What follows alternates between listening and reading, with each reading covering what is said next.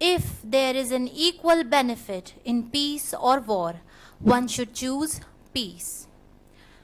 We are not oblivious to the futility of war, a fact for which history is a witness. In fact, John Bright once described war as all the horrors, atrocities, crimes, and sufferings of which human nature on this globe is capable. Today, we are all gathered here to ponder upon the need of the hour to obliterate war and to approach peace, and especially to realize the youth's powerful role in this approach. Hence, we are all here in the premises of Modi University of Science and Technology to set aside all our differences and to strive to attain the most desirable future for ourselves and our posterity. Good morning to one and all present here. I am Bhagyashri Raje Parmar. And I, Reem Fahim, are pleased to welcome you all on behalf of Department of Arts of School of Liberal Arts and Sciences to the Y20 Talk. Today, we consider ourselves extremely fortunate and privileged to witness the revered presence of some of the most exceptional scholars and eminent speakers of the country amongst us. We graciously welcome our speakers for the day. Professor Dr. Manish Sir, Dean, School of International Studies, Central University of Gujarat. Professor Dr. Annapurna Pandey Ma'am, Professor, Department of Anthropology, University of California, Santa Cruz. Shripati Krit Paine, Television Panelist, Corporate Consultant, Senior Research Fellow, Dr. Shyama Prasad Mukherjee Foundation, Alumni NTU, Singapore. Ms. Arya Jha, Secretary Communications, Y20 India.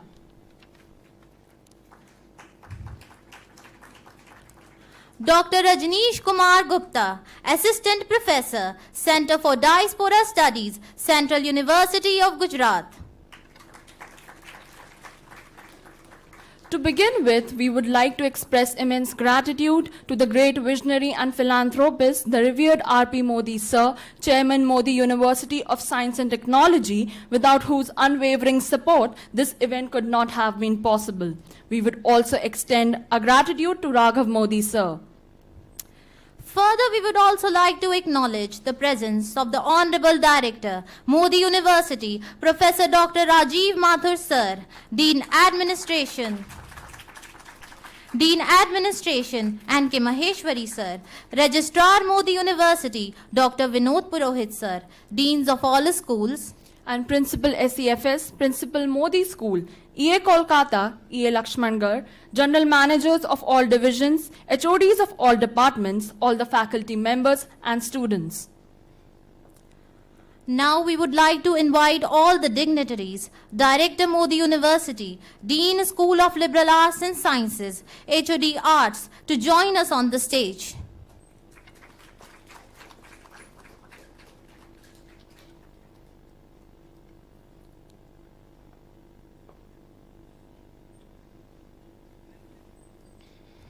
We also request the organizing secretaries to come on the stage for the lamp lighting.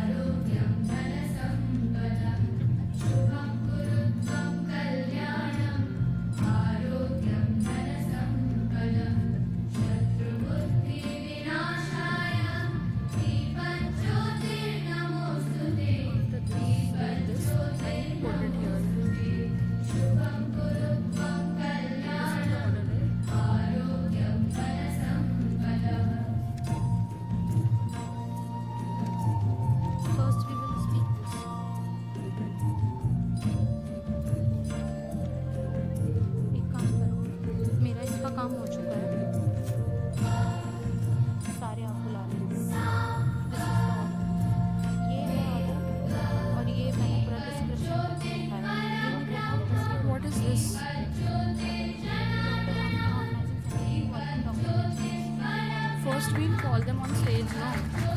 What was the latest stage? Stage वाले.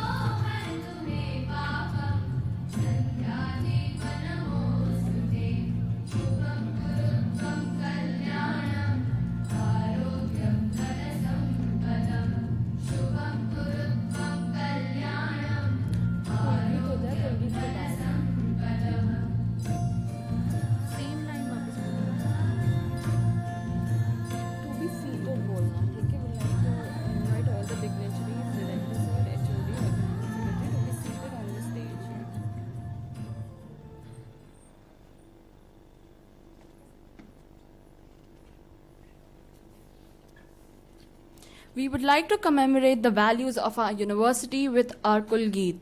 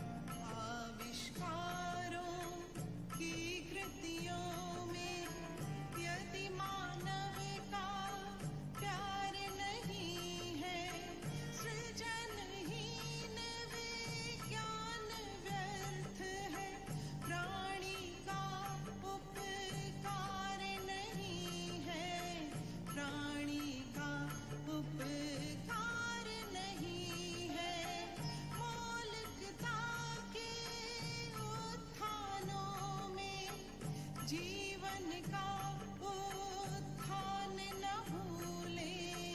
वसुधा का कल्याण न भूले, निर्माणों के पावन युग में हम चरित्र निर्माण न भूले, स्वार्थ साधना की आंधी में वसुधा का कल्याण न भूले, निर्माणों के पावन युग में, निर्माणों के पावन युग में, निर्माणों के पावन युग में।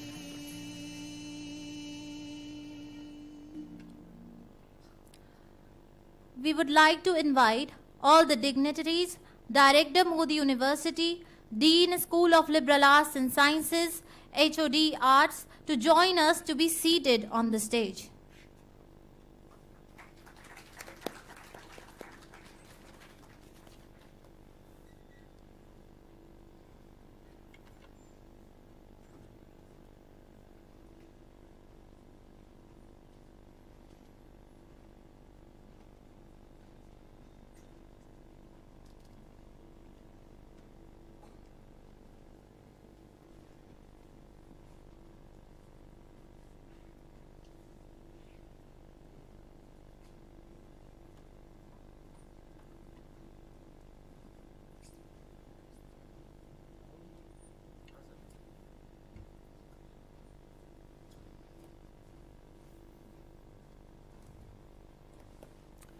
Our university has always been conscious for environment conservation and sustainable use of resources. To convey the spirit of the same, we have prepared plant pots as welcome gifts for our honored dignitaries. We'd like to request Director Modi University, Dr. Rajiv Mathur sir, to present the welcome mementos to Dr. Manish sir.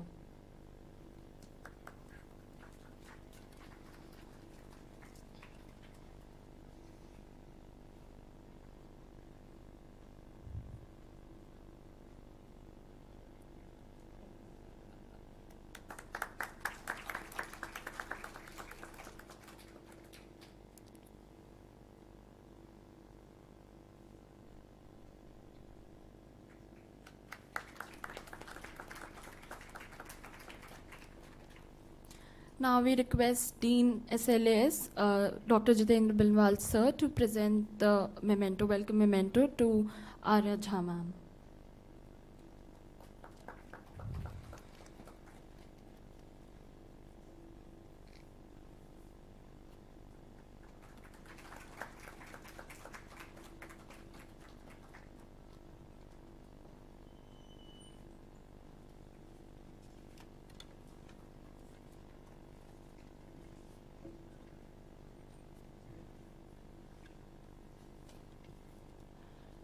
We request Dr. A.S. Rao sir to please present the welcome memento to Dr. Rajneesh sir.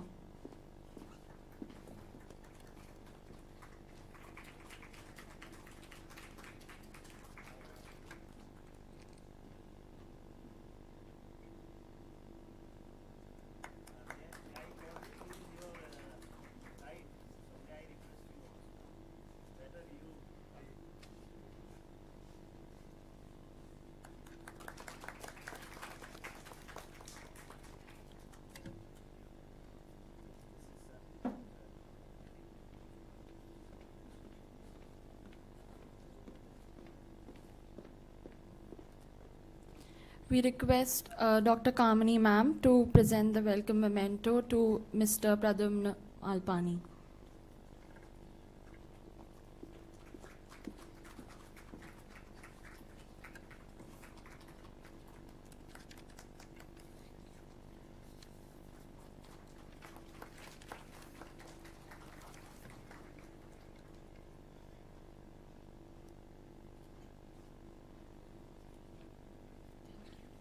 Thank you, ma'am.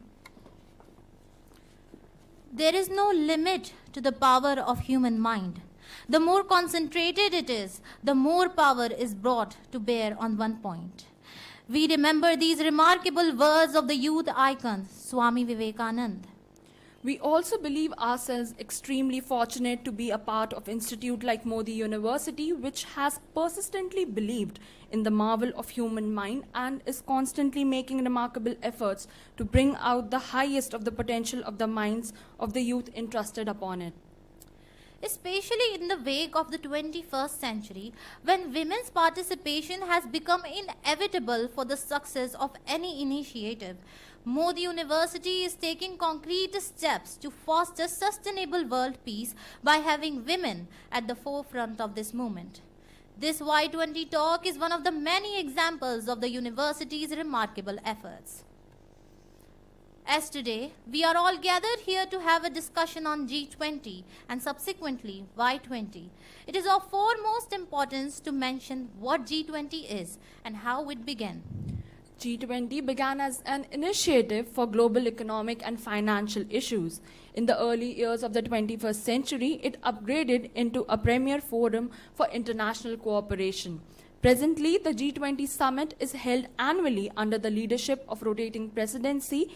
The G20 largely focuses on the broad macroeconomics issues, which further has expanded into inter-alia trade, sustainable development, health, agriculture, energy, environment, climate change, and anti-corruption. The group of 20, G20, comprises 19 countries: Argentina, Australia, Brazil, Canada, China, France, Germany, India, Indonesia, Italy, Japan, Republic of Korea, Mexico, Russia, Saudi Arabia, South Africa, Turkey, United Kingdom, United States, and the European Union. With the culturally diverse plethora of India, its youth too has become accustomed to its branching culture. The acceptance of Indian youth is the paradigm that will strengthen India as a democracy globally. Our youth is tolerant as well as assertive. It is revolutionary yet bashful. It is yet aggressive yet serene.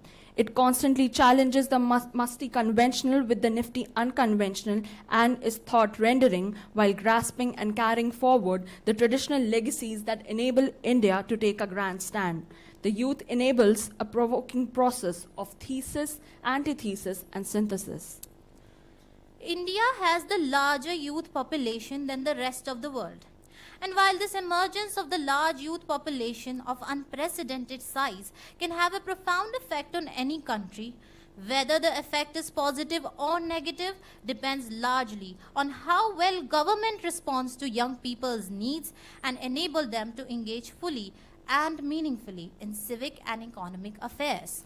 Therefore, the Y20 initiative is directed towards giving youth a platform to make use of this excess energy and their constructive ideas that would help shaping the world for better. Now to commence the event, it is an honor for us to welcome the Dean, School of Liberal Arts and Sciences, Professor Jitendra Binwal, the convener of the Y20 Talk, to address the audience with the opening words.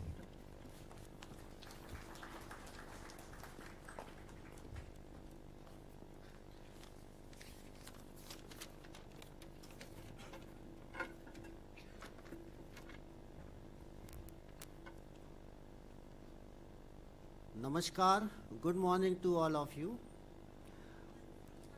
Vasudhaiva Kutumbakam, one earth, one family, one future. This is the slogan of G20 presidency theme.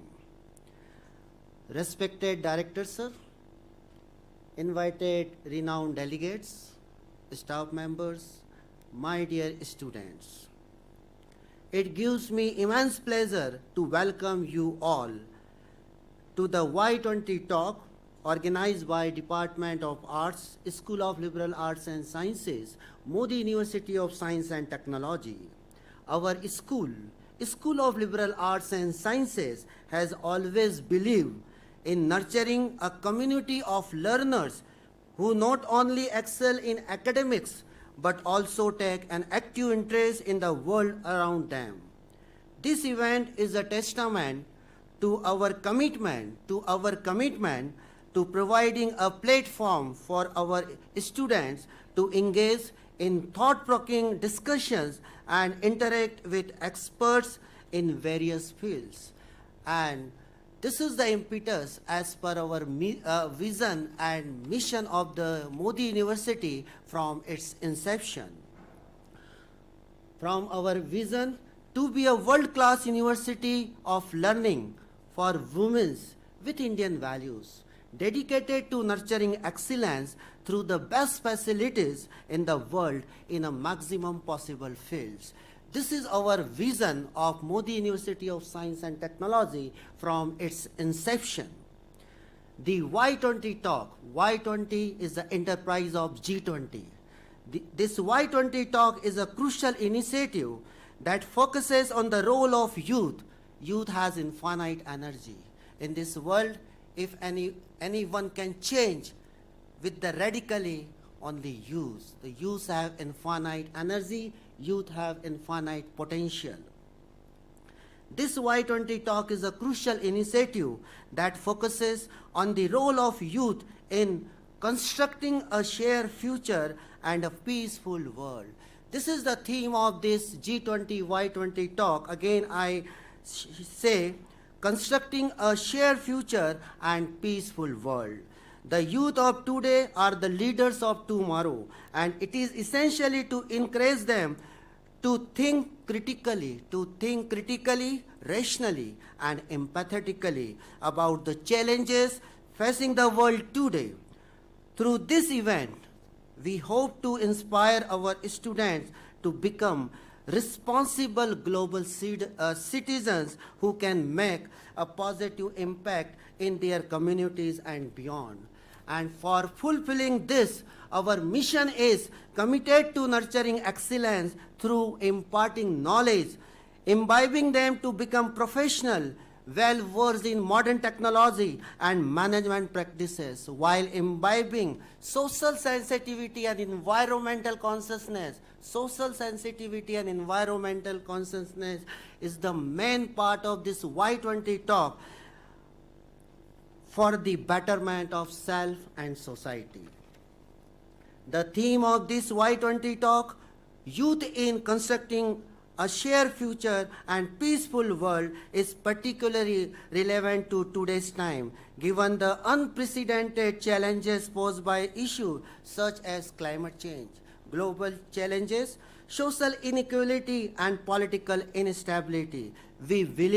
We as the Modi University of Science and Technology believe that the youth have a crucial role to play in addressing these challenges and shaping a better future for all.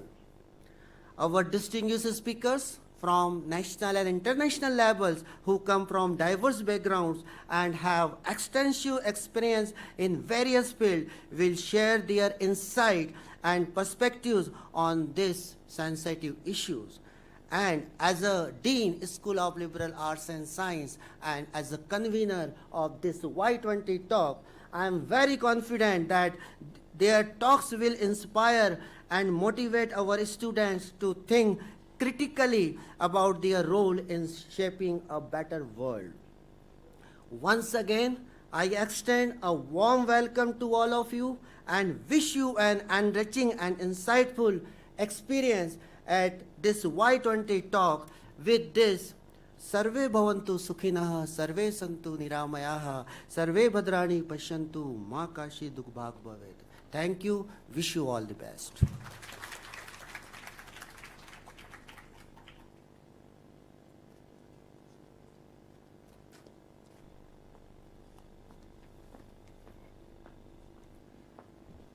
Thank you, sir. We would like to now invite the Honorable Director of Modi University Science and Technology, Dr. Rajiv Mathur Sir, to share his views on youth in constructing a shared future and a peaceful world.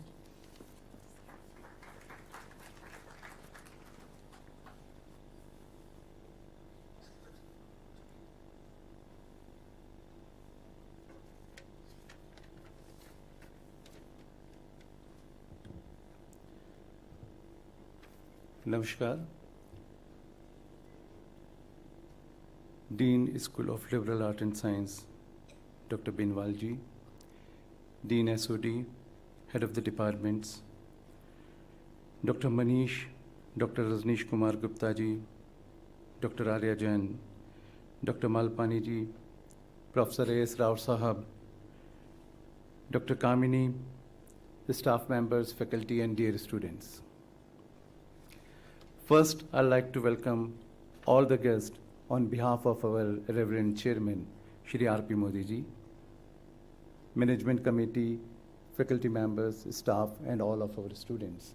We are extremely thankful to you all that you could make it. Ever since we got this great news that we are presiding G20 this year, and then came the news of various events organized in different universities.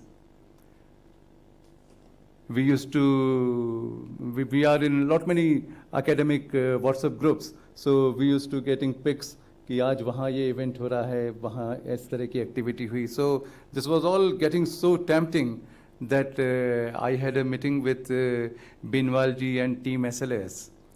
And I'm extremely thankful that Binwal ji and his team SLS has put in so much effort that we celebrated the G20 presidentship in a big way.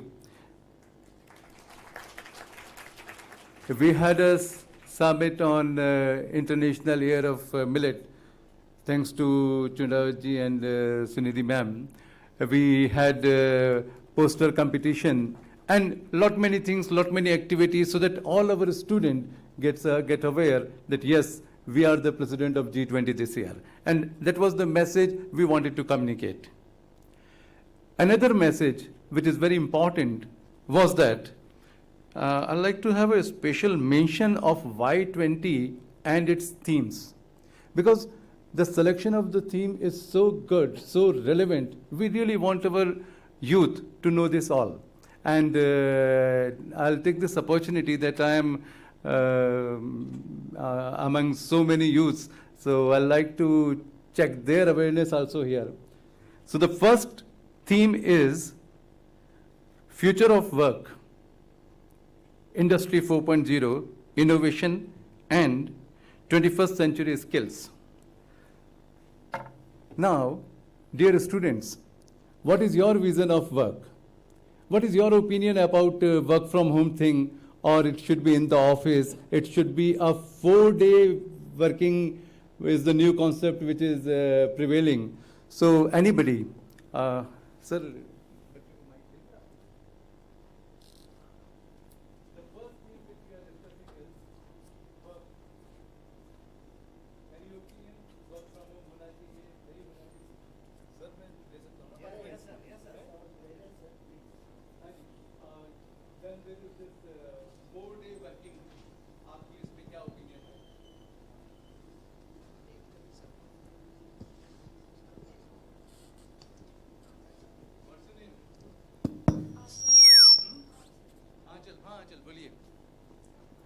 No fasting हम कर देंगे, sir कर देंगे, मैं कर दूंगा, आप तो बोलो बेटा कुछ.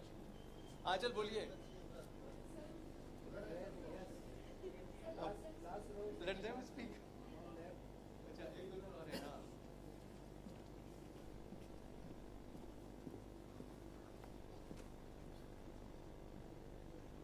Sir, good morning, sir. Good morning. Myself, Muskan Rajput. So, sir, I think that work from home should not be applicable, because I totally support that we should work in such a way that it can upgrade our skills. And if we go outside the home, then we learn many things. Even how to behave with the people, we deal with the different kind of situation. I think from work from home, we will be not be learning that kind of situation. Very well. Thank you. आंचल आप बोलो.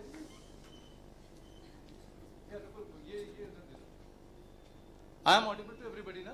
Yes, sir. आप उधर ही रहें.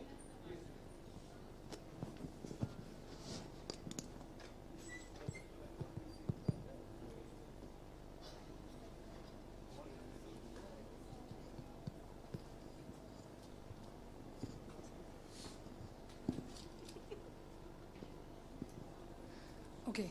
Good morning, sir. Sir, from my point of view, it should be mixed culture. Like we should have 2 days work from office and 3 to 4 days work from home.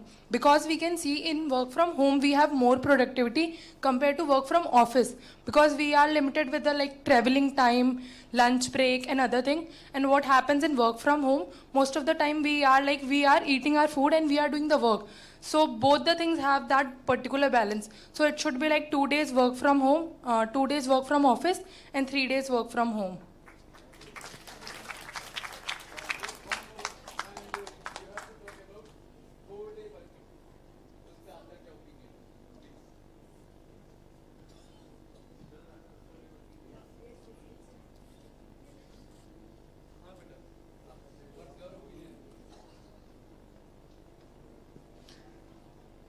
Morning, everybody.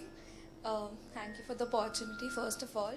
And my views on 4-day working is I believe that now that we are entering the world of AI, we've already developed it to some extent, but now that we're developing it to an extent that AI is replacing almost everything around us, I believe that 4-day working will help us maintain our social relations.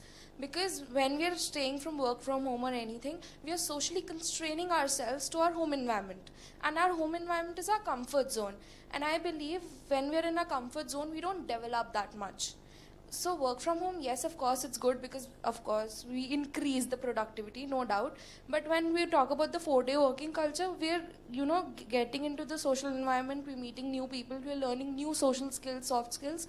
So that is also very important in some place. And work from home is also very crucial because, okay, if some person is not able to work from the particular place because of health constraints or because of any reason howsoever, that opportunity from work from home is helping that person.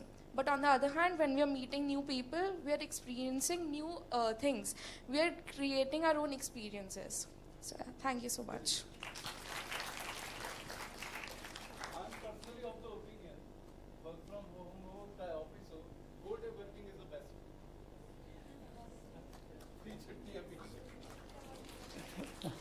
That was on the lighter side, okay?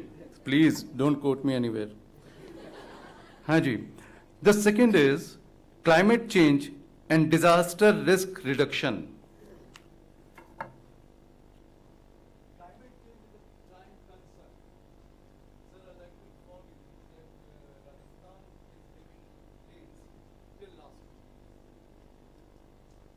All of you are aware last week तक हमारे यहाँ पे rains थी और उसकी वजह से हमारी जो crop है वो पूरी तरह से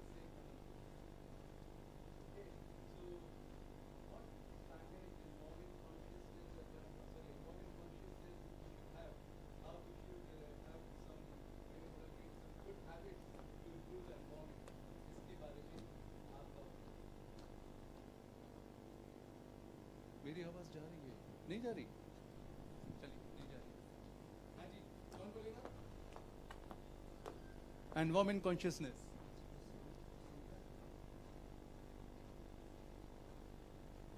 Sir, after 122 years, we had the hottest April in this year. And what's the best way we can think of is to control our waste management and plant as much as trees as we can. And whenever we are out and the vehicles are creating more and more pollution, we can even stop that by alternating the control, the speed of the use of vehicle like they are doing in Delhi, the odd and even, because that way it will be more beneficial for us only, because in the future we will have more and more problem because the heat waves is increasing and the glaciers are melting, and it will now also the hot is so uncontrollable that this is the time when we should have rain, but we are having rain before only. That's wonderful. That's wonderful. Thank you. Anybody else? Yeah. No repetition. Somebody else. Chalo, Rini. Sir, as we all know that the India is the second largest population in the world, and sorry. So, sir, we can see that today we are celebrating Y20 meeting. So I think that we know that the youth have that much kind of potential, like they can make many different kind of product. Like I personally believe if youth use the technology in such a way that can protect the climate, like they can make a different kind of plastic bags which are not take 100 years or 10 years to biodegradable. So I can say that we can use the technology in such a way that can control the pollution in our environment. So That's good. That's good. That's good. The third point, peace building and reconciliation. Russia-Ukraine war has affected at so many fronts that we can't even think of. I'd like to share, last month I was in Jodhpur and I needed some furniture, so I went to the industrial area. And then when I went to the industrial area, what I found was it was all empty. It was all almost closed. So when I talked to my friend that what happened, आज तो बिल्कुल हलचल ही नहीं है पूरा industrial area में. So they said it is because of the Russia-Ukraine war. Because कौन सी चीज़ कहाँ पर attached है हमें पता नहीं है. So we can't afford war. What is your opinion about it? How to have peace? How to avoid war? इस पे कौन बोलेगा?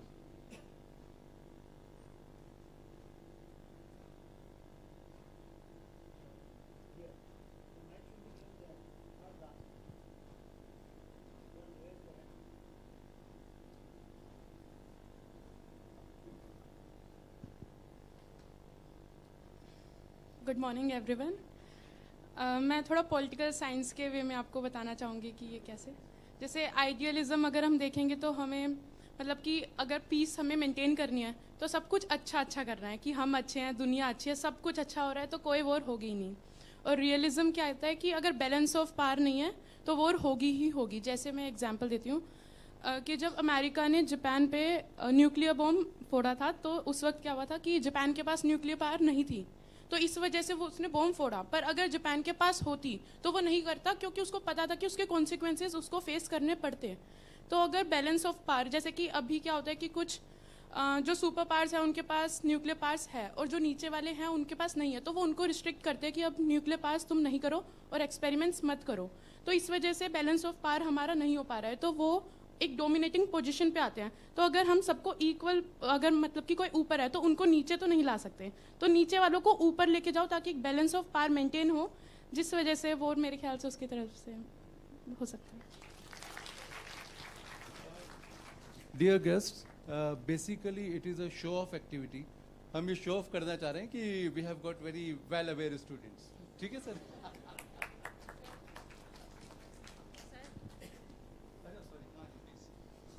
Good morning, sir. So myself Mansi Chaudhary, and what question like you raised कि आजकल के time पे we are living in 21st century, and every nation, like almost every nations have nuclear weapons, and nuclear weapons are reason of mass destruction.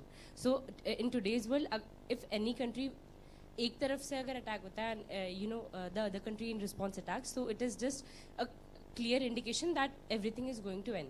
So in today's world, we more focus on international relations. That is why we are conducting meetings like G20 and many other conferences. We give importance to national security, international relations, and that is why peace building is more important in today's world.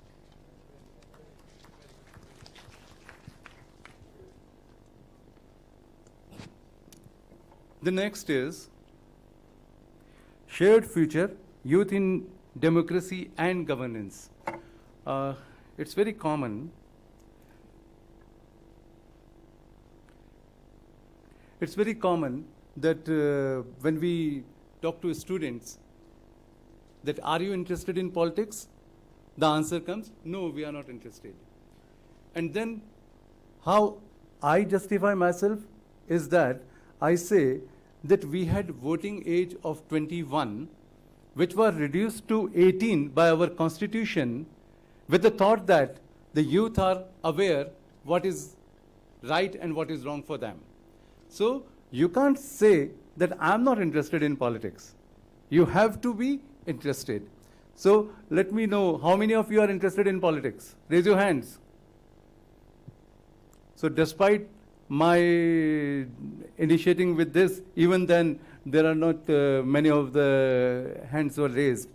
So you can't do this. You have to be involved in democracy. Democracy indirectly means politics. Because if you are aware of with the politics, then only you can analyze and give your vote to who is right and who is wrong. So I don't want this answer. Next time, whenever I ask, all of you have to raise hand that yes, we are interested in politics, because 18 is the voting age. Lastly, health, well-being and sports. Health, well-being and sports. It is very important. I'd like to share incidents. We had a course of this public health, BSc Public Health in my previous institution. So once we went to a slum area, and they said that we'll be doing a nukkad natak on tobacco, use of tobacco and harms and all that. सारे बच्चे ही बच्चे वहाँ पर बैठे थे और हमारा वो नुक्कड़ नाटक वहाँ पर हुआ और लास्ट में मुझे बोलने को कहा गया। तो मैंने उनको कहा कि बच्चों, आप सभी को ये मैसेज घर जाके अपने मम्मी पापा को देना है। तो हमारी जो पब्लिक हेल्थ की जो प्रोफेसर थी वो मेरे पास आई और उन्होंने बोला कि सर, ये सारे बच्चे तंबाकू खाते हैं, आप तो इनको कहो कि तुम ये बंद करो, मम्मी पापा तो बात की बात है। So what I mean is कि इतना ज़्यादा डैमेज हो चुका है in terms of health and everything that we have to give this awareness. I'll have a special mention of a club we have, sir. It is named Karuna Club. So just this 6th, the Karuna Club students, they went to a school for underprivileged and they talked about hygiene. Because उन बच्चों को तो रोज सुबह उठ के brush करना है, ये भी बताना पड़ता है. So there is a lot which is to be done. Anybody who want to speak on it? मुझे ये कहा गया है कि we are short of time. कहाँ है भाई दोनों? हाँ जी, बंद कर दूँ, खत्म करूँ? Oh, sorry. The online guest is waiting. So that's all from my side, and I'm extremely happy that those who are sitting here, they are actually sitting here, and that is very important. God bless you, and we are looking for these 2 days. Thank you so much. Thank you, sir. God bless you.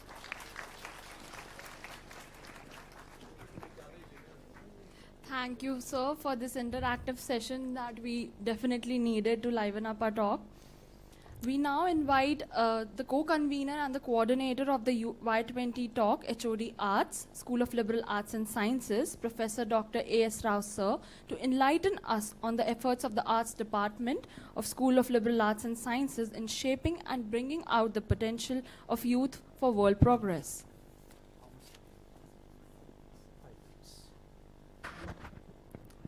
Namaskar everyone. As head of the Department of Arts, I feel honored to welcome you all, especially the dignitaries come from outside, all the sponsors, and dear students and my faculty members. It was not too long, once me and the Dean Slash, we were traveling through Assam. On the way, he said that let our university conduct Y20. So from then and there, we ensured and we finalized the Department of Arts is the right department to conduct it, in which the youth and the young generation, the second line in my department, Kamini, Dr. Kamini and Rahul, we gave them the responsibility of organizing it and completing this bunch of delegates, resource persons. So I extend my heartiest congratulations to both of them. In the meanwhile, preparation for last 2-3 days, Dr. Kamini and Dr. Rahul kept on coming for several occasions, for several things, for discussion and this and that. At every point, she always tell, sir, I am nervous.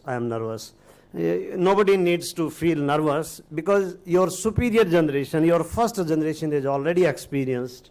Our director of the university, dean, School of Liberal Arts and Science, your head, we all are kind, even the management, they gave the express consent to organize it.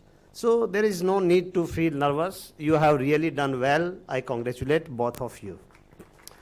Now, a little bit my own personal deliberations on this Y20, and I want to inform that the Department of Arts is constantly engaged in inculcating, in creating, in reviving the principles of the humanity, social sciences. The subjects which we offer and we are running in the department, they all happen to be in a bunch which collaboratively work for preparing a better humanity, a better society. We at the Department of Arts are also involved, and it is not an exaggeration, especially to the delegates from outside. I wish to share with you, sir, it's not an exaggeration. We people are not exactly and actually Nalanda of the past, but we are on the principles. We are working on the principles of the Nalanda University. It was a university, Indian university, where knowledge was created, knowledge was practiced, and it was maintained and preserved also. We people are also working on the same patterns, same guidelines, and same principles. As far as if we look at this Indian campaign of Beti Bachao, Beti Padhao, that was on 22nd of January 2022 that started from Panipat. Our honorable chairman of the university who thought it in only 1988, Beti Bachao, Beti Padhao. And association of the departments like the Department of Arts, we people equally emphasize on the peace of human mind and peace of each individual, because when we are at peace, we can spread peace around us. पहले भाई के तो बने, भारत के तो बाद में बनेंगे. We need to, so for that, for attaining, especially I'm talking to the young generation and the students of different schools, we have recently got 2 amphitheatrical platforms constructed in the university. One is Udayachal, another is Astachal. Very soon we are going to start there. Morning sessions, you all will be sitting in Padmashan. You will be peeping out into yourself, which will give you lots of peace in your mind. Peace is a power. The moment you are at peace, because right now the youth is restless, youth is upset, youth is misguided, but the university students of Modi University students, they are very well preserved, guided, ushered for the right path as far as their personal life is concerned, their social life is concerned, and the life at large is concerned. You will certainly contribute to the society in inculcating, making the better health, maintaining better peace, having clarity of your mind and thought. So for everything, perhaps we people are engaged in it. Also, sir, to share with you, our students of arts and other students of School of Liberal Arts and Sciences, we keep on organizing several ceremonic sessions for them in which we talk philosophy. Philosophy is important. We philosophize. Each class in the Department of Arts is a philosophy, whether it is geography class or we attach it with the sentiments. Because if we want to bring any change, we need to attach sentiments with it. So which we are doing in each class. So for that, I wish all the participants, the coming 2 days remain most engaging and thought-provoking. You learned something out of it. And I am extending my profound thanks to our delegates all the way, with one request of Kamini only. You all happen to be here. We are very thankful to you as a university, thankful to the management, thankful to Director Sir and Dean Slash and everybody in the department. My colleague, Dr. Mishra is sitting here. He is Manager Tapovan. Department of Arts and Manager Tapovan, we are working on bringing out all the lost scriptures of India, which are full of knowledge, which tell you how to maintain health, how to create peace, how to preserve all the values which are required for the human life, for the survival of, safe survival of human life. So I am very thankful to you also, sir, and I salute to your presence here. Thank you very much. God bless you. Jai Hind, Jai Bharat.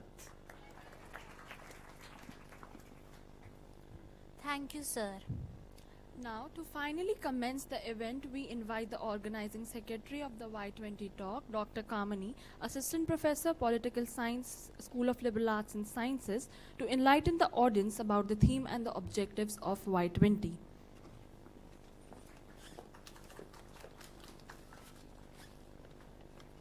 Namaskar. As the organizing secretary of this talk, it gives me immense pleasure to welcome you all in this Y20 talk. I'm feeling overwhelmed as well as excited because this is my first event that I'm organizing, and that excitement increases when your own teachers are speaking at the event. So let me briefly highlight the theme of the talk and the rationale behind this talk, that why we opted this particular theme for the talk. So this Y20 talk is based on the theme of peace building and reconciliation, ushering in an era of no war. India's G20 presidency theme is Vasudhaiva Kutumbakam, or One Earth, One Family and One Future. This theme has been drawn from our cultural ethos, and we strongly believe in shared and common solutions. In this era of unpredictable international relations, the world is confronted with a wide range of international conflicts, and these are the transnational threats to human survival. Global peace and security have been severely undermined as a result of recent conflicts, pandemics, climate change, and various other forms of conflict. And India holds a firm belief that the greatest challenge can be overcome not by fighting against each other, but by cooperating with one another and finding common solutions. India's G20 presidency gives it the opportunity to promote its cultural ethos and beliefs based on peace and cooperation. For this purpose, engagement of youth can play a vital role in constructing a shared future and the world with peace, not only at international but at international level, not at national but at international level. So this theme is highly relevant and significant in today's world, where the youth play a crucial role in shaping our future. The youth have the energy, enthusiasm, and fresh perspectives that are needed to bring about positive changes in the society. The talk aims to harness this potential of the youth to create a shared future that is peaceful and harmonious. We are really blessed to have the blessings and teachings of wisdom of Swami Vivekananda to guide us in our endeavors. Swami Vivekananda, who is known as the youth icon of India, once said, "Arise, awake, and stop not till the goal is reached." His teachings emphasize the importance of self-realization, self-confidence, and service to others. We hope that his teachings will inspire the youth to take action and contribute to a better future for all. Honorable Minister of Youth Affairs, Shri Anurag Thakur said, "The future of the world economy and humanity rests in the hands of Generation Z." Today's youth are born into a digital, globalized, and constantly evolving world filled with uncertainty, immense peace, potential, and limitless possibilities. Young people are stakeholders in the present and builders of tomorrow. He also stated that they are the agents of change and future leaders. Thus, a youth needs to be engaged, channeled, and enabled to promote global peace. The aim of this talk is to bring together scholars, researchers, and practitioners from various disciplines to explore the challenges and opportunities faced by young people in building a peaceful and shared future. We hope to foster interdisciplinary dialogue and generate innovative ideas that can contribute to policy and practice. And our director sir has already started involving the students. So you can hope that this workshop-like talk would be like a great experience for all of us. So throughout the talk, we'll have keynote speakers, panel discussions, and presentations from a wide range of experts. We'll also provide opportunities for networking and collaboration, as we believe that the best solutions often emerge from the cross-pollination of ideas and perspectives. So for collaboration, I want to specifically mention here that we are going to sign MOU with Ingenious Forum, which is a think tank for young people, so that we can involve them in this, shared future.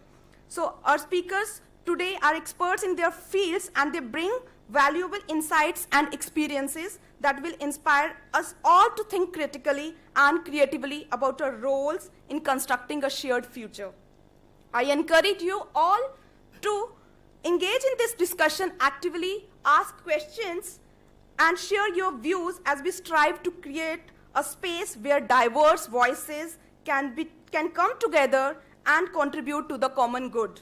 I hope that this talk will be an enlightening and enriching experience for all of us, and I look forward to hearing your thoughts and ideas on how we can work together towards a more peaceful and sustainable world. Thank you so much.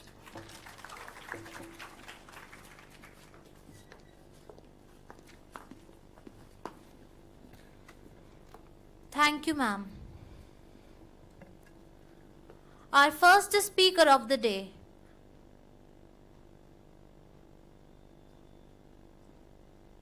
We request Kamini ma'am and Rahul sir to please escort the dignitaries to the seating area.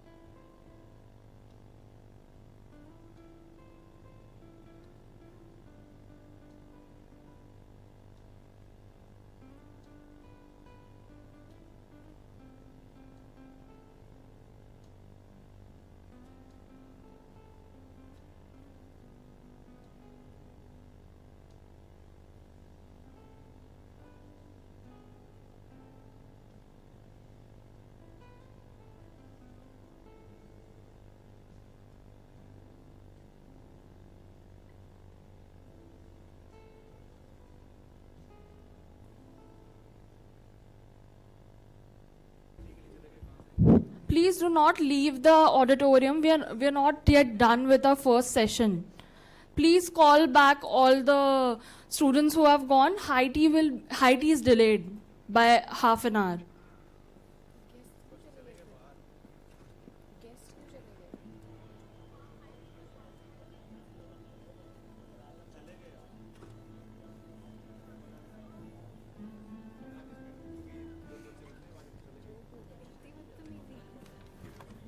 कहाँ हो तुम लोग? Audi में आओ, कोई IT नहीं है यहीं पे, अभी सेशन शुरू होगा। सब बच्चों को पकड़, जितने भी बच्चे होंगे ना सबको पकड़ के लेके आओ, बोलो अब सेशन शुरू हुआ।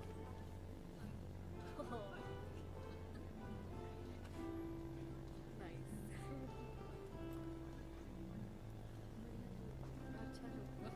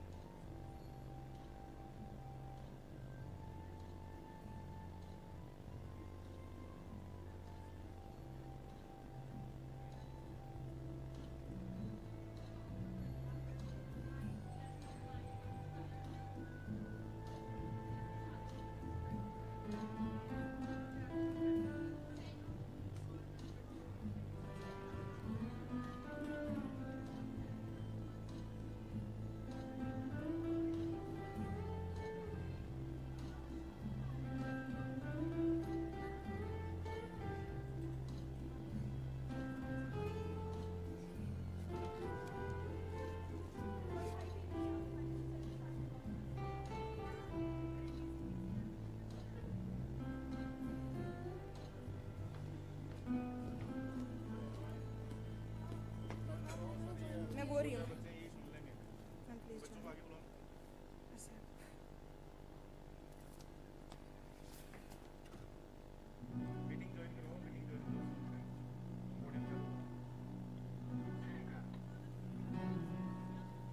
ये बीन balls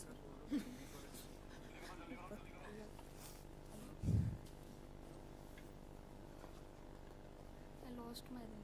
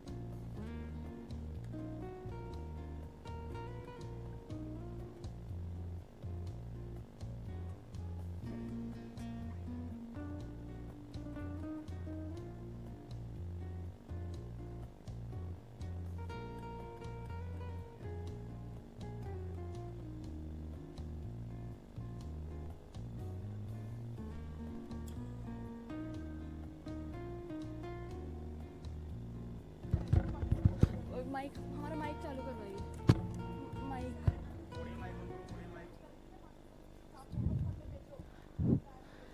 We would like to welcome our first speaker for the day, Dr. Annapurna Pandey ma'am.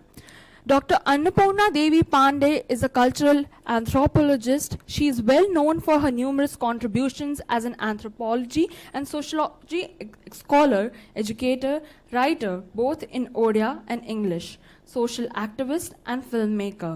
Dr. Pandey holds a PhD in sociology from Jawaharlal Nehru University and was a postdoctoral fellow in social anthropology at Cambridge. Her area of research includes women's activism and leadership in India, their economic and political empowerment in rural and tribal India, and women's identity making in Indian diaspora in California. She has authored numerous essays on Indian women's activism, agency, and entrepreneurship in India and Indian diaspora. Her research work has been published in books, international journals, and academic proceedings.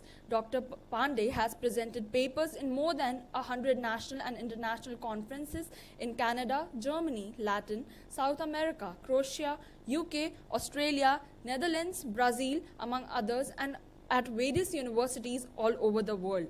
She was also the president of the Odisha Society of the Americans from 2011 to 2013, the oldest socio-cultural organization of diasporic Odias in North America. Dr. Pandey is an accomplished filmmaker, Homeland in the Heart, the myth of the Buddha's birthplace, which has received several awards at national and international film festivals. We welcome you, ma'am.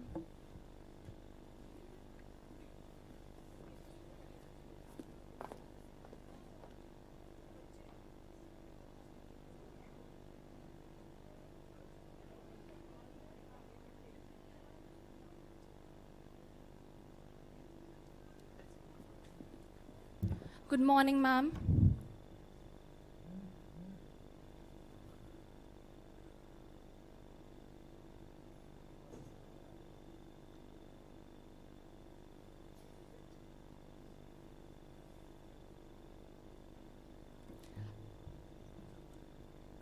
Can you hear me? Yes, ma'am.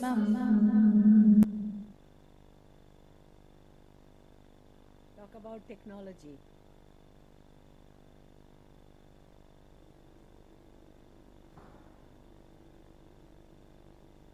Please proceed.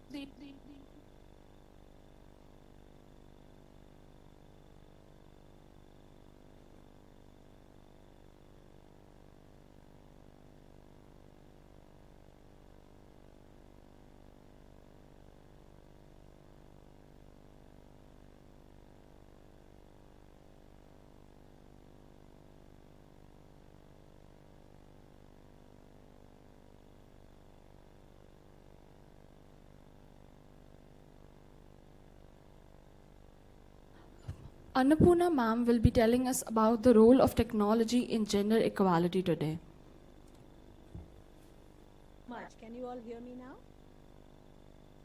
Yes? Okay. Good evening and good morning over there. I am in California, about 12 and a half hours time difference. So here now it is 11:08 p.m. It must be 11:38 a.m. over there. So it's just amazing to see these young, smart, very, very kind of, I can see that very professional women introducing me. Thank you for your kind introduction.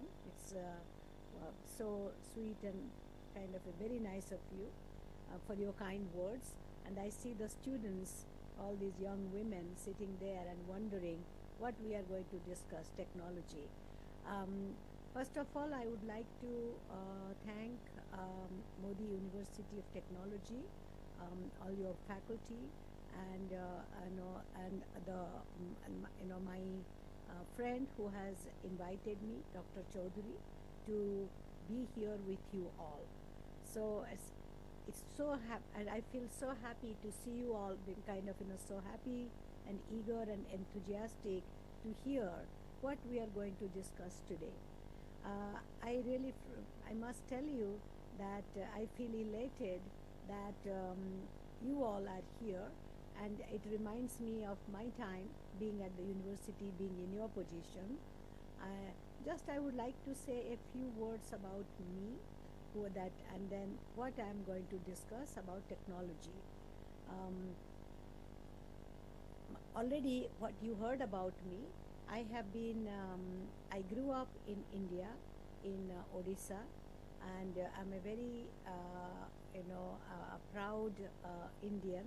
I'm speaking my own language, and I grew up studying also in vernacular medium in Odia, and grew up in a very humble middle class family. My father was a school teacher, and one thing he and my mother, a homemaker, emphasized that nothing like getting an education, what you all are doing, being in the University of Technology. And now women are really kind of making the progress in STEM field, science, technology, engineering. Here the university that I am teaching, University of California, Santa Cruz, that women are given tremendous opportunity to excel in STEM. So sky is the limit for you all. So when I was growing up several decades ago, that in the 1970s, that only thing that I was told that by my parents, by my father, that education is not going to be stolen away from you. One thing which will stay with you is your education.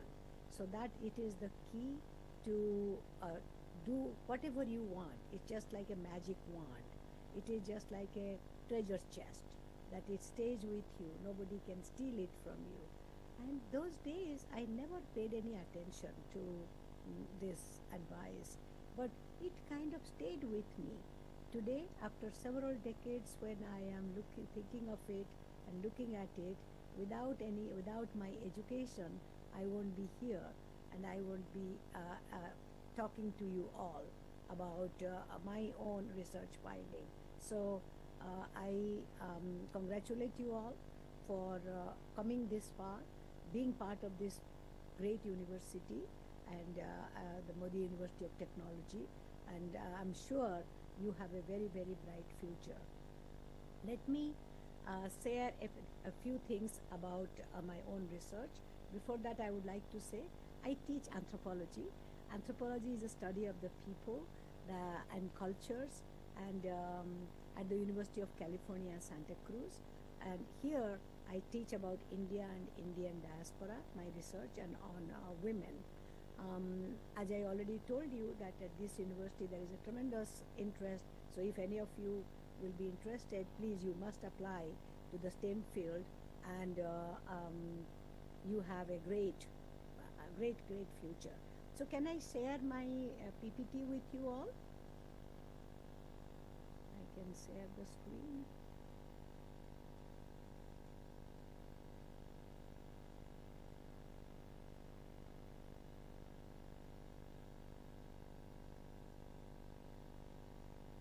Oh, would you mind sharing the screen? They can making me able to share the screen, so then I can share my PPT with you all. Is it possible? Show current, sir.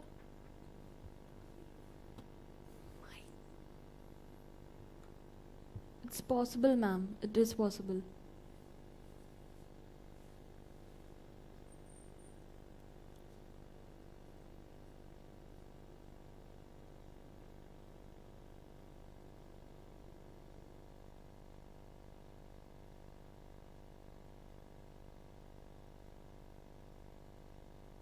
Can you see my screen?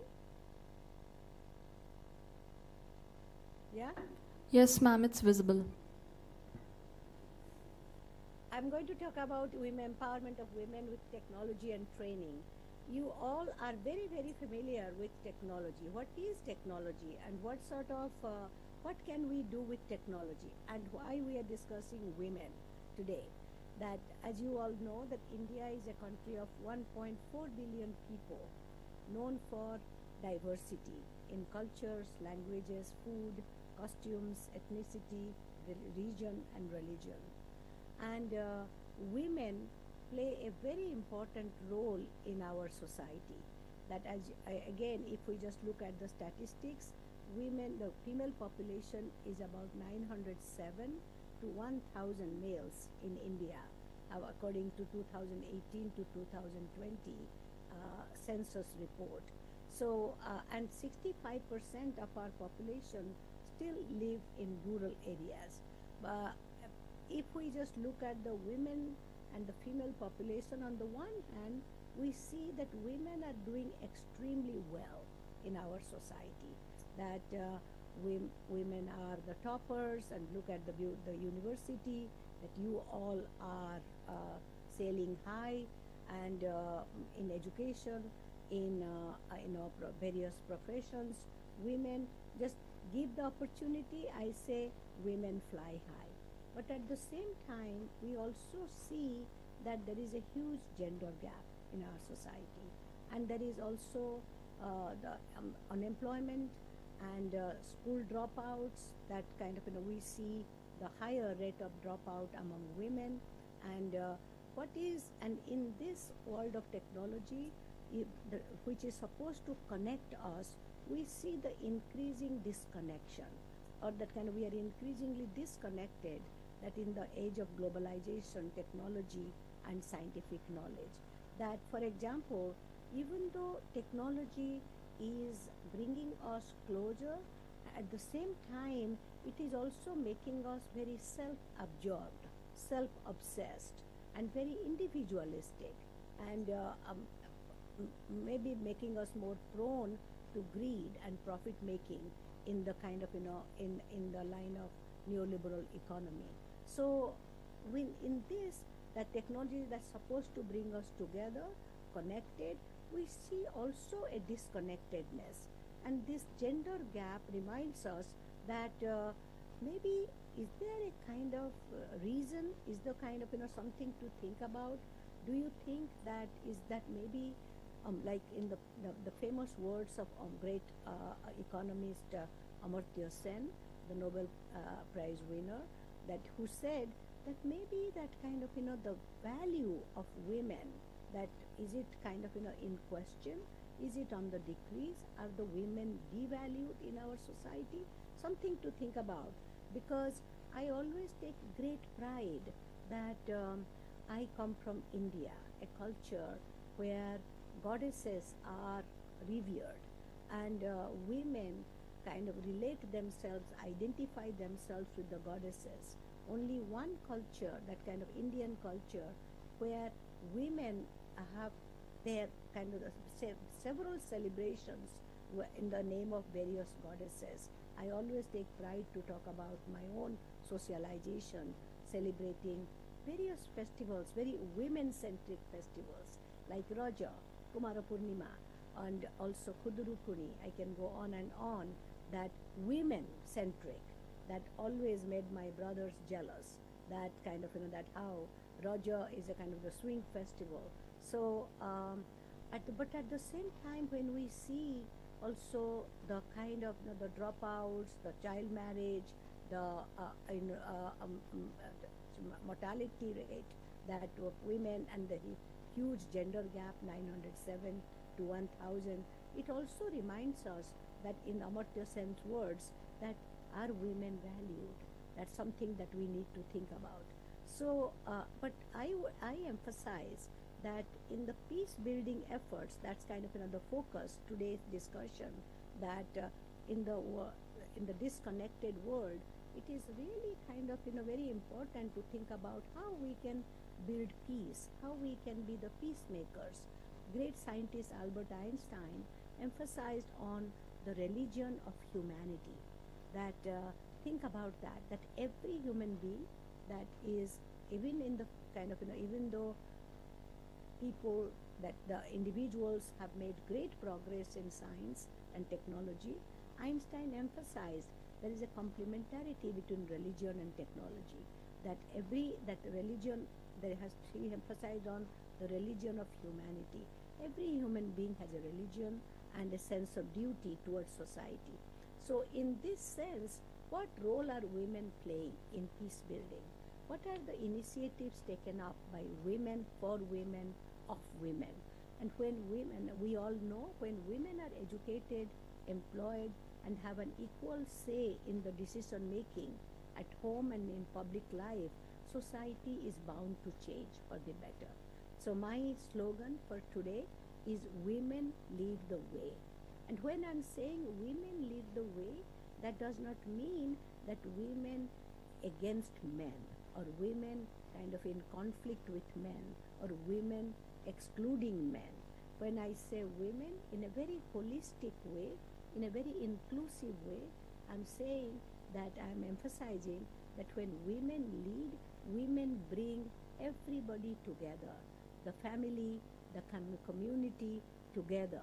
So it is very important to think about when women, this is the beauty of the inclusiveness, the beauty of the kind of, the holistic way of looking at progress development, women in relation to men and family in the society rather than alone or in an individualistic way. So let's look at kind of, what are the statistics that we must keep in mind, and keeping these statistics in view, that we can see how we can make a difference. That it is interesting that today in the kind of, I live in the tech capital, that I must say, I live in Silicon Valley, which you all must have heard, and like Silicon Valley, and like Bangalore is the sister to the Silicon Valley in California.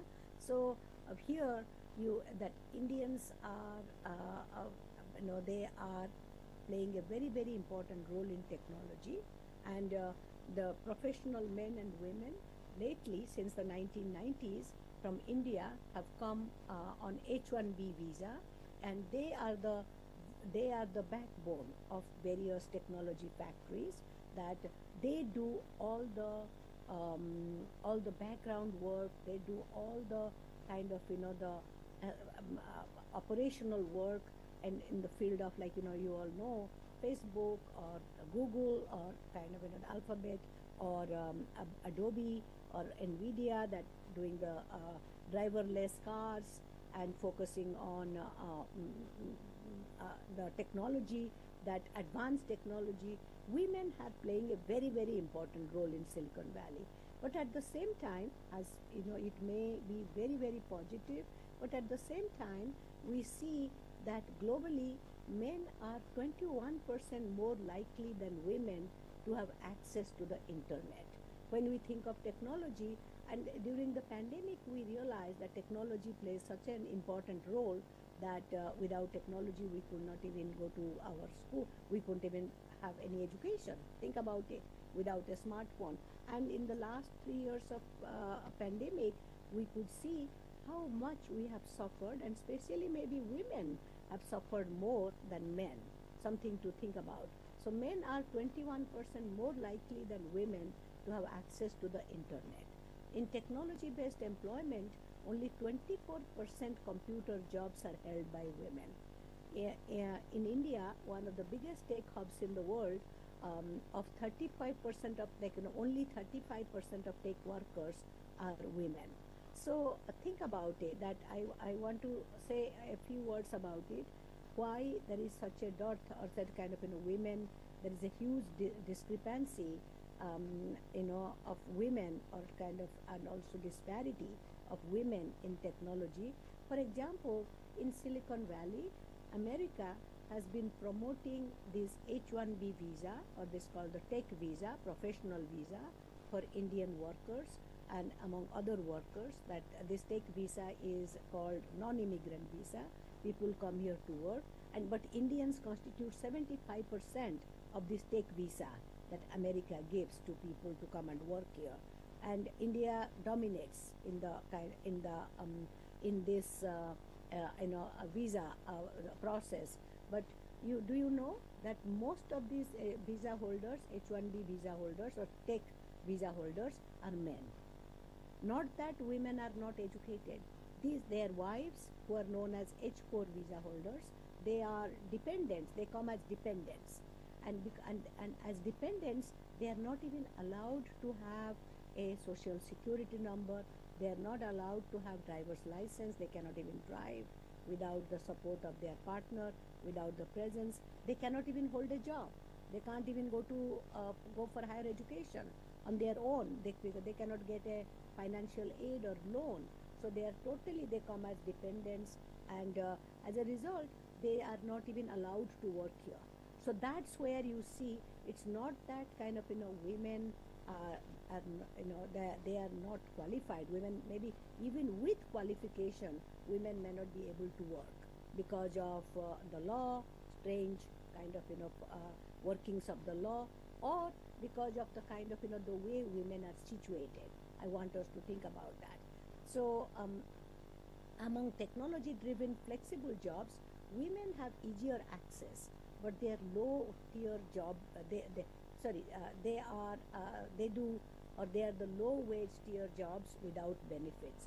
For example, that I get if I call my airline, let's say United, I will get invariably I get a woman in the middle of the night to talk to in Philippines or in India or maybe in Vietnam, and but these are called the contract jobs and without any benefits. So 55% of women globally do not have access to banking and financial services. This is the irony, because now in India, that without a bank account, you cannot even have any financial dealings. But at the same time, we find that that women may not even have access to.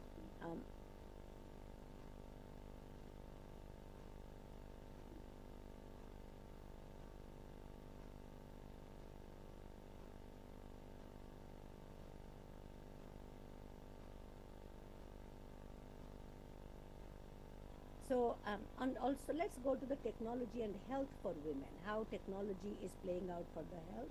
Huge progress has been made in the field of technology access in women's health in the past 20 years. Telemedicine, mobile clinics have expanded access and medical assistance to women and girls, particularly in rural areas. More girls and women like you all are studying STEM subjects and are teaming up with female entrepreneurs to create new devices and treatments to serve unmet health needs. Rural areas still have persistent challenges in internet and electricity access. Privacy and confidentiality concerns are not fully addressed in most national health data systems. This is the kind of the statistics I'm giving you. So women leading technology, building the pipelines and to high decision making. The business case for women's representation on boards and in high STEM leadership is very clear. Leading private and civil society actors are calling for ambitious targets in women's representation. But interestingly, only 3% of STEM CEOs are women, and only 19% are board directors. Women scientists and their projects are less likely to get funded than male counterparts. Can you tell me why? If we just think about it, I want us to pause and think about it. Not that women are not qualified, not that women are any less qualified or women are less savvy, but this very interestingly, the COO of Facebook, ex-CEO, because she I think has quit, Sheryl Sandberg, a very, very prominent woman active leader from the Silicon Valley, says she has written 2 books called Lean In for college women and Lean In for women, and she said something very profound. She says that women are less visible in the decision making in the corporate leadership, not because they are not capable, because they are caught up with family responsibilities. That they kind of when it comes to elder care, when it comes to child responsibility, when it comes to taking care of the family, it's always the women who kind of come forward, who make the sacrifice, who take the responsibility. And this applies to my H-1B visa holders too, because the women who come here as wives, I have interviewed many women, they would say, oh, we made the decision to give our husbands the lead, or to kind of, so that way to keep family peace. So Sheryl Sandberg makes this very fascinating remarks. He says that it is that kind of, women are the caregivers. And as the caregivers, that they take the responsibility and they take a pay cut, or they take the kind of, they quit their job to take care of their children, their elderly, and their family. So that's where you can see why there is a gap. In America, in the first world, even though the gap between male and female has been bridged or closed when it comes to education, but this gap still exists when it comes to the corporate leadership. And this is where Sheryl Sandberg is saying that it is due to the women's kind of, the caregiving role, or women's immense sense of responsibility. Our ex-president Jimmy Carter here in United States, who has been deathbed, who is now under hospice, he is very, very ill. He really made a very profound statement. He said that women are natural leaders in kind of, decision making. Women, give the responsibility to women, they do well. When I'm using the word natural, he clarified. He said, not that women are naturally more intelligent. It's not that naturally women have the capacity. It is, again, it's Jimmy Carter.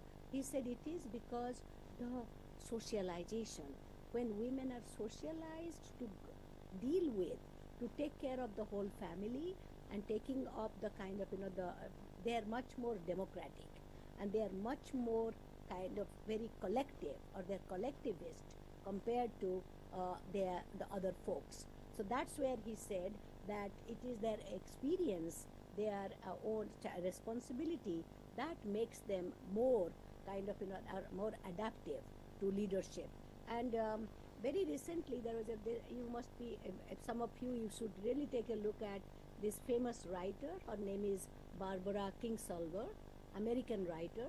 She writes on gender issues and family. She is a celebrated fiction writer. She went to India, and she went to Odisha, and she looked at the village women, how the village women are operating in taking loans and dealing with it. She came out with a fantastic observation and very wonderful piece of writing. You can Google her name and look at it.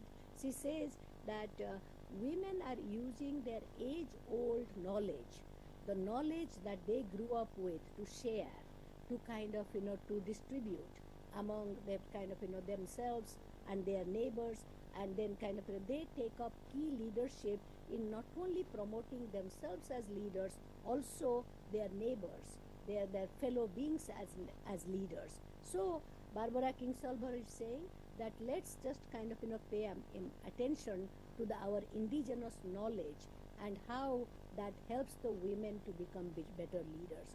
So in this slide, I'm saying that the women are lacking. It is, or kind of, women are missing. It is because, not because of access, because of course that women, that when there is this, when we are thinking of women, we should think of the constraints, and maybe there should be more attention given to women, and taking into account their responsibilities. It's not just a black and white decision making.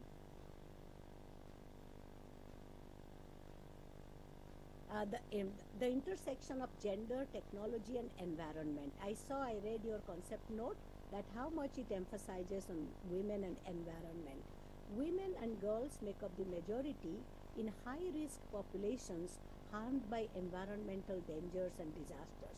Think about it. When there is an environmental disaster, it's always the poor, and it's always the women who are left out, whether it is in the village situation, whether it is the tribal situation, or whether it is the kind of, maybe the kind of the shanty towns. Women are significantly underrepresented in environmental technologies addressing climate-related crises. Just very recently, I wrote a paper on unsung climate heroes, and I took 3 case studies again based on my field work, my ethnography in Odisha, and I also collecting material from all over the all across the world.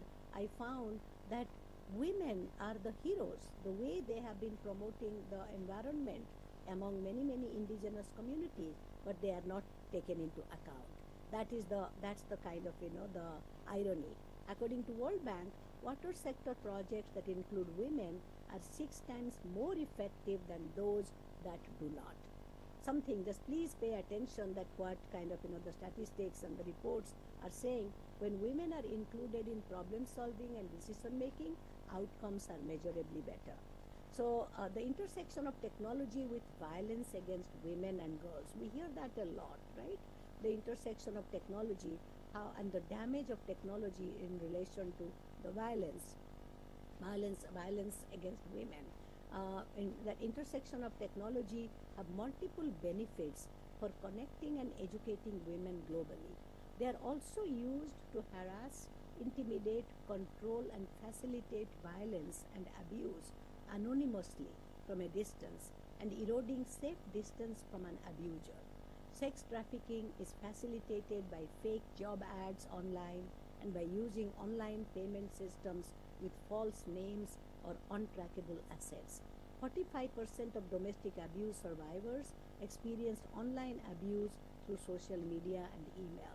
In a survey of 22 countries, 58% of girls reported experiencing online and social media harassment, often sexual in nature. So I would here add a kind of a word of caution.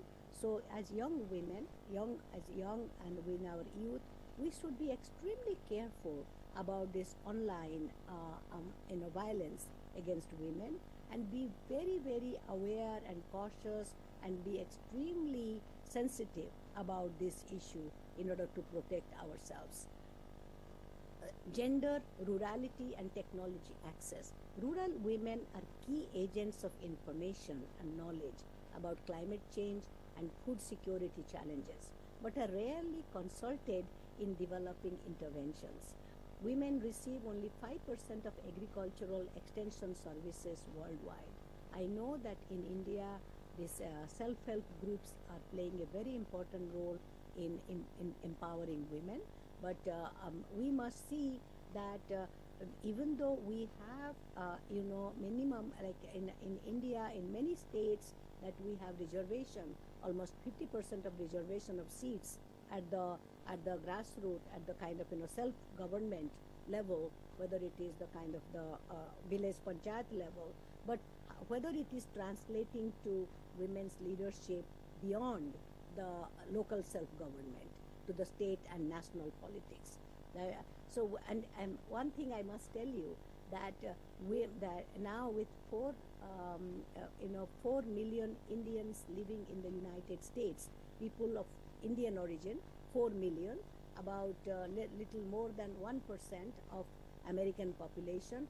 Now we Indians have realized that political representation is the key to make our voice heard.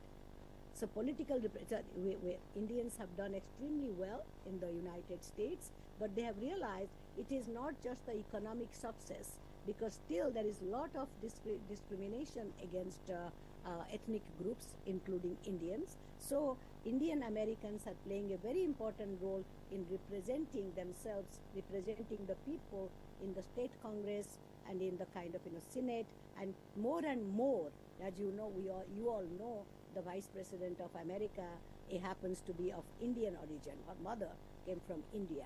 So people of Indian background are playing a very important role in the political representation. You all must kind of think about it. So many countries impede women's access to credit through law and legislation. Cooking, stove, and water access projects do not address unequal gender expectations and often create new forms of labor for women. These are all both direct and indirect consequences of women's lack of access to communication technology. Intersection of gender, education, and technology, which you all are doing. Online experience is critical for young people's development in education. learning, health, and civic engagement. Conflict, instability, and pandemics exacerbate the gender digital divide around the world. Girls that are undereducated about online technologies lack confidence in their digital literacy and are often more vulnerable than boys to online risks. Less than 50% of the population of Global South, India included, has internet access, compared with 90% of Global North populations. So the gender digital divide impacts on a generation of girls worldwide. So some solutions and proposals for the future.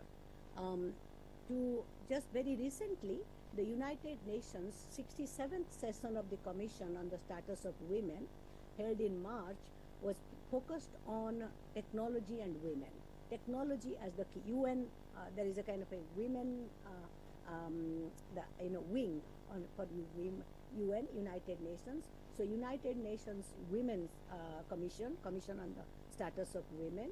This year's slogan was Women and Technology. Acknowledge the critical role of technology and innovation in achieving gender equality. It urged all the stakeholders, governments, the private sector, civil society, and youth to promote women's leadership in the design, transformation, and integration of digital technologies and innovation processes that fulfill the human rights and needs of women and girls. So one point here I want to make, that first of all, that we have to recognize that women's use of technology or women's skill, that technology skill. Technology simply does not mean that a smartphone. Technology simply does not mean that using kind of, maybe knowing how to use various media. But technology also here refers to our traditional skills. Think about it. Even the indigenous people building a canoe or building kind of, that doing intricate weaving, that ikat design without even having a model. So that the technology, but we just do not recognize the traditional, the kind of the technology skills. I just would like to end my lecture. I don't want to take too much of your time. That I would just give you a case study that I have worked with, and I want to tell you how proud I am of you all, the women, young women, and I have so much to learn from you all. Very recently, I've been working with a group of young women in a weavers village in Odisha. It's in the remote cluster. It's a weaving village or weavers village known for the ikat, and I realized that women always have been engaged in technology, whether sewing, cooking, building houses, and farming, but they have remained invisible. As a part of an organization called SASI, that we work with young women here in Odisha, and I'll just tell you my finding. Through our engagement with the young women in Nuapatana, we realized that technology is essential in weaving our relationship from more than 7,000 miles away. Just like I wove my relationship with Dr. Chaudhary with the help of technology. With a smartphone, these young women are plowing through all the family and social constraints to hone their skills in producing garments and aspire to become entrepreneurs and business women in their own right. Unfortunately, they do not have the means, they do not have the access, they do not have the resources to be at a prestigious university like you all. But at the same time, they do not lack the desire. They do not lose their hope. That's what that gives me tremendous sense of hope and promise. These young women, they are from impoverished families where their fathers work as laborers, tailors, farmers, and cow herders, and mothers also they also help their men folks in whatever work they do, and there is a lot of disability in the family. Despite their suffering, they do not carry it on their sleeves. This is the the beauty. They do not complain that, oh, we don't have anything. They all have ambitions to be successful, learn new skills, get a job, and care for their families. Even one smartphone they share with 20 people, and in learning a skill or in sharing a kind of a design. In the highly individualistic world that I am here, I find it just beautiful. Through technology, we are building relationships in this virtual disconnected world. these young women prove that sewing as a technology generates confidence and community. They face multiple constraints growing up poverty stricken, but given the opportunity, they strategize their position in the family and community to create their own space. For example, let me give you one example. One woman, where she has been deserted by her husband, has a 6-year-old child. She did not know anything, but she comes on sheer willpower, sheer determination, that she comes to learn sewing. A 3-month class, she takes 2 years to learn, but now she is very proud that she can sew. She's a seamstress, and she's now that kind of, we have introduced some computer skill and weaving class, a sewing class, and she is one of them, and she has the high ambition to take care of herself, not to remain dependent. And I'm so proud of her that these young women weave relationships with one another and convince their families that the new skills such as sewing, computer skills, and general education help them increase the family's income and provide them with greater sense of self-worth. And that's very heartening for me. And for us, those who live 7,000 miles away, just through a smartphone, I just had a meeting with them, with 20 of them, smiling face. My first question to them that, what do you like to do? And right away, they started showing me their smartphone, showing that, see, and they were showing reels, that they're dancing and singing, they are totally transformed, and singing to the Bollywood songs or the kind of Odia songs, and they're absolutely transformed. And right away we established a rapport, and each one of them was saying that how can we become entrepreneurs? What's the next step? And that's where I say, give you the skill, and you fly high. You take it to a different level. So that's where my hope is very intact, and I feel I really feel very hopeful that the society is changing, and you all are the change for our society. The last slide that I want to show, again based on my field work that I have done, that I have studied women in relation to climate change. I have studied 3 different areas, 3 different groups: women leaders in Niyamagiri, protecting their mountain, Niyamagiri; Thengapali women that who use a thenga, use a lathi or stick in order to taking turns to protect their forest in Noyagad; and another group of women who are protesting against a mega steel plant to protect their livelihood and their land in Dinkia village. And with these 3, I see women lead the way. Women are the leaders.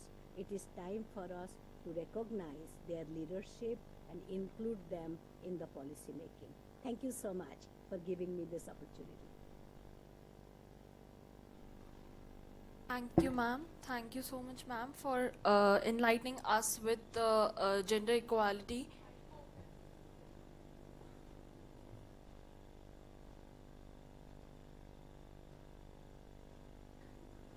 Thank you, ma'am, for enlightening us with such wonderful experiences that you have had. And I'm pretty sure that all of the audience, which are the young women and which are the part of youth, have learned a lot by your lecture. Thank you so much, ma'am. And it is already pretty late here, about midnight, so I will just take off if it is okay.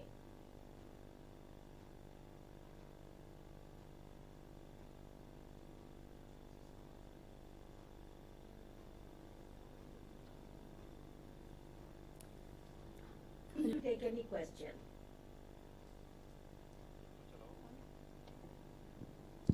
Would anyone like to ask ma'am some questions? Ma'am, we do have a student who would like to ask you a question.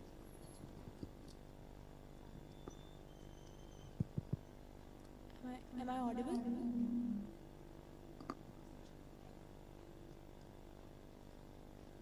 Ma'am, we talked about you talked about women in technology or women in STEM and their participation. Am I audible to you? Sorry.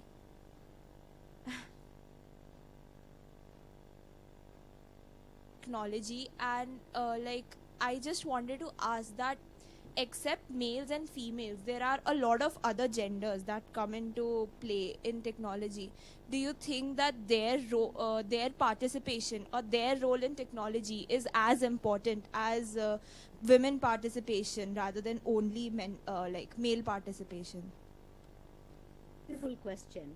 I work with the transgender activists here in the Bay Area, and I invite my transgender activist friend. I have written also on transgender identity, transgender activism, and I am also a member of this organization called Parivar. I'm on their board. There's a person who leads it, and she is a dear friend of mine here in the Bay Area. So again, I think it's time for us to recognize their leadership, and it is time for us to recognize such a pertinent question you are bringing up, that it's time for us to kind of make way to create a space for the differences. If we really talk about our ancient knowledge, think about it in the Hindu system, that transgender identity has been valorized. Transgender identity has been used as sacred, that sacred kind of identity. So what has gone wrong? That our society is being so discriminatory, and then when it comes to even with the government grants and kind of little bit of aid, still when I was talking to a transgender activist in Bhubaneswar, I found out that what kind of jobs they are getting to become janitors. Just imagine the jobs that nobody else will do. They will just kind of wear a yellow jacket and they will be cleaning up the streets. That's not the right attitude. That means if we are thinking of equality, equality should not be just a lip service. Equality should be in the right skill training and bringing them on par, and not to look at people who are different from us differently, or kind of in a pejorative, in a put down way. So it's very important for us, for each one of us. And how can we bring a change? A change happens not just in a blank. Change does not happen in a vacuum. Change only happens when we change our consciousness. We have to change our consciousness, our kind of mental state, to accept the people as we think of ourselves. That's where lies the key.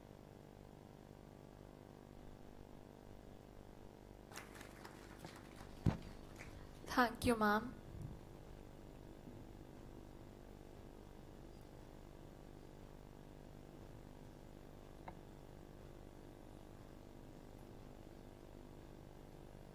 And I will make an announcement here that those of you who are interested, can you hear me? Yes, ma'am. Those of you who are interested in applying to the STEM program here at the University of California, Santa Cruz, do look into it.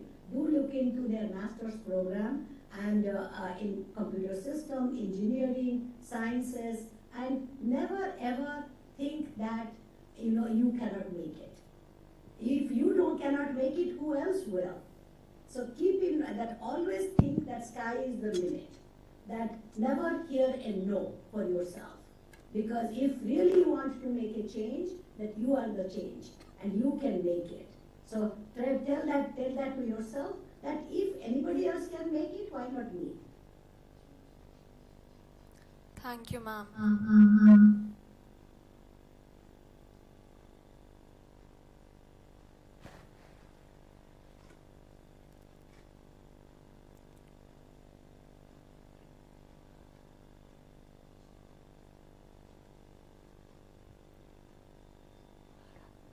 Ma'am, we'd like to bid you a farewell, and we'd again like to thank you for the wonderful information that you have shared with us today.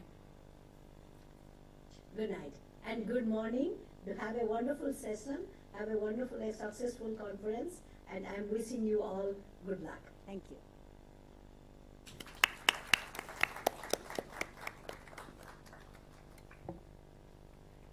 One of our dignitaries have arrived. He arrived later, so I would like to acknowledge the presence of Pathakrit Paine sir, who is television panelist, corporate consultant, senior research fellow, Dr. Shyama Prasad Mukherjee Foundation, alumni NTU Singapore. Welcome, sir. We are honored to have you amongst us.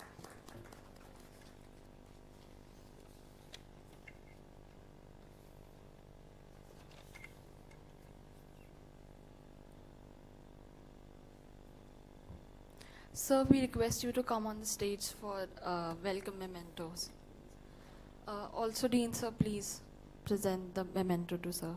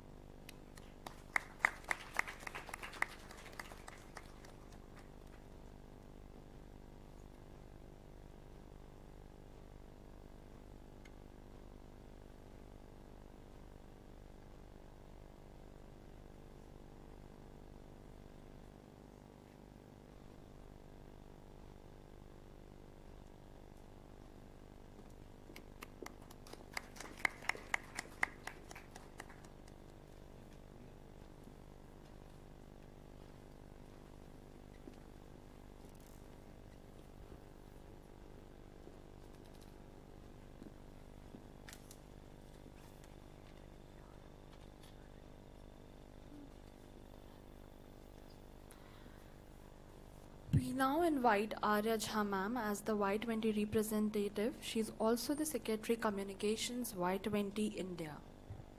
Ms. Arya Jha is currently the Secretary of Communications Y20 India and International Secretary of World Organization of Students and Youth. Ms. Jha is also a guest faculty at Department of Mass Communications.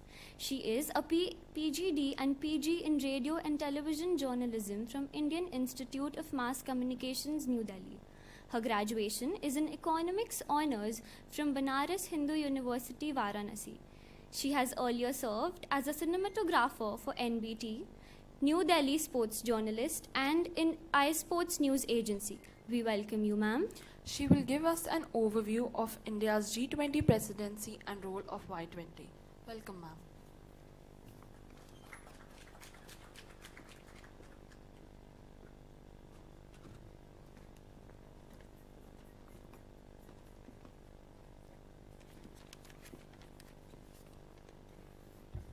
Thank you for such a lovely introduction. Namaste and my warm greetings to everyone. I thank Indigenous for coordinating with Y20 to reach out to the various institutions, especially Modi University. It is with a great pride and honor that I address you today on the role of youth in G20. We all know India is hosting the G20 summit this year. It is a great responsibility that we have been entrusted with. The G20 is a platform where the world's major economies come together to discuss global issues and find solutions to them. India's G20 presidency provides us with the opportunity to showcase our country's strength, promote our interests, and work towards the most prosperous, equitable, and sustainable world. However, India's G20 presidency is not just the responsibility of the government. It is also the responsibility of every citizen of India, especially us, the youth. The youth of India is a valuable resource that we cannot afford to ignore. We are the future of our country and have a crucial role to play in shaping the country's destiny. The youth have a unique perspective on a global issue, and our fresh ideas and innovative thinking can bring a new dimension to the G20 discussions. When we are talking about the Youth 20 and the way we are moving forward, I am extremely privileged to say that Youth 20 is the most premium engagement group among the all G20 engagement groups. And now the question that might come to you, that why it is so. The answer is that all the engagement groups would be talking about various aspects. They would be covering their own domains. But the point that we have to notice here is the youth is the only segment lying as the intersection of all of these. We are the stakeholders in all the engagement groups. When you look at the other engagement groups, like Startup 20, Business 20, Science 20, Women 20, Think 20, you can clearly see that youth is playing a crucial role.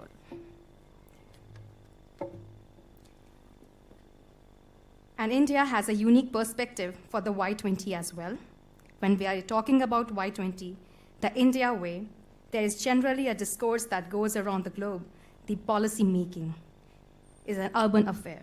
The G20 is not just a platform for the government to engage, but it is also a platform for civil society and the private sector to participate in the discussions and contribute to finding the solutions.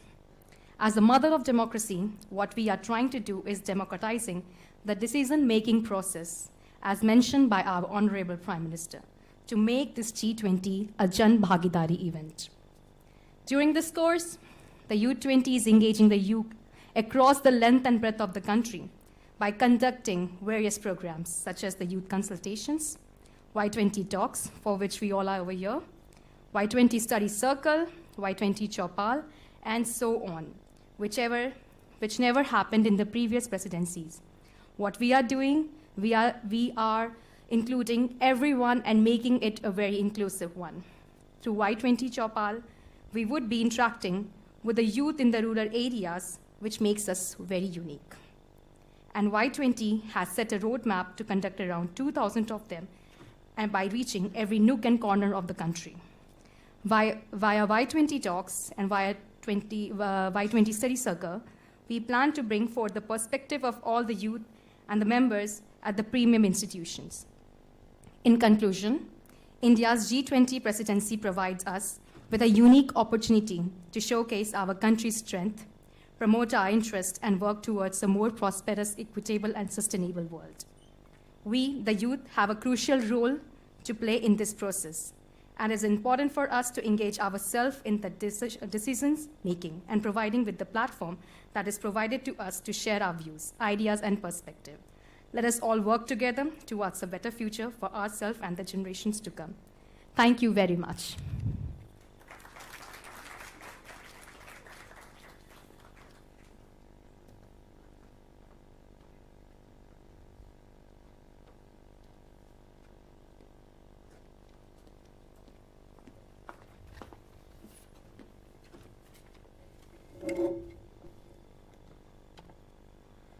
We now welcome Dr. Manish, who will give us a view on youth's voice in shaping global challenges. Dr. Manish is a professor and dean at the School of International Studies, Central University of Gujarat. Manish sir is an MA, MPhil and PhD from the School of International Studies, Jawaharlal Nehru University, New Delhi. His areas of interest include foreign policy and strategic security aspects. He is a co-author of the book titled Jihadis in Jammu and Kashmir, a Portrait Gallery. He has earlier served as an associate fellow with the Manohar Parrikar Institute for Defence Studies and Analysis, and an officer on special duty at the Government of India from 2005 to 2012. He was also the head of Department of International Relations, Sikkim University from 2012 to 2017. He also holds various honorary positions. He is an advisory board member at the Maharaja Sayajirao University of Baroda, Gujarat, visiting faculty at Naval War College, Goa. He is also a member of Board of Studies at several universities. To mention a few, the School of Foreign Affairs, Languages and Political Economy, Rashtriya Raksha University, Parul University, Gujarat, Sardar Patel University, and the Central University of Punjab. He has also been on the selection panel of various universities in India. We welcome you, sir.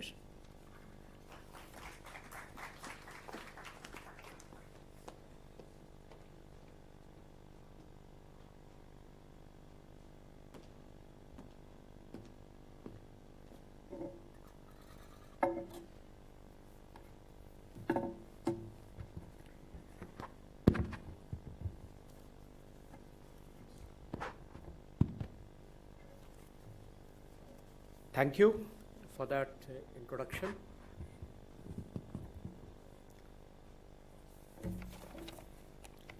Let me at the outset thank Modi University for having me for this 2-day very interesting and very important program. At the outset, let me also thank the chairman and the trustees, the director, the dean of the School of Liberal Arts, the faculty members, and my dear students. I'm also very happy that this program is being coordinated by Dr. Kamini, who is a teacher here, but was a former student at Central University of Gujarat. So it's a very, very proud moment for me to speak on the request and the invite of one of our former students. So thank you, all of you, and my dear students. Now, before I start to speak on the role of youth, and we are talking about the role of youth in the context of the larger G20 platform. Why are we debating this whole issue of the role of youth? I think this is a very important and a pertinent question, which as students you need to understand. But before that, it's also a very proud moment that India is hosting the presidency of G20. I mean, one can very simply say that it's a foreign affairs issue. Presidencies go by rotation. But let me take you back to December 1st, when India assumed the presidency of the G20 forum. And prior to India, I think it was Indonesia. While taking this presidency, Honorable Prime Minister Shri Narendra Modi ji called it, and I quote within quotes, it's a huge opportunity for India.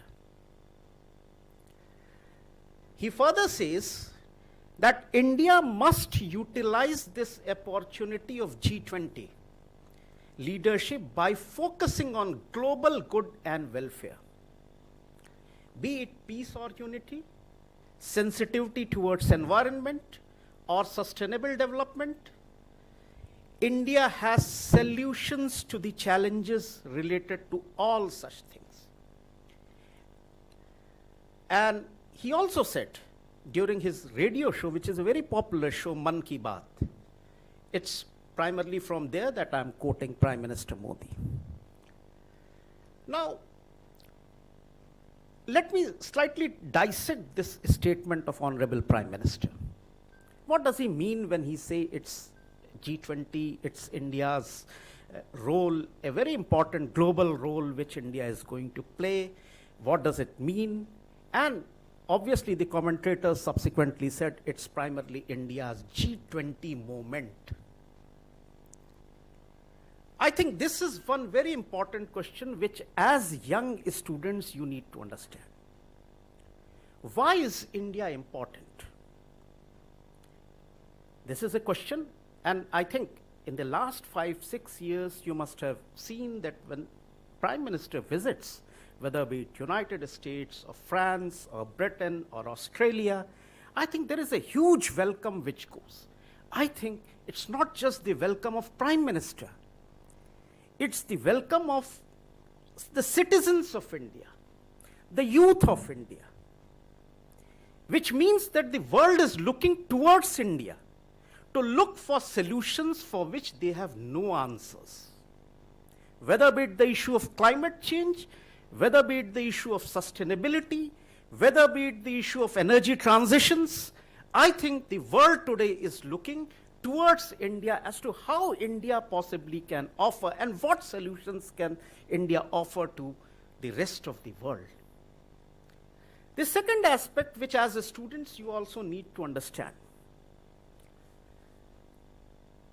as to what is the backdrop of G20 which we are hosting. Two very significant events have happened globally. The first was the COVID challenge. Please understand. Global health is a serious issue. It is not just an issue which is something which we cannot discuss today. Global health is going to be securitized. And why I say global health is going to be securitized? Because till date we do not know as to what was basically the origin of the virus.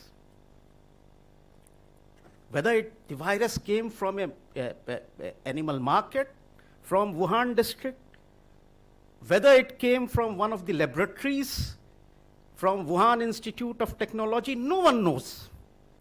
And more importantly, we also need to question the role of the international organizations like the World Health Organization, which despite the fact that there was a pandemic which was brewing in China, it took roughly 1.5 months to declare COVID as a pandemic. Why did this happen? Because China was able to manipulate the presidency of the World Health Organization. So global institutions, therefore, are important today. And within this, I think there is a global power shift which is happening. This power shift, which I am talking about, and students of international relations and politics understand, that if I take you back to the Industrial Revolution, I think that's where Europe became important. We were all colonized. The wealth went from this part, and it actually contributed to the development of Europe. 1945, the emergence of nuclear technology, the nuclear weapons, actually brought US into prominence. 1945 onwards, in fact, we talk of multilateral international institutions, the Bretton Woods institutions, which were actually shaping the global economy. But now, after 1989, the end of the Cold War, the collapse of Soviet Union, the rise of China, I think there is a power shift which is happening towards Asia. This is something which, as students, you need to understand. And when we talk of Asia as the center of power, there are three primarily important countries which are going to define as to how the world would look like. One is China. The second is Japan. And the third, the most important country, is India.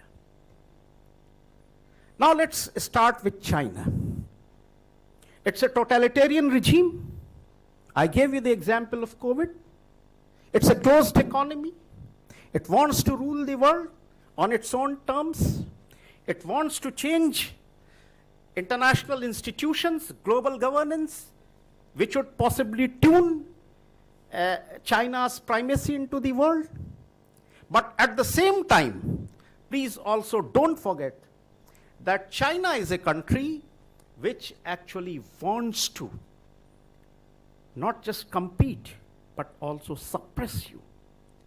China is the only country which actually spends most of its economic development into military. It is an irredentist power. I am using the terms very carefully. It has territorial disputes. I am not using boundary disputes. These are territorial disputes with virtually all its neighbors, whether be it in South China Sea, whether be it with Myanmar, whether be it with Bhutan, with India. So it has territorial disputes. And more importantly, please understand, it's one country which does not hesitate to use force to settle its dispute. Diplomacy is not the answer in the Chinese scheme of thinking.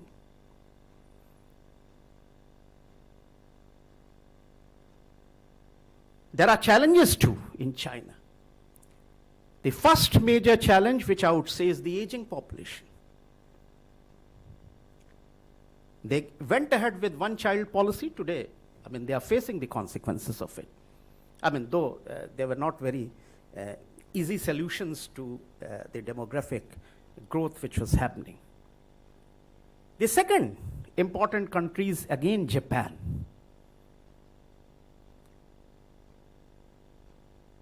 With great economy, but Japan again is facing a major challenge of aging population.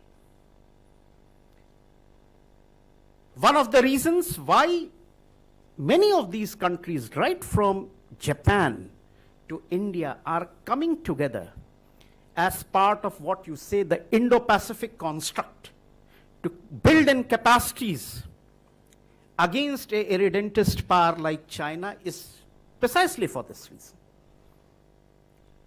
Now let's come to India. The only country which has believed in the idea of Vasudhaiva Kutumbakam.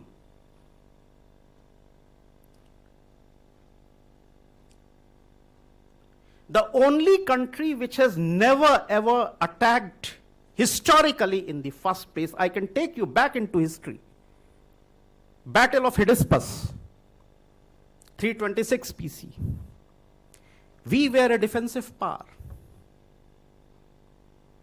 The Battle of Panipat, we actually held ourselves. We were never to attack the. I mean, it's a debatable question. Again, how the Brits came, how they ruled us, and even today, despite the fact that we are now a state with a nuclear weapon, look at a nuclear philosophy. We believe in no first strike. We believe in non-use of nuclear weapons against a non-nuclear adversary. Right? These are important. Let me draw a contrast with other countries. I mean, many of you who may have traveled abroad, go to Australia, Canberra. There is a war memorial. Australia is one country which has never ever been attacked historically, but the only country which has fought virtually all wars.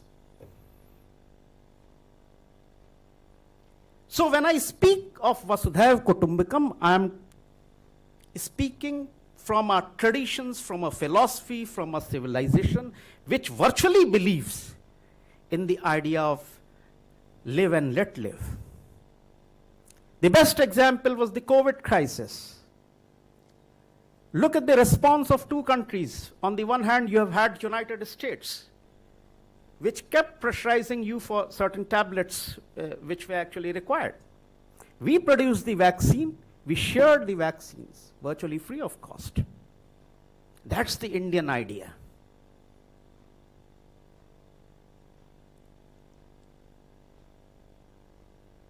The third thing why India is going to be important is, now I am coming to the point where you are important. The youth.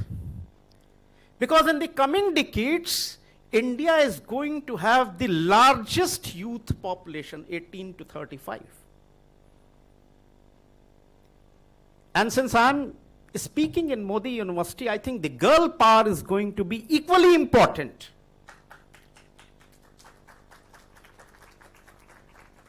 And I say so with lot of conviction because girl is the center of family, she is the center of society, she is the center of state and nation. So if a transformation has to happen, it has to happen from you. So this is something which you have to understand. Your role is going to be very, very important. And India is the only country which believes in institutions, whether be it the institution of family, whether be it the institution of marriage. I gave you the example of how demographies are changing. But please understand, the Western societies which did not believe in the idea of institution of family and marriage are also facing the similar problem. So there is lot of opportunity for India, the Indian youth, to contribute not just to the growth and development of your nation, but to develop the world. Look at the Indian diaspora. We have been able to translate our population into a sort of what we say demographic dividend. Indian diaspora in United States is the most respected diaspora. It has contributed not just to the development of US, but it has also been able to cement a better ties between India, which is basically the motherland, but also the country which is the host country. The Indo-US nuclear deal is the best and the standing example. And you see today that India and Indians are virtually everywhere in leadership roles across the globe. So this is what the power of India, the power of youth is. And this is what I take you back from where I started. This is what Prime Minister Modi was hinting in his Man Ki Baat program. This is the strength, and this is basically G20 is India's moment. We need to interact. We need to tell our people. We also need to sensitize our population to the challenges which are likely to come. So it's a huge responsibility on all of us. The second issue which Prime Minister, and he needs to get credit for this, we generally say it's a foreign policy issue, let MEA Raisina Hills debate and discuss, negotiate. But see, he has also made it a popular movement. Why? It is also related to climate change, sustainability, energy transitions, and more so with your lifestyle. In fact, the director in the morning spoke that you've had a program on, say, I think millets. Why is millet important? Because one of the challenges which our youth is, and India and Indians are likely to face, is basically the health issue. India is going to be one of the largest lifestyle diabetes. Diabetes is actually a lifestyle disease. Wheat, which was not green, needs to be replaced. Because if we need to address, we need to protect our population, our youth, from many of these consequences, I think there has to be a change in the lifestyle. I'm very happy to see your campus because there's a lot of discipline out here. I mean, morning you get up, you go, there is a very defined breakfast, there is a lunch, right? I mean, I'm here just for a day, but actually it attracts. Because this brings in a discipline in our life. And this discipline is important because if as a nation we need to grow, I think this discipline for the youth is equally important. Now, there are a lot of issues, in fact, which I thought I'll highlight. Let me also share, I'm also part of the MEA University Connect program, and there is a very interesting booklet on G20 primer, which is available on the G20 website. I would suggest that all of you please read this book. But when we talk of strengths of India, there are other issues which I think are going to be important in our G20 presidency. One is the sense of oneness which we are telling through the whole idea of Vasudhaiva Kutumbakam. One earth, one family, one future. I will not go into details. The second is, we are the mother of democracy. Don't forget.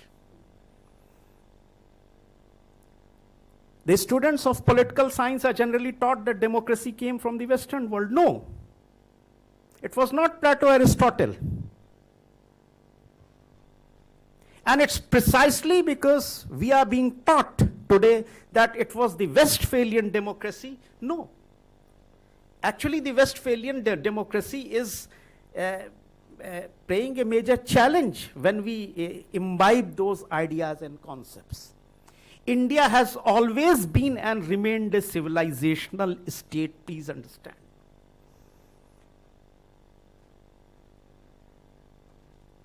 Our democracy, Raj, state, the concept, if translated, was Raj, Rajya ka concept.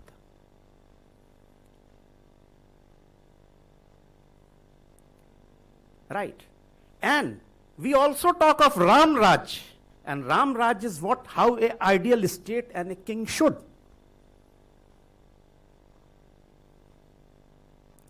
So these were the values of a state and king, which we have never been taught in a modern political science. We teach Plato, Aristotle, but I think it's time that we need to revisit some of these concepts. So the mother of democracy is India, right? This is something which we need to. The third, the important issue is, by hosting G20, we are also being able to bring in all countries, the decolonized countries, which we primarily call the global south. We have had, say, South-South cooperation, South-South dialogue, but I think India today can be a good interlocutor between what we say the global south and the global north, the developed. One of the issue, which was the Paris Agreement on climate change, Prime Minister played a very important role. He was able to bridge this divide of north-south. And I think when I say G20 is India's moment, I think it's important for us to understand that India can play an important role as an interlocutor between what you can say the developed and the developing. Right. When it comes to G20 University Connect, and since I think we are addressing the youth because we have to make India world ready for the future. And when I say this, I think it's you, the next generation, which is going to address this issue. These are also, as I said, very challenging times. Climate change is going to be a very, very crucial, important issue. But how do we address transition to a clean technology is something which I think this G20 issue is, G20 should look into. This is one of the very, very important. And since when we discuss climate, I think it's part of what we say, the global commons, right? I think India should also think in terms of how to finance to such clean technologies. I think this should also be one of the important topics of debate and discussion. The third thing which I think as terms of challenges are important is, and this is also a strength in software, artificial intelligence. Technology is now driving. It's going to change the world. There will be no Westphalian state when it comes to technology. It transcends the boundaries. And I think this is going to be the core strength of India and our youth. Right, so technology becomes a very, very important role. So, and along with technologies, I would emphasize the role of artificial intelligence. When it comes to economics, I think global supply chains are very, very important. Post-COVID, there has been a major disruption in global supply chain. And I think as the economy recovers, we would be able to, but it also makes us important that we focus on our own manufacturing, whether be it say in form of SMSCs or other say small industries within. Startups, which Prime Minister is emphasizing, primarily would address some of these issues. Not only that it contributes to the growth of our economy, but it also links up with the global economy as such. And as I said, health and food issues are going to be very, very important.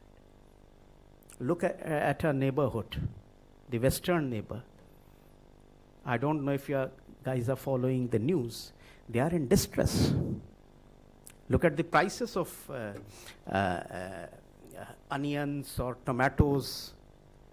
Food is going to be a very, very important issue, challenges, possibly which should impinge international relations as well.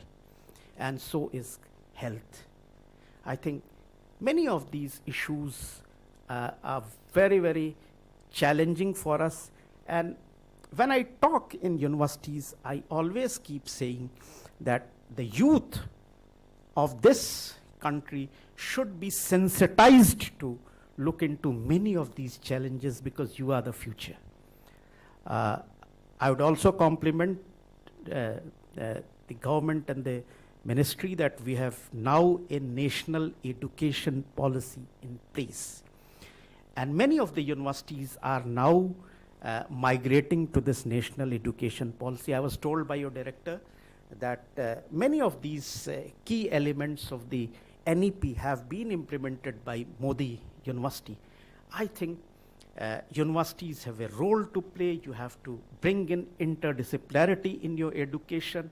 There has to be some innovative thinking, right? I mean, gone are the days where you think of just medical science or engineering. I think sky is the limit, and I would urge the youth that I think you should be imaginative, do what you like, do it scientifically, and I think you are the future of not just India, but the world. So I'll stop here. I'll be very happy to take questions. Thank you.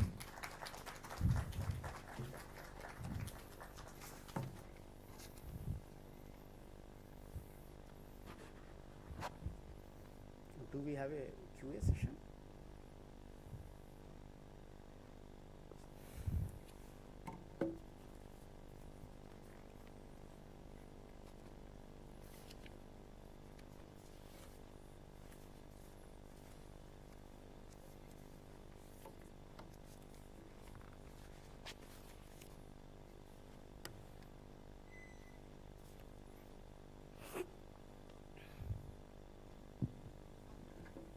Good afternoon, sir. Yeah. So my question is to you, is that do you think India needs a young leader or young mind to run the country?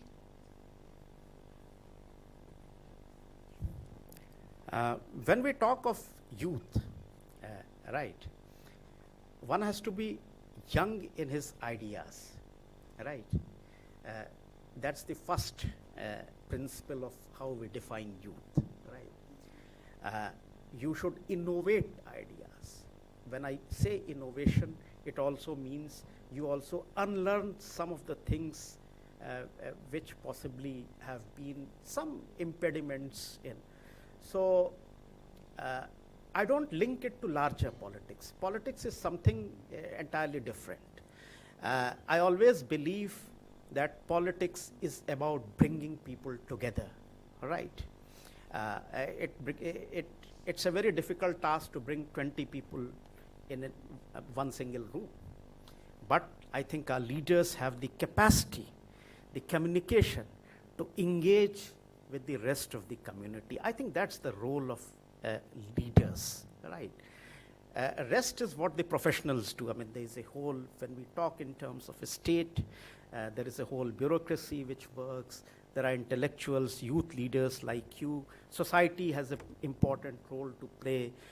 You have NGOs and a lot of other key elements which contribute to, in a society and a political system like ours, which is embedded in democratic ethos. So I think let the system work. This is one of the most democratic and workable system. But when it comes to ideas, right? You have the freedom to innovate and engage with your ideas, right? Thank you, sir.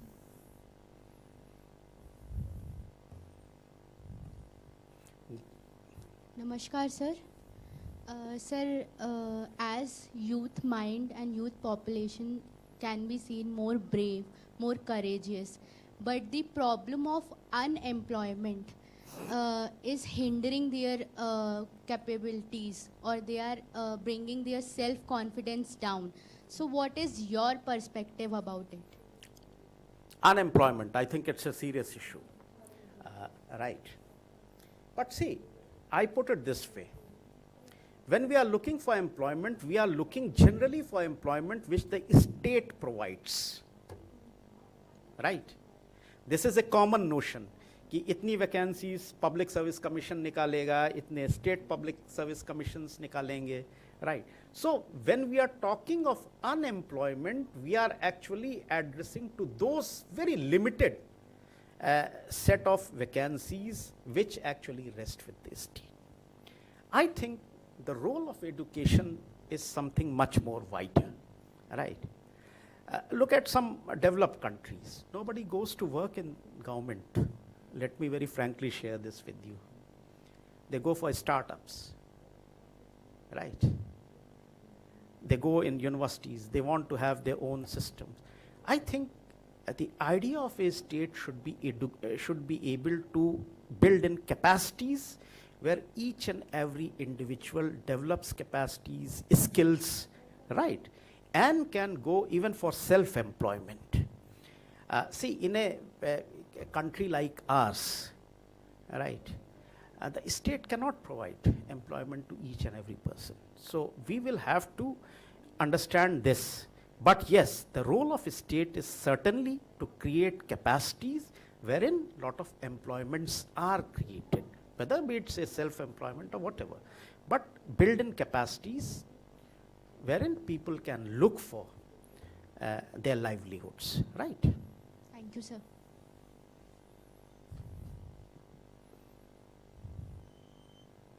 Good afternoon, sir.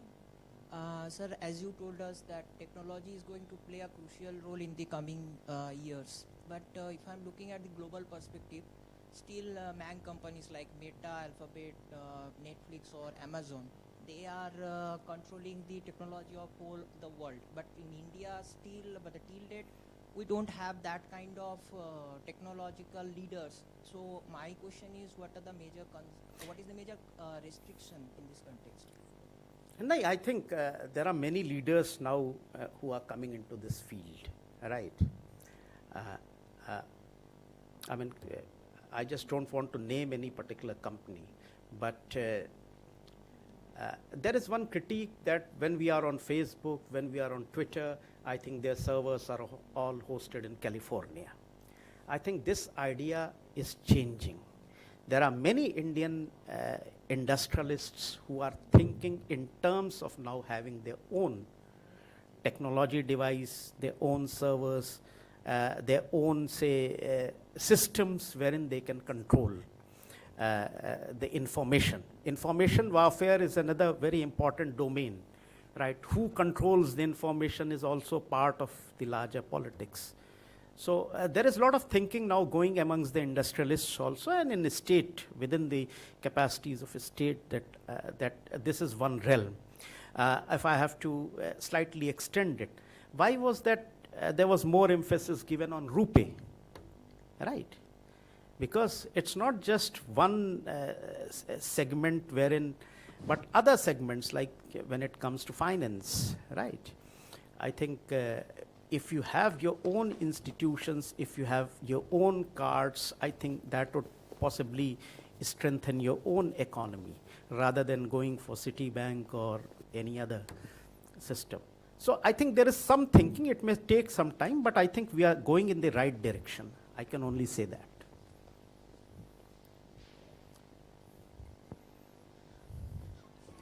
I think there are some students waiting here for quite some time. Good afternoon, sir. So, what is your opinion on the future existence of the G20? Because I come from I'm asking like this? Because in the last couple of months, we have seen G20 hasn't given a joint statement on one of the most conflict, Ukraine. So will this fail to give the joint statement? Will it impact the future existence of the G20? Or because Ukraine war is almost 14 months now, but from G20, because of the Ukraine war, two fundamental which G20 provides, that is peace and the trade, is both affected by the Russia-Ukraine war. So will this questions in the existence later on in the G20? So what's Yes, I think it's a very interesting question, and generally when we talk in terms of big conferences, we always look at it purely from the terms whether agreement has happened or not, whether a statement has come. I don't expect that there would be a joint statement. Let me be very honest with you, right? Not just G20, I can give you another examples. When it comes to United Nations, like there is a conference on disarmament which routinely happens at the UN office at Geneva, right? Most of the decisions in these conferences are taken by consensus, right? We don't use the term veto, but yes, if there is one country which does not agree to any of the idea, obviously the consensus is not built. So it's putting differently, but it's like a veto, right? So most multilateral conferences have this. If you look at the composition of G20, I think China is one of the important member of G20, which looks at many of these countries, many of these issues rather differently. As I said, it's a forum of global south, but there are countries. So the geopolitical contestation also will reflect when it comes to the summit meetings which are held. It happens. If you remember, Prime Minister Modi in Indonesia made it a point that he meets Chinese premier, precisely because he wanted to have a sort of a consensus on many of these issues. When it comes to Russia-Ukraine war, right, and the world is divided there, Indian position is absolutely clear. Normatively, if we think, we are against any form of violence. When it comes to immediate national interest, yes, we have every right to buy oil from Russia, because Russia has offered us the cheapest oil. It actually contributes to an economy. So please understand, there are certain normative objectives of your foreign policy which continue to remain the same. We stand for Vasudhaiva Kutumbakam, we stand for a peaceful world, we aspire for that. But there are national security considerations as well, right? In Russia-Ukraine war, if you ask me which country is going to benefit the most, I think it's China, right? China is not just watching this war, but I think China also wants to replace Russia, right? It wants to, as I said, it wants to play a global role. And if we slightly sideline the Western world, I think China is very carefully watching this world. And I think Chinese will have their own position which are driven by their national interest on the issue of Russia-Ukraine war. Possibly some of may reflect in the G20 summit. But I am sure when it comes to climate change, sustainability, China will be on board with us. We have seen this in the past climate negotiations also. So this may, but yes, there could be a possibility that the consensus may not come. But as I said, the fact that we are debating, we are discussing these issues, right? I think this sensitization to the rest of the world is important. Brazil is going to be the next host of G20. So if you see Indonesia followed by India and Brazil, I think these are all three countries which come from global south, which means all these three countries, they can take the millennium goals which have been laid down by United Nations for, I think, the rest couple of years. So this is important for me. Sir, I want to ask you a question. I'm here. Oh, yeah, please.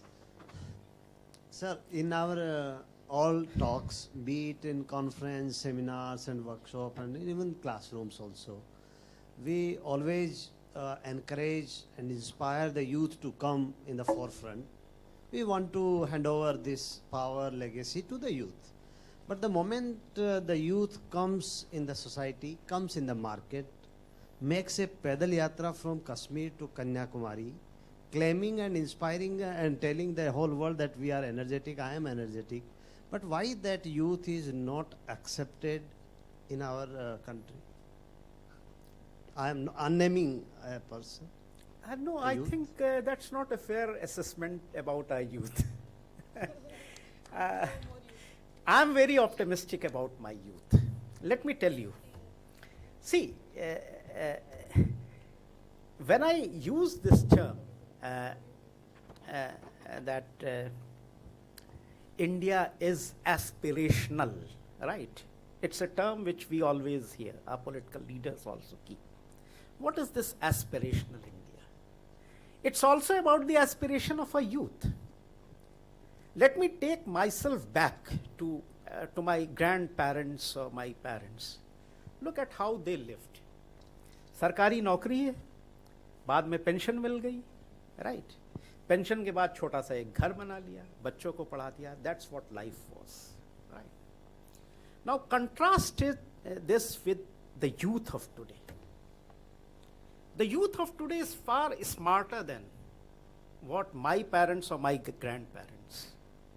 My young daughter, who is in just class 6th, is far smarter using this mobile phone, right? She knows all the apps or whatever. So I have to learn from her.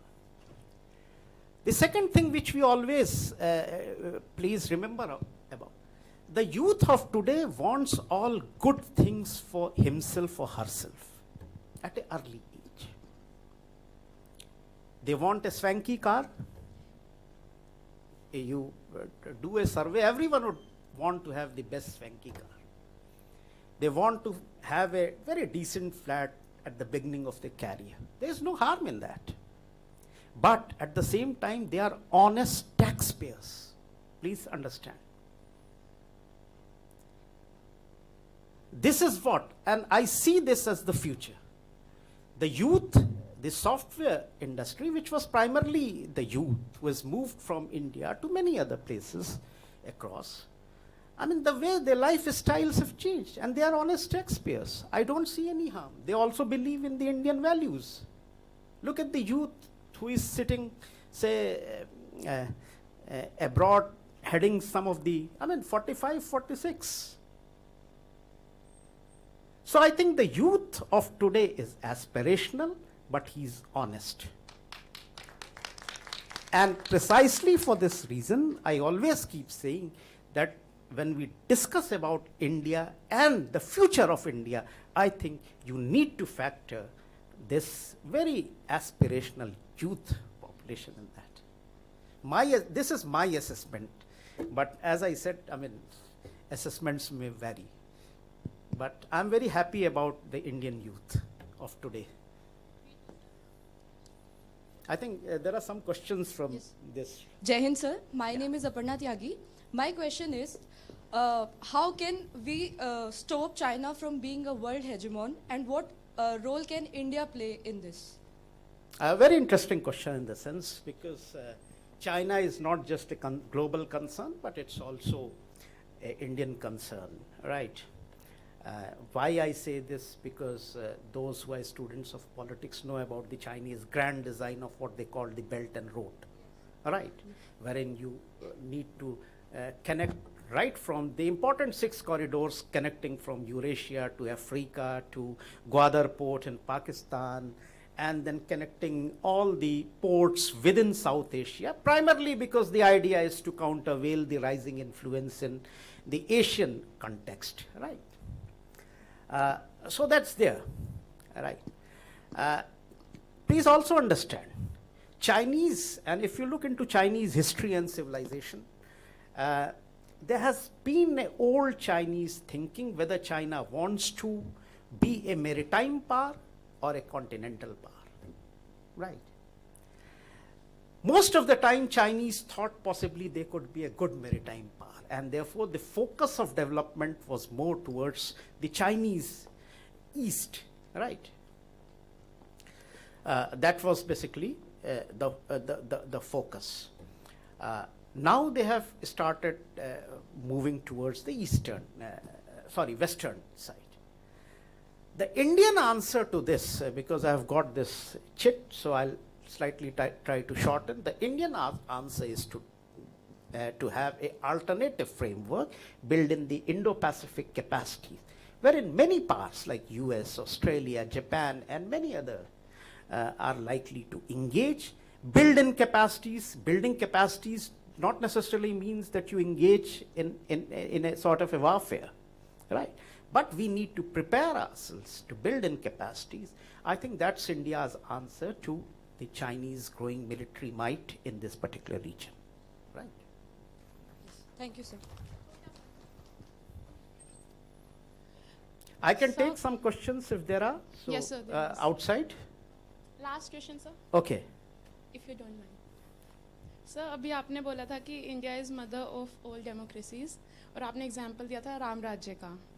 तो sir, ये हमारी दो historical book सबसे बड़ी रामायण और Mahabharat, sir इसमें हमें democracy कहाँ दिखी? जैसे कि प्रजा चाहती थी कि राम जी राजा बने, पर भरत को बनाया गया। अगर भरत नहीं चाहता तो राम जी कभी नहीं बनते। और फिर कौरव और पांडवों में भी सेम हुआ, प्रजा चाहती थी कि पांडव बने पर कौरव बने। See, it's a very important debate, right? Yes, Ram ko Bhagwan nahi mana, he is Purushottam, Yes, right? sir. Which means he is a son, he is a father, he is a husband, right? And he is also a king. So he needs to balance all these values. वो अलग अलग जगह पे अलग अलग, but I think it's a very long debate. We can discuss Ram Raj outside. And last बताओ जल्दी। Sir, जैसे आपने क्लाइमेट चेंज के बारे में बोलता, तो आपको नहीं लगता कि आज की दिक्कत ही यही है कि हम क्लाइमेट चेंज को टेक्नोलॉजी से ओवरकम करना चाहते हैं? जैसे सबसे पहले ऑल अराउंड द वर्ल्ड घोड़ा गाड़ी चलती थी, फिर उस हॉर्सेस के मैन्योर बहुत ज़्यादा होता था, तो इस वजह से हमारी पेट्रोलियम कार्स आई थी, और अब पोल्यूशन की वजह से इलेक्ट्रिक कार्स आ रही हैं, और उसमें जो बैटरीज यूज़ होती है उसमें मिनरल्स बहुत ज़्यादा एग्जॉस्ट होते हैं, तो उससे भी हमारे इन्वायरमेंट को ऐसा कुछ बहुत अच्छा नहीं मिल रहा है। तो हम कैसे ओवरकम करें? इसीलिए तो सोशल साइंस बड़ी कॉम्प्लेक्स है, right? Because you are dealing with humans, right? Science में it's always easy to understand physics because there are laws of gravitation. Social science में थियरीज होती हैं, right? Because you are dealing with humans and individuals. So yes, there will be challenges, right? उसके फिर अगली generation debate करेगी, but that's how we have evolved as a society, right? Thank you. Thank you sir. So thank you.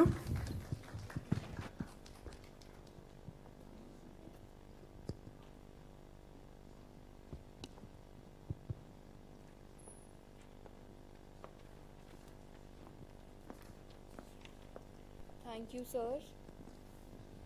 Thank you so much, sir.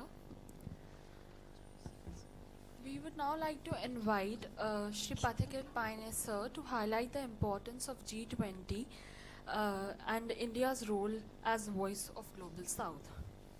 Pathikrit Paine sir is an alumnus of Nanyang Technological University, Singapore, from where he did his masters in international relations. A popular face in Indian television news media, he appears frequently as a strategic affairs analyst on News 18, Republic TV, NewsX, India Today, and India Ahead, to name a few. He has over 17 years of professional experience in policy analysis and journalism, with several years of experience in frontline journalism from conflict zones. Apart from his professional engagement as a geopolitical analyst, Pathikrit sir occasionally writes guest columns for News 18, Pioneer, Millennium Post, and Republic World portals. Passionate about the resurgence of modern India, sir kept aside lucrative offers abroad to work in India, and in his spare time mentors young graduates to take up the path of entrepreneurship. We welcome you, sir.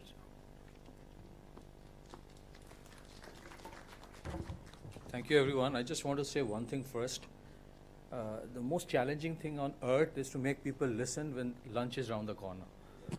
And before the lunch and after the lunch, before the lunch when there's desperation for food, and after the lunch when it's very difficult to keep the eyes open. So for any speaker, it's more difficult than perhaps even to fight a war. So I'll try to keep it short. Probably tomorrow there will be another session. I'll try to elaborate more in that one. Fundamentally, a lot of people might think, why should I get interested in international affairs, G20, something is happening globally. I must first of all congratulate Professor Manish for a wonderful presentation. And you echoed a lot of things that I would have otherwise thought of speaking. So I would try to cut short that. Wonderful presentation. So for the youth, you need to first understand why you should think about it. In a globalized environment, today it has become very easy to get access to technology. Something wonderful being created in United States, you get access to that. Something happening anywhere in the world, you get access to that. But globalization is not just about benefits. Globalization comes with crisis as well. So today, you cannot think that I don't care what happens in the world, I would just live my way. Why? Now think about it. We are all so much excited about artificial intelligence. Everyone talks about artificial intelligence. Tomorrow when AI would come in full flow, you would not be needed for any job. You would not be needed as an employee anywhere. You will not be needed as a worker. You won't even be needed as a teacher, perhaps even a writer, because the AI will do a better job. Look at what ChatGPT is doing right now. So how would you make yourself relevant in that kind of an environment where the technology will do something better than you? How would you evolve yourself? Similarly, in a globalized environment where international flights are happening all the time, if you just look at that kind of a map where how many planes are flying at any point of time, it's like more crowded than any city, road on Delhi.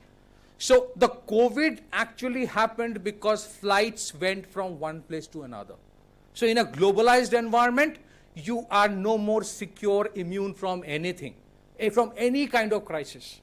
And that's why for the future, for the kind of disruptive future that is coming in the next 2 decades, when you would be the policymaker, when you would be leading your family, when you would be leading organizations, when you will be perhaps policymaker for the country, the world is going to be far more complex than what it is today, or what it was 20, 30 years back. And the only thing perhaps that would be constant at that point of time would be change, constant change. And how would you evolve, adjust yourself to that kind of change is the biggest challenge. And that's why it's very important to understand what is happening in the world today and how it impacts us and how should we be prepared. So when we talk about G20, it is not just about one event, global event happening where India has the presidency today, but India is trying to change the narrative. Please understand, from 1945 or 1947 onwards when we got independence, we have constantly been told by the West that they know better than us for everything. They will tell us what is good for us. They will tell us don't use coal. They will tell us, oh, this is not good, that is good. With all due respect, there will be professors in American universities who will tell us, you should do this, you should do that. For how long? For how long the West will dictate terms? And why is it that G20 today is so very important? G20, first of all, consists of countries which control 80% of global product that is produced in a year, 75% of global trade, 2/3 of world's population, 60% of world's land. And it is important because the institutions that were created after 1945, which Professor Manish also mentioned, are not working. United Nations, is it working? Like tomorrow, many of you might get excited to get a job in United Nations and go there. But ask yourself, what was the role of United Nations when COVID struck, or institutions associated with United Nations, such as World Health Organization? What is the role of United Nations today when a war between Russia and Ukraine is happening? What are they doing? Are they not supposed to prevent wars? What was the role of United Nations when Turkey was struck with an earthquake? Which country went first? India, not United Nations. The West, which dictates terms to the whole world, that we know best what is to be done, did not have time to spend money on Turkey. You know why? Because they were busy funding the Ukraine war. Okay? So there was a war. First of all, there was this COVID crisis, which again it was said We still don't know where it came from. And you know one thing? From 2015 onwards, there were articles which were coming out that a major virus is going to emerge. They were creating a chimera in a laboratory. They were merging different viruses together to create something called a chimera, which will be very difficult to manage. So 7 to 8 years before it happened, people knew it is coming. What were the global institutions doing? Nothing. Why? Because there are institutions, there are organizations which benefit if there are pandemics. Otherwise, how would organizations run by selling medicines? How would organizations benefit if there are no war? So when Prime Minister Modi mentioned that G20, the theme, as we are working and talking about it everywhere, Vasudhaiva Kutumbakam, one world, one family, one future. Is the world really one family? Perhaps not.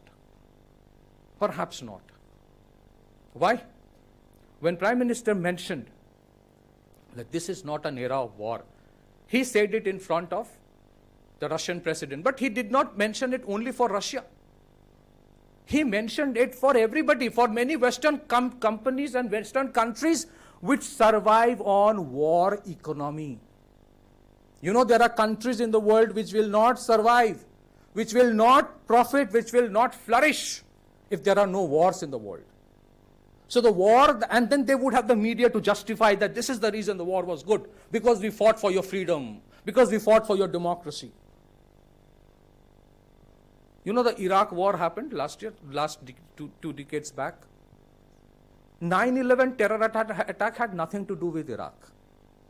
Iraq was devastated by saying, oh, they have weapons of mass destruction, which till date have not been found. But you cannot blame United States for genocide because they fight for freedom. So the media says. Okay? And in Afghanistan, they did something very interesting. There's a joke.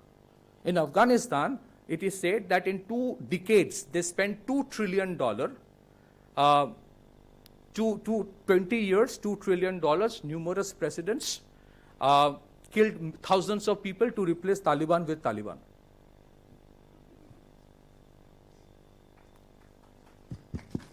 This is happening.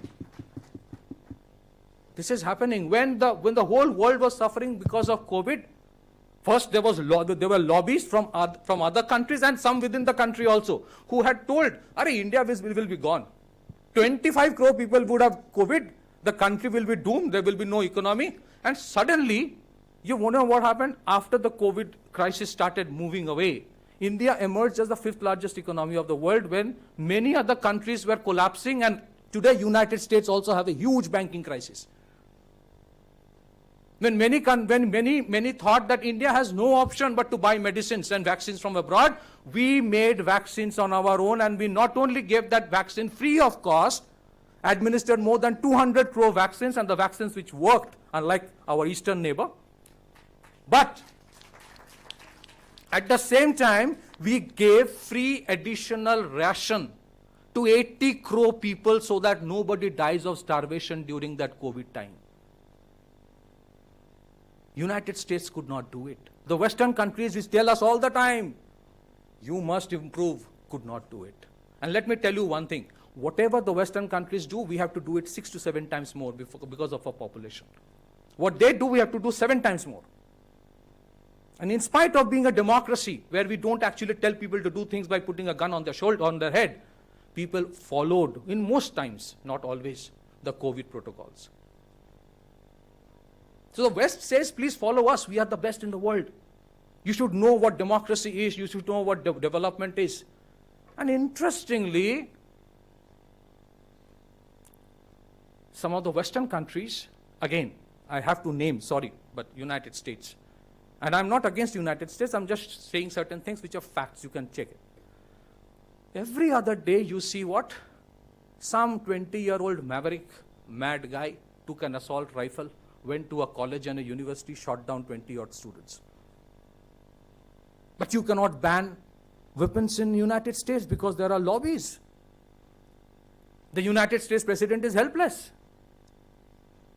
So in a country which is the richest country in the world, which says we are the biggest hub for all opportunities. You see every other day kids getting killed because some mad guy got hold of a military-grade assault rifle and shooting down people. But don't talk about mental health. Today, when we talk about health, you know the biggest problem the world faces today? Suicides. Nobody wants to talk about mental health. Nobody wants to talk about your traditional lifestyle to improve your inherent immunity. India survived because of our inherent immunity, not just the vaccines. You remember during the COVID time when we all were forced to take the kara, The West was saying, oh, what was that? Oh my God, it's so unscientific. Today, World Health Organization has been compelled, mind mark by word, to open a center for traditional medicine in Gujarat.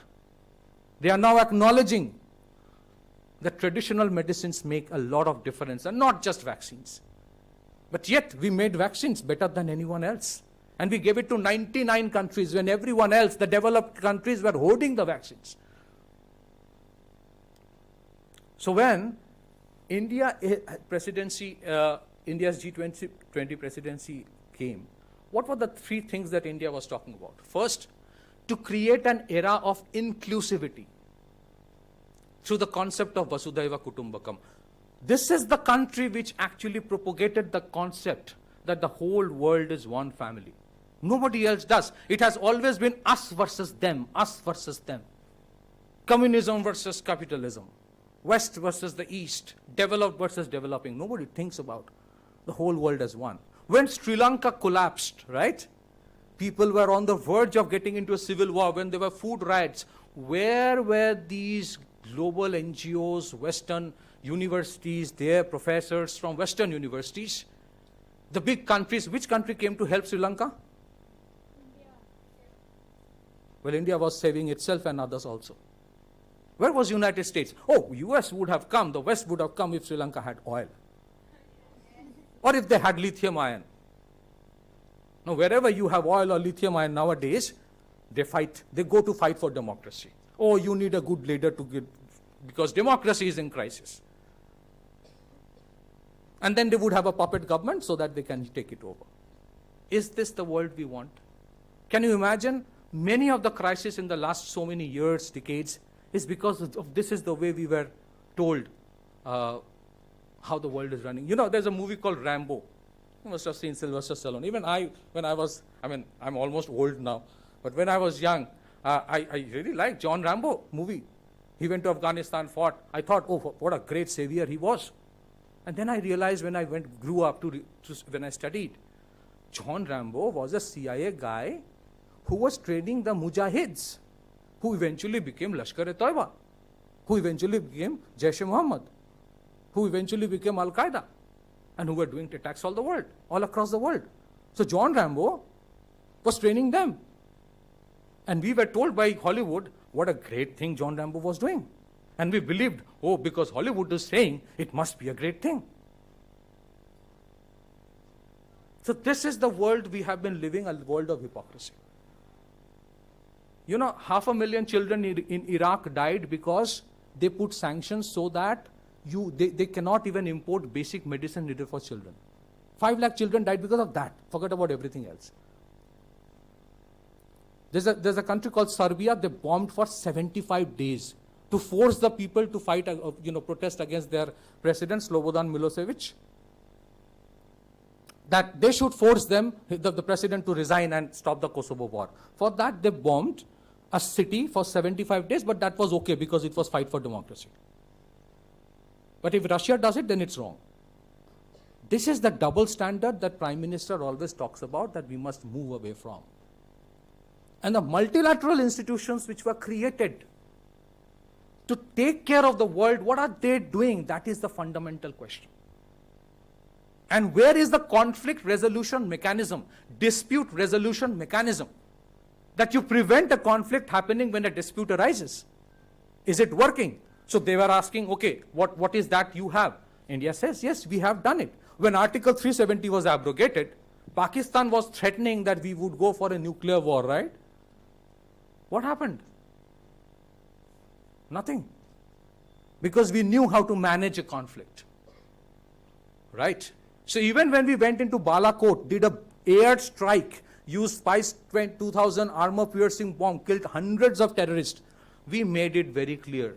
The government of India press statement made it very clear that we are not fighting a war against Pakistan. It is a preemptive non-military strike against terrorists, against non-state actors. Because that means we are just doing whatever was necessary, not to wage a war for the heck of it.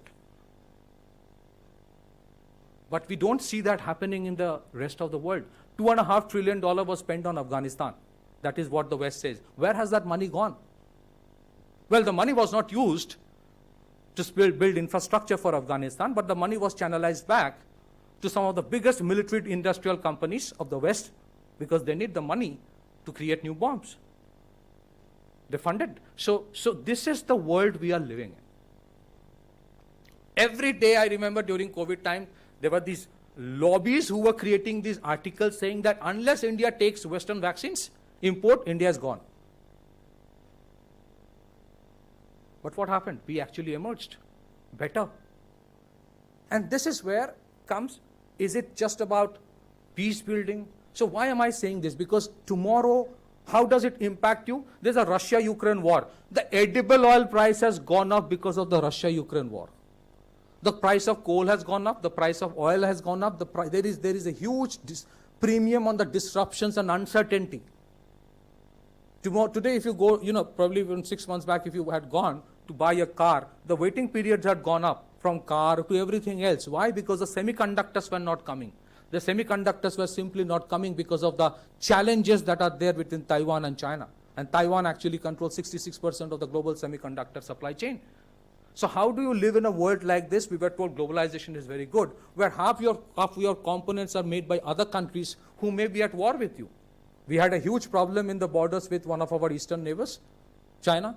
And yet, in spite of India being one of the biggest manufacturers of generic drugs in the world, the active pharma ingredients, which means the components which are used to make drugs, were coming from China. We were importing it. So how do you survive in that kind of a world? That was the question that India had to grapple with. So why is it that the Global South is so much interested in India today?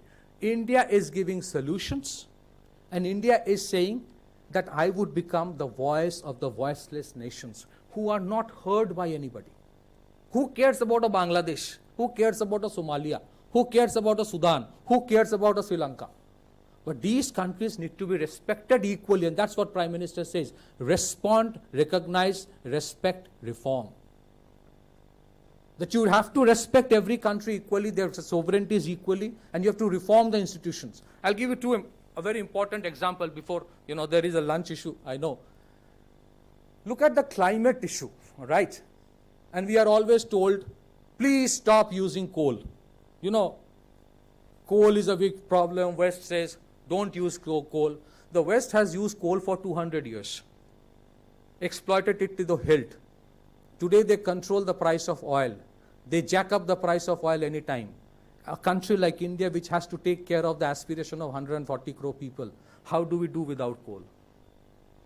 Because that's the only resource we have. So you would have climate activists coming up. They're telling, no, you must protest against coal. A very practical question I'm asking all of you. Many of the NGOs, do you realize this? That when Europe sets up a nuclear power plant, there is no NGO protesting against them, but the same NGOs come to India to protest when India sets up a nuclear plant? Why does it happen? You need to then realize that not everything that happens from the West is the best thing. I'm not against the West, but the West needs to realize that the world is changing. We are today the 5th largest economy of the world, and still we are trying to be the voice of the voiceless nations. Why? Because we have gone through these phases, and we are still going. We have a lot of challenges. But since we have gone through those challenges, we are still facing the challenges, we know how to deal with it. We don't give sermons. A very important example I'm giving, and I will just take 5 more minutes. Number one, the grid with which power is supplied? In Indian grid, 70% of the power supply happens from coal. Thermal power is the most stable for the grid. If you suddenly change coal with renewable energy, the grid will collapse. Which foreign expert will come and save India then? The grid will collapse. So what you do it in a calibrated manner, gradually. Secondly, renewable energy, electric vehicles. Now, there was this whole push from the West again, move towards electric vehicle at one go. The entire automobile industry of India is based on combustion engine. The whole ancillary industry which generates GDP, component of the GDP into hundreds of billions of dollars. Millions of people are employed over there. You suddenly change into renewable energy, the entire automobile industry will come down to a standstill. What happens to the disruptions in the society then? What happens to job creation? So you create a gradual process over a 10-year, 15-year, 20-year period time to make the transition in renewable energy, in electric vehicle, in everything that we are doing. We are doing better than the West, and we are doing in a more practical manner. Let me give you an example. Again, we do things which the West don't recognize, but it has far better impact. India changed all the sodium lights on the streets. You have seen they have been changed by LED lights. 36 crore has been changed. You know how much carbon footprint has been reduced? More than 3 crore ton every year. What is the saving? 19,000 crore. There are 80 million houses below poverty line who have been given free LPG connection. So they traditionally used to use wood for cooking purpose. It has been replaced by LPG. Imagine the carbon footprint reduction in terms of pollution. In West, even today, if you go, they don't have something called a Coven. They would give you a piece of paper as a certificate. So in India, the manner in which initially people thought, oh, India is a country of semi-literate people. How would they use digital apps, digital payment systems? How can you have a digital India? Today, the number of transactions that happen in India in a year, $1.5 trillion worth of transactions through digital medium is more than the combined number of transactions that happens in United States, France, Italy, UK. Every year, even samosa wala asks for a Paytm. So Paytm kar do. So there are fundamental changes that we have brought in, even while taking care of the environment. And please remember this. We don't have a Greta Thunberg shouting at the pitch of her voice, change the world or I will shout more. Today, you see what? The grassroots workers and social activists are being given Padma Shri awards.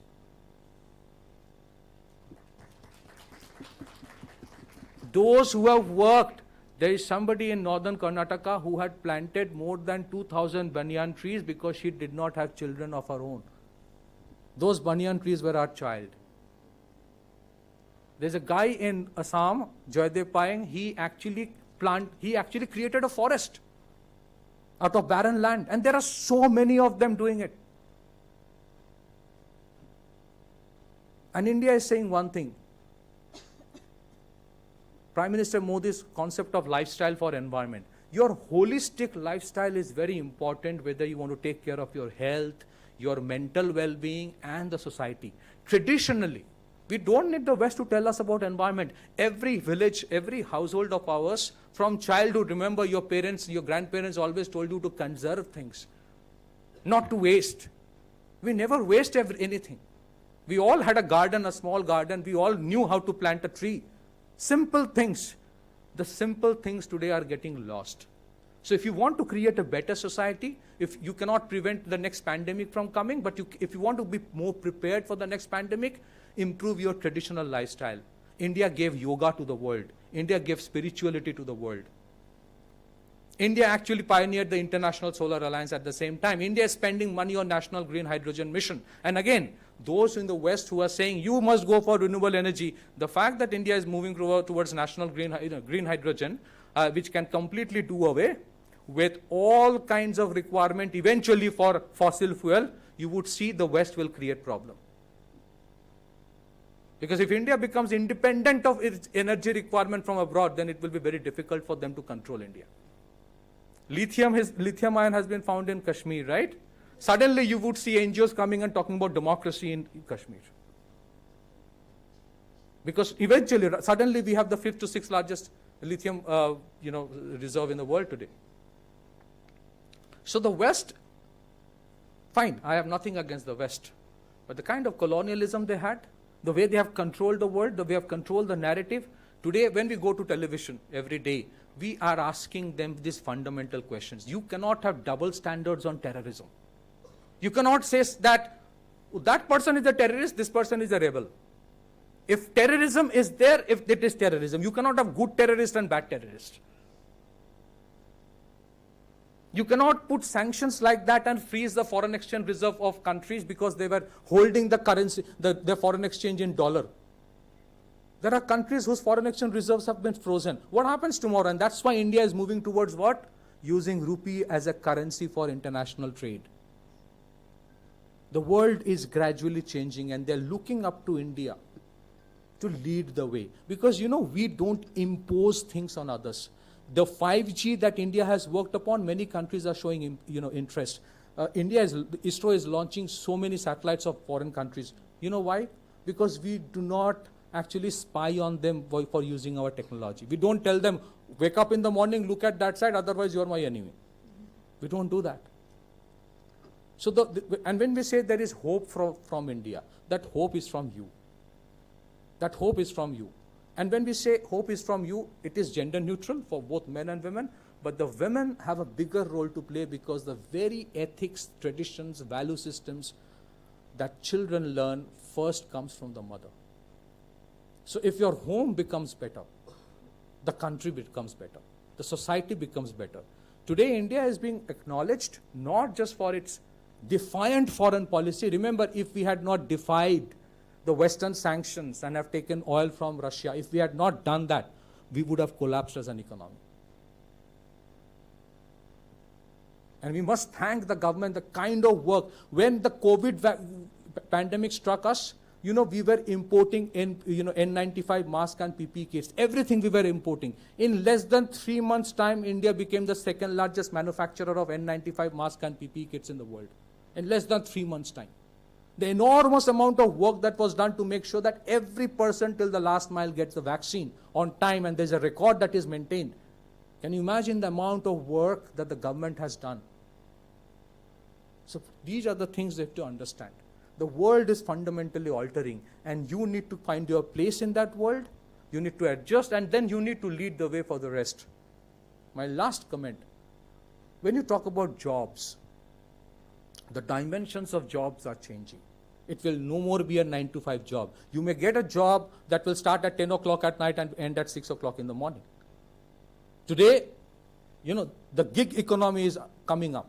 The gig economy where somebody giving a Swiggy delivery earns 30,000 a month. And somebody who is a graduate is finding it difficult to get a job. This is the reality. So how do you change yourself? 3 important fundamentals. Develop the capacity. Number 1, to be mobile. Go where the jobs are. The jobs will not come to you. Secondly, develop the tenacity and the temperament to work in an environment that is given to you. The office will not change for you. And third, learn to develop skills at every stage. Don't think my education is over, I will not anymore study. Disruptions will be the constant thing. And in this kind of disruption, the way India has emerged from a country which was on the verge of bankruptcy in 1990 to coming and becoming the 5th largest economy of the world in spite of so many disruptions. Remember, we are the only country in the world which was managing COVID and fighting the people who were alleged to be creator of COVID as well in the border. We were spending money on vaccines and military preparedness at the same time. And we did it. So the world looks up to us. The only thing we need to do is to take a little more pride in what we are doing. Our people are taking a little less pride, and that less pride is because lack of awareness of what we have achieved, the enormity of what we have achieved.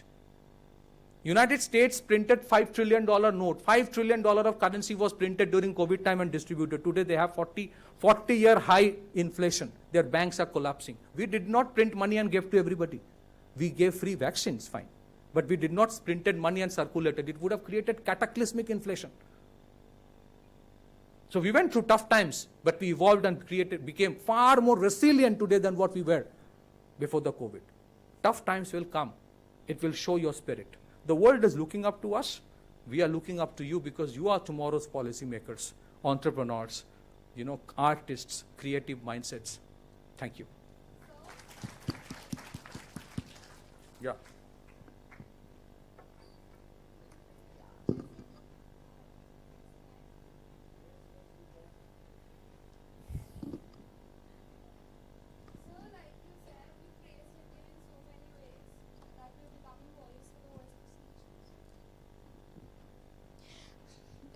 First of all, good afternoon, everybody. I know it's lunchtime, but I have a little question. So like you said that you praised India in so many ways, that we have tried to become voice of the voiceless nations, and we are still doing it. And we often say that India is on the verge of becoming a world leader. But sir, it is evident that the West dominates us, they dictate us. What do you think are the internal reasons that are causing hindrance to us becoming a world leader? Because of course the other countries will try to dominate us because everybody wants to be a leader. There's no doubt in that. But what would be your view on saying that what are the internal reasons that are causing this hindrance? What are the reasons that we are not able to reach to the place we want to be? Unfortunately, if you look, there are a lot of good things of US also. I'm not anti-US. One of the things that US has is that bipartisan consensus on certain issues.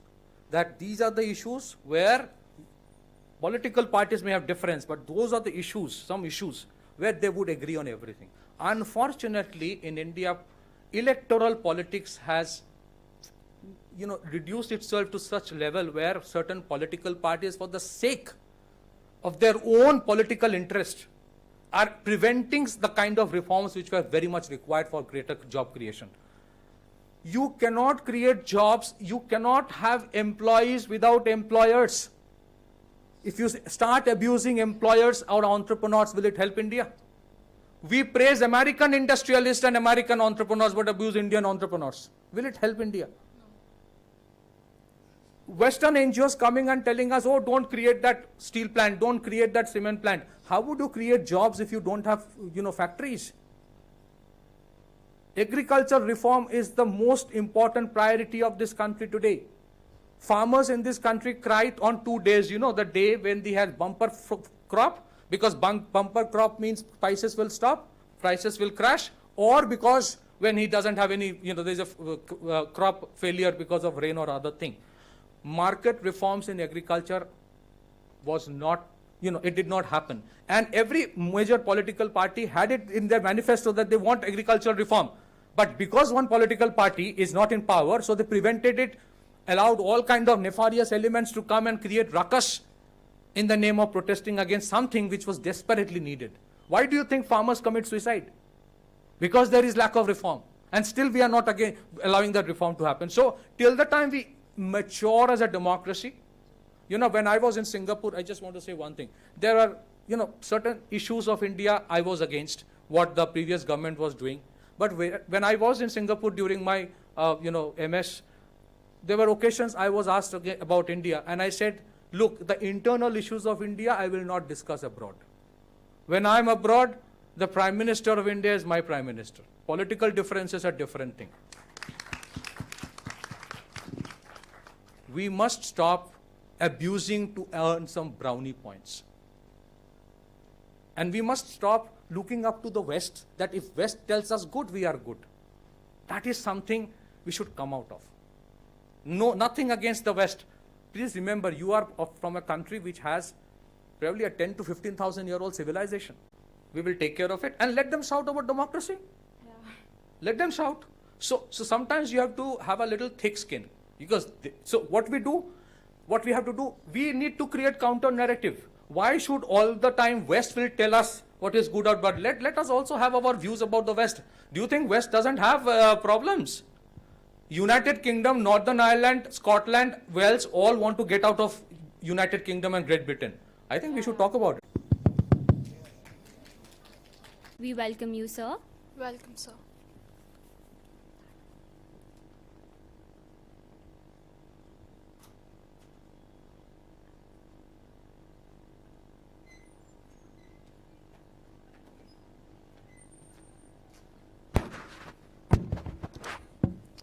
Good afternoon, everybody.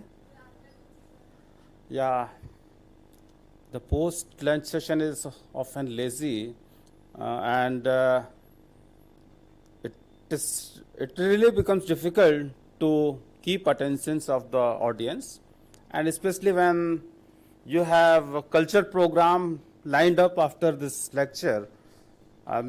So it makes more difficult. But I'll try to keep you people engaged during my lecture first. But before I begin, let me accept this that it's a proud moment for me to stand here to visit this university, because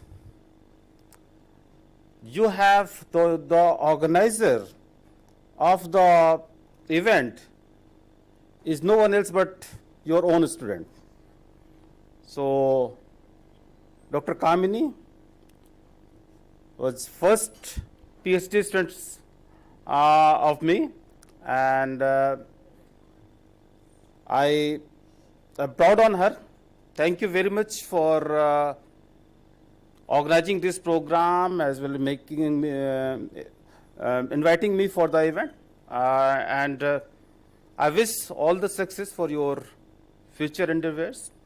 And so with this, let me begin for what I have come here. So to engage yourself, you people, let's follow the pedagogy as your director followed, director of the institute. First, I'll begin with few questions. I hope I'm audible to all of you. So, who began the modern education system in India?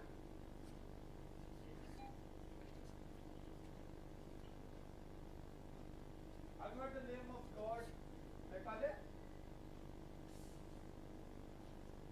1833? Thank you. Hello? So, have you heard the name Lord Macaulay? Year 1833. How many of you are student of social sciences? History, political science? All are social scientists? So you must know this. And for what purpose the colonial powers came here? Okay, what we have been told, that all these people, French, Portuguese, but especially British,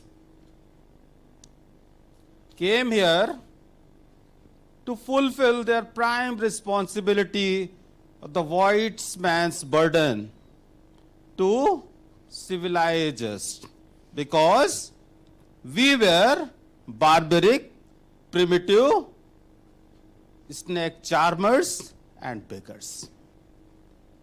So these people came here and tried to civilize us. And the best way to civilize us was to introduce education system, modern education system, so-called modern education system. And what was the agenda? Were we the snake charmers before British came? Was there no education? आप लोग बताओ, क्या अंग्रेजों के आने से पहले हमारे देश में शिक्षा नहीं होती थी? But we were told that the women were suppressed, people were marginalized, there was practice of untouchability, people were not treated as a human.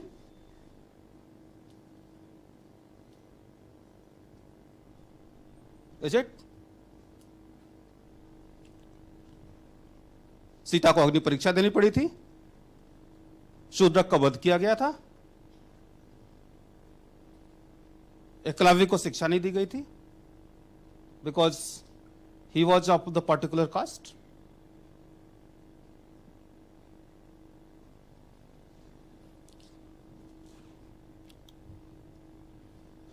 आपने तमाम नाम सुने होंगे, Gargi, Apala.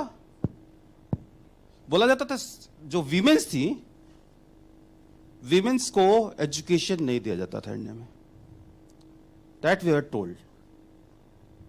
But if you see the ancient literature, the many of the shlokas of Vedas were written by the women's.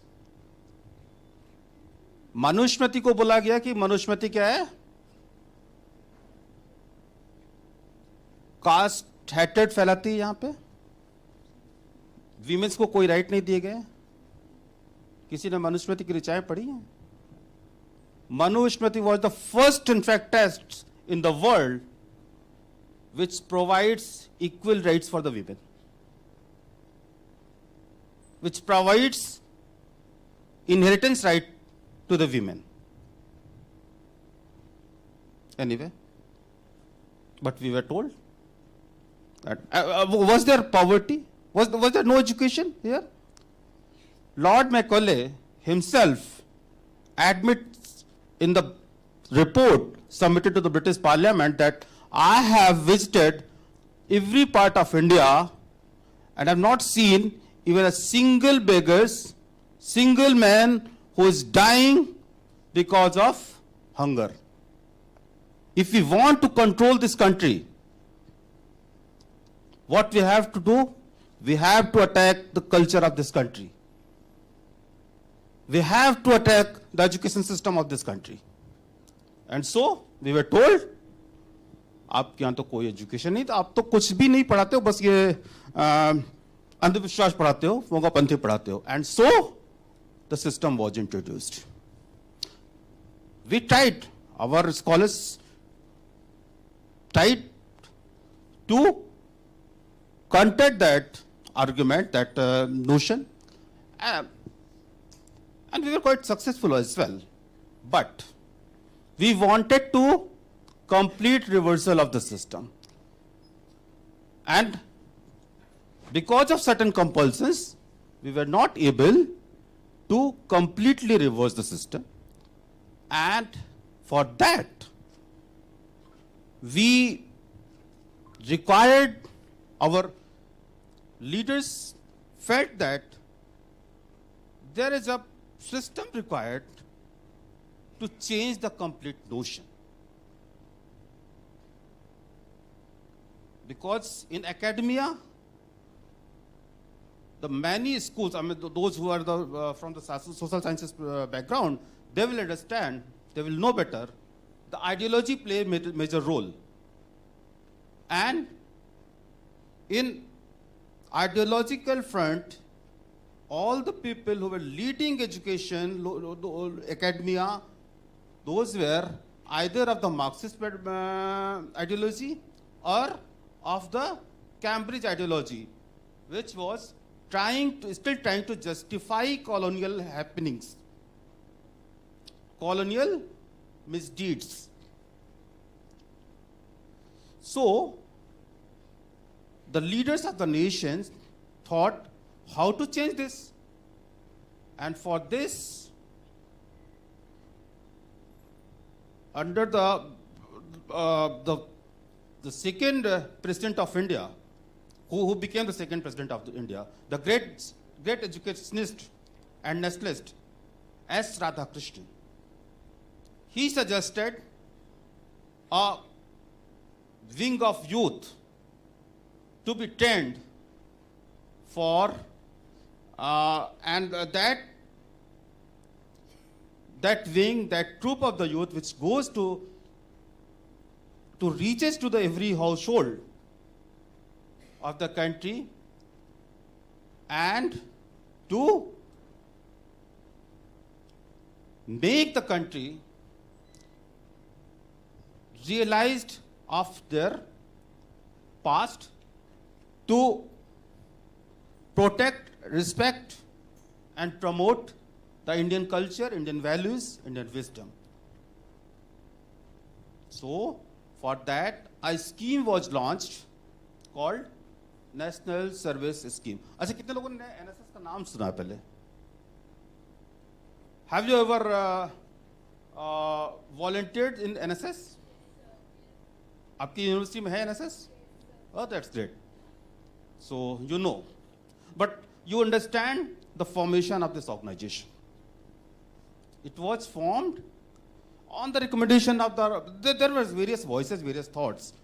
It took many years, almost a decade in fact, to shape properly.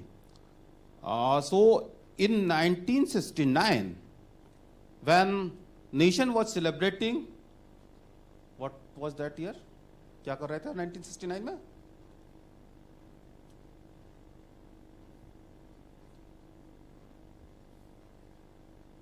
Birth anniversary of father of the nation. Mahatma Gandhi का birth century था ना? So on that year, NSS was introduced with a very modest, at a very modest scale. And initially there were some 40,000 volunteers. We found in about a dozen of universities. And now NSS is spread around at around 400 universities and educational institutions of India, and it has around 50 lakhs volunteers. And now it is also in the secondary schools as well. So what is the purpose of NSS? What we do in NSS? I will try to summarize in next few minutes. आप लोगों में से बहुत सारे लोग तो volunteer हो तो जानते ही होंगे कैसे what is the working pattern of NSS. So basically NSS is not a command type organization like NCC, Scouts and others, but it's volunteer organization. So where we ask you people to devote some time for the community services, do volunteerism, and you are not compelled, you are not forced to participate in each and every activities. But whenever you get time, you devote some time, some of your free time for the community services. And if you devote at least 240 hours in your 2 years of the time, you will get one volunteer certificate. And of course, there is a one condition: you need to attend at least one rural camp of 7 days. What is this rural camp? What we do? Do we go to teach the people? अरे भाई हम ज़्यादा educated होते हैं ना, आप लोग BA MA कर रहे होते हो या कुछ इंजीनियरिंग कर रहे होते हो, मेडिकल कर रहे होते हो, तो आप बताने जाते हो उनको. We go, what is the basic idea, basic concept was what Gandhiji said, what Father of the Nation said always: if you want to progress of India, go back to the villages. Learn from them community life. So what we do, we go there to understand how the people live there, to learn from them, and of course to benefit them from our what modern education, what we have gathered, what the advancement we have gathered out of our education. We inform them and we make a surveys, we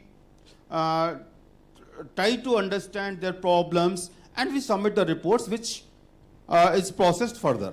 Okay. But this 7 days camp is a very important aspect of activities of NSS. So these are the two requirements. These are the two mandatory things which we do in NSS. Now, what we have done, what NSS has done for the cause of the nation, and how it is relevant to the G20. Well, if you know the NSS, if many of you are the volunteer of NSS, you must be knowing that NSS is one of the among the least funded program in India. We literally have a negligible funding. But when it comes to the services, NSS is the most active organization and the most, I think, powerful students movement in India. When I call movement, it's not a political movement. वो जो political organizations होते हैं उस type के movement नहीं, but it's the organization, the movement committed for the cause of the nation, for the social services. So it's the single largest organization having almost 50 lakh volunteers on roll. And if you consider the humanitarian cause, you take any crisis situation, any pandemic, or any calamities, you will see first civilian who reaches there is a volunteer of NSS. Take the recent example of the COVID, when we all were sitting in our home, in the closed door, when we were not allowed to go due to lockdown. It was the NSS volunteers who were serving on the streets, who were taking the care of those policemen or those people who were performing their duties on road, doctors who were engaged who were performing their duties on the hospital or patients. For even when we are not, many of the people were not not having courage to reach near the hospitals. These NSS volunteers were serving to these COVID patients. I'll leave this aspect here. Now, coming to the other aspects. NSS, one of the key objective of NSS is to promote nationalism, national integration, and to respect our great cultural heritages. So, NSS is committed for that. How many of you have participated the national integration camps? Anyone? Anyone has participated in the Republic Day parade? No. Okay. You have an opportunity to participate on these activities, and these are the completely free. You don't need to pay anything for that. The government of India sponsors these activities. In national integration camps are the best place to see the beautiful cultural heritage of India from north to south and east to west.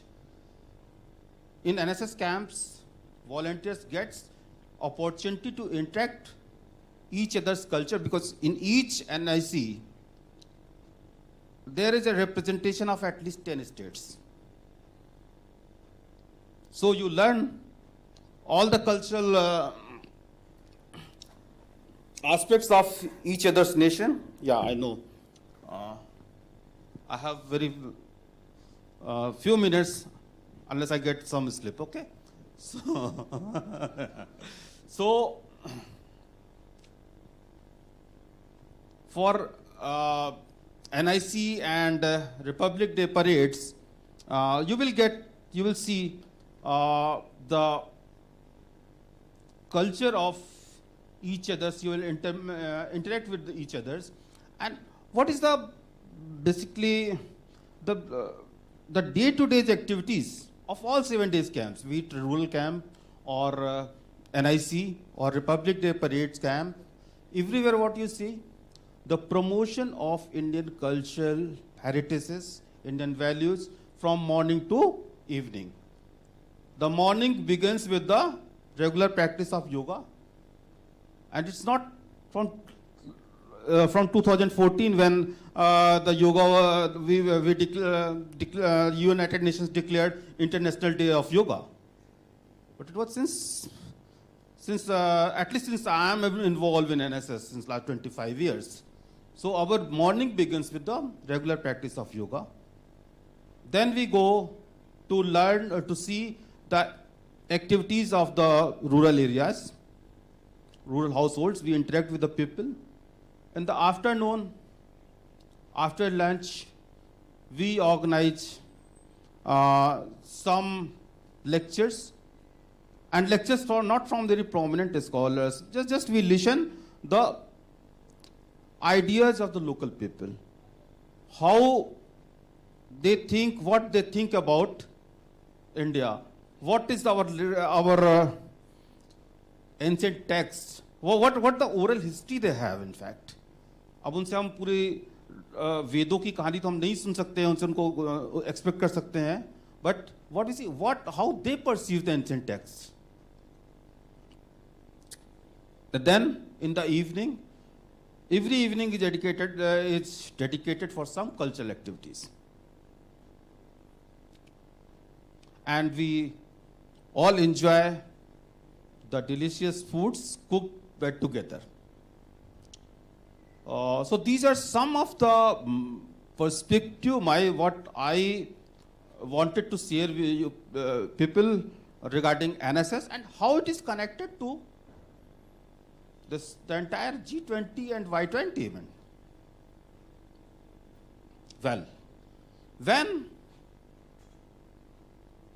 our previous speaker, I think, talked in detail about this, what today is prevailing in the cultural front, even after attainment of the independence, even in the post-decolonization age, after decolonization as well, politically we might have got the independence, but culturally, still the West is dominating on us.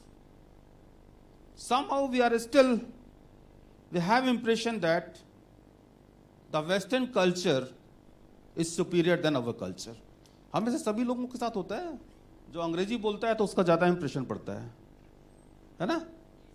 Hindi में बात करेंगे तो मज़ा नहीं आता यार, लगता है कि बैकवर्ड है, नहीं आता होगा इसको. Okay? But how you will change this notion? You will change this notion only when you demonstrate on your own culture, on your own heritage, on your own values. And that NSS is doing since 1969, so almost more than 50 years. And that's basically because I'm a student of African studies as well, I have studied. So I can tell you from by my own experiences that these colonial powers have been able to destroy the indigenous culture of many African countries.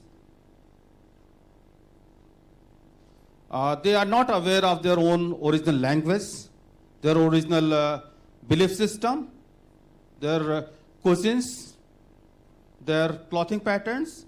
They all are completely westernized. And so when आपको पास जब भी अपने culture का ही knowledge नहीं होगा, then you will not be able to revive, then you will accept that this is the only thing. We were able to curtail, to pose strong opposition to the colonial powers because we were able to retain our culture. And that, in the post-colonial era, organizations like NSS are doing. And we can be best forum to share our experiences with these countries of G20. And in that way, we can challenge the dominance of West in socio-cultural fronts. With this, I will stop here, and I would love to answer your queries, if there are any.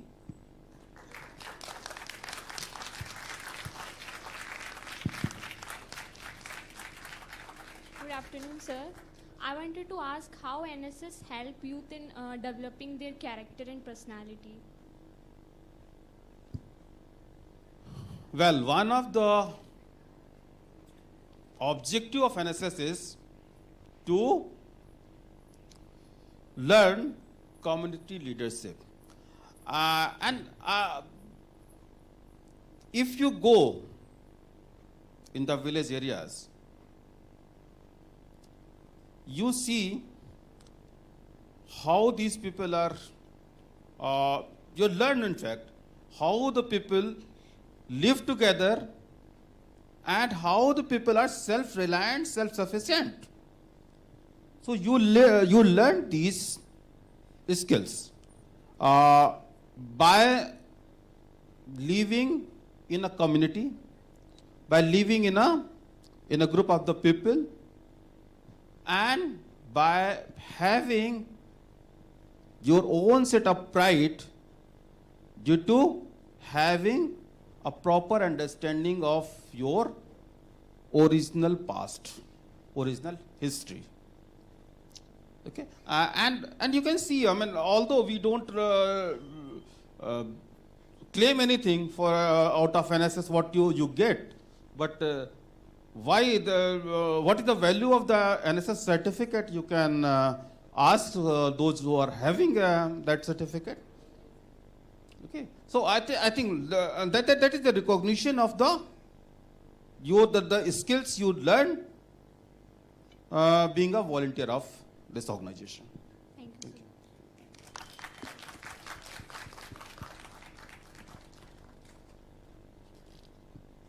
Namaskar, sir. Sir, I want to ask you that how NSS has been protecting the human right of individual person. And sir, second, one more question. So what do you think that major challenges are been facing by the NSS organization? Is there any challenge? Like all you have talked about positive points, and what reform need to be taken place, sir? Well, each coin has two sides. So of course, if there are opportunities, there are challenges as well.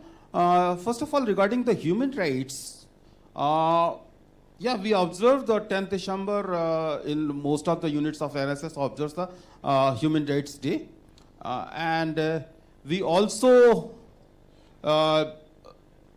we also launched awareness campaigns in the rural areas and in the areas where the people at the grassroots levels.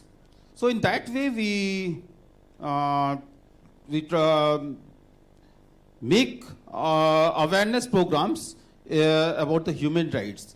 Well, one of the thing you must understand, the NSS is not an activist organization in that kind who can always go against the governments. It's not always blame the government. Okay, there is human rights violations, and that is there's a government is not doing this that. But what we do, we offer, if there are any such kind of any cases, we directly approach to the local police. Okay, the competent the relevant authorities first, and the second is the challenges. Yeah, there are many challenges, and especially at the age of when the social media and all the media is dominating in the age of media, because whenever the NSS volunteers goes nowadays, many times people suspect that these are some media people.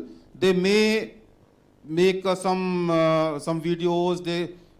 they may create some future problem on us. So many times nowadays, when we go to our targeted groups, we sometimes, due to these suspicions, we don't get required support from the local people. But still, I'm saying, still, NSS volunteers, NSS has a better reputation than any other organization. Now, most of the time, whenever we approach at any place that we are planning to organize a camp at your place, or we are organizing any activity, most of the time we get a positive response. Okay.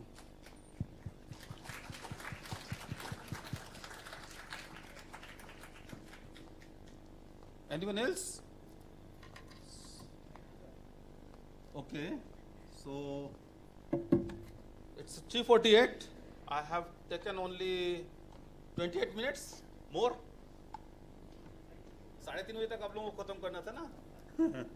Chalo, okay. Thank you very much, and once again, my sincere gratitude to the Modi University, and I congratulate you again for organizing this activity and making me a part of this. Thank you very much.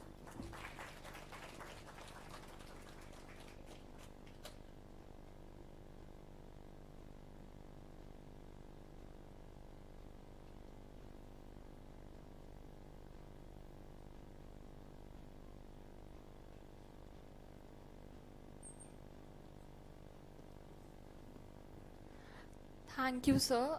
Thank you for all the information that you shared with us. We have come to an end of the day one of our conference, and we would like to thank all the speakers and all the staff members and all the students who heartily participated in our conference for day one. Now we'll be proceeding for the cultural event, that is Padharo Mhare Desh.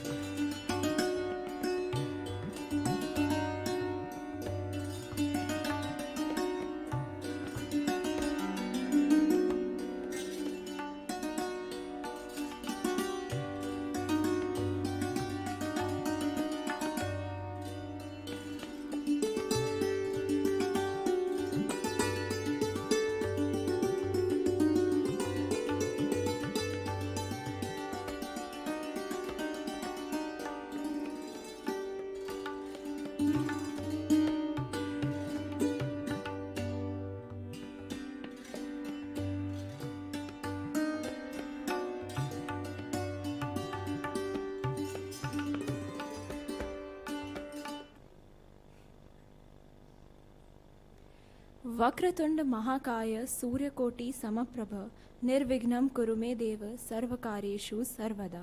Namaskar. Khamakhani. I am Rishika Chawla. And I am Ishita Goyal. We welcome you all to the evening of Rajasthani culture. Today, we have been graciously honored with the presence of Mananiya Chairman Sir Shri Rajendra Prasad Ji Modi. We would also like to extend our gratitude to Raghav Modi Sir, our esteemed guests, Professor Dr. Manish Sir, Dean, School of International Studies, Central University of Gujarat, Dr. Rajneesh Kumar Gupta Sir, Assistant Professor, Center for Diaspora Studies, Central University of Gujarat, Mr. Pratikrit Paine Sir, Television Panelist, Corporate Consultant, Senior Research Fellow, Ms. Arya Jha Ma'am, Secretary Communications, Y20 India, Mr. Pradyuman Malpani Sir, National Convener, Indigenous. Further, we would also like to acknowledge the presence of our Honorable Director, Professor Dr. Rajiv Mathur Sir, Dean Administration, Dr. N.K. Maheshwari Sir, Registrar Modi University, Dr. Vinod Purohit Sir, Deans of all the schools, Principal SEFS, Principal Modi School, EA Kolkata and EA Lakshmangarh, General Managers of all the division, HOD of all the departments, all the faculty members, staff members and dear students.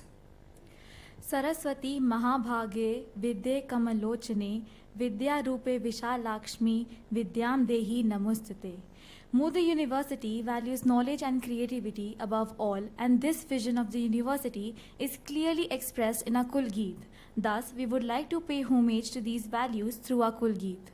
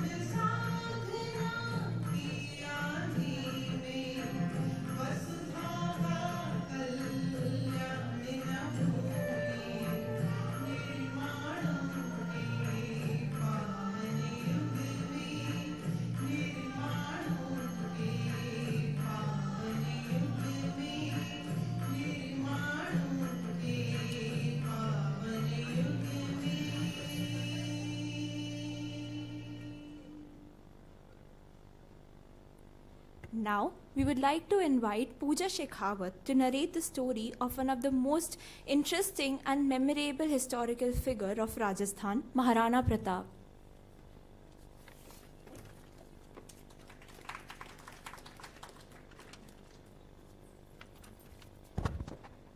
अरे हरे घासरी रोटी ही जद बन बिलावड़ो ले भाग्यो नन्हो सो अमरियो चीख पड़ो राणारो सोयो दुख जाग्यो हूँ लड़ो घणो हूँ सयो घणो मेवाड़ी मान बचावण ने मैं पाछ नहीं राखी रण में भैरारो खून बहावण ने जब याद करूँ हल्दी घाटी नैणा में रक्त उतर आवे सुख दुख रो साथी चेतकड़ो तीसु हूक जगा जावे पर आज बिलख तो देखूँ हूँ जद राज कंवर ने रोटी ने तो छात्र धर्म में भूलू हिंदवाणी चोटी ने आज सोच हुई दो तूर तड़क राणारी भीम बजर छाती आँख्या में आंसू भर बोलियो हूँ लिखसूँ अकबर ने पाती राणा रो कागद बाँच हुयो अकबर रो सपनो साजो पण नैन करया विश्वास नहीं जद बाँच ने फिर बाँचो बस दूत इशारे पे भेजा पीथल ने तुरंत बुलावण ने कि रणा रो पीथल आ पूग्यो अकबर रो भरम मिटावण ने।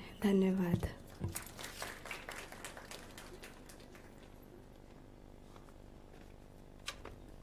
Thank you. I think this poem was self-explanatory and conveys its messages very beautifully that जिसका कण कण वीरता की पहचान है वह प्राणों से प्यारा मेरा राजस्थान है। राजस्थान का इतिहास आज से लगभग 5000 साल पुराना माना जाता है। राजस्थान के इतिहास के प्रमुख स्रोत में कई महान राजपूत शासक जैसे बप्पा रावल, राणा कुंभा, राणा सांगा और राणा प्रताप ने राज किया था। राजस्थान की राजधानी जयपुर है जो कि सन 1727 में महाराजा जय सिंह द्वारा स्थापित की गई थी।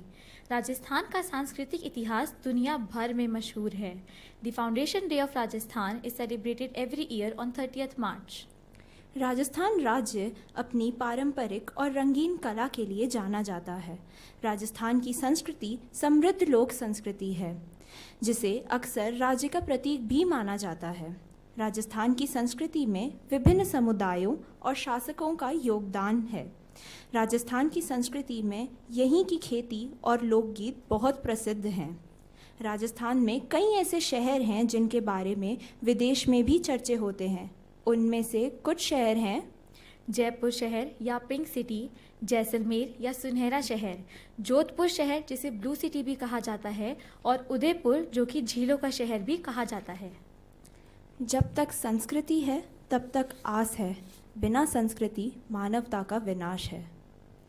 इसी सोच की एक झलक दिखाने के लिए I would like to call on stage miss Sabhya Sharma for her solo performance to welcome all our dignitaries with her solemn gestures on पधारो मारे देश, which means welcome to my land, for this is the spirit that Rajasthanis are known for. It's a welcome phrase to invite people in Rajasthan and be a guest, enjoy their hospitality and know their culture and people. The enthusiasm and courtesy with which they welcome the tourists compel the visitors to frequent the state. Please welcome Sabhya Sharma on the stage.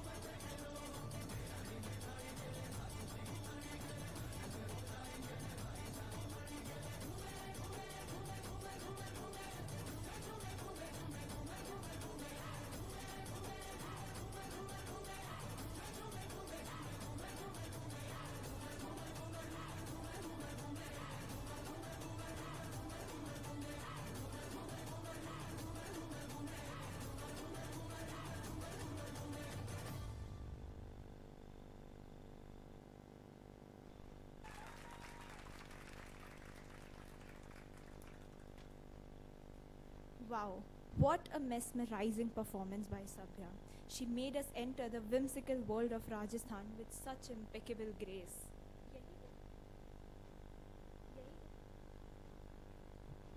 यही उत्साह और शिष्टाचार आगंतुकों को राज्य में आने के लिए मजबूर करता है। इसी परंपरा में हम आपको राजस्थान का एक बहुत ही महत्वपूर्ण पर्व से परिचय करवाना चाहते हैं। जी हाँ, बहुत ही हर्ष और उल्लास के साथ मनाया जाने वाला पर्व गंगौर। गंगौर में गण शब्द से आशय भगवान शंकर जी से है और गौर शब्द से आशय माँ पार्वती से है। यह पर्व 16 दिनों तक लगातार मनाया जाता है।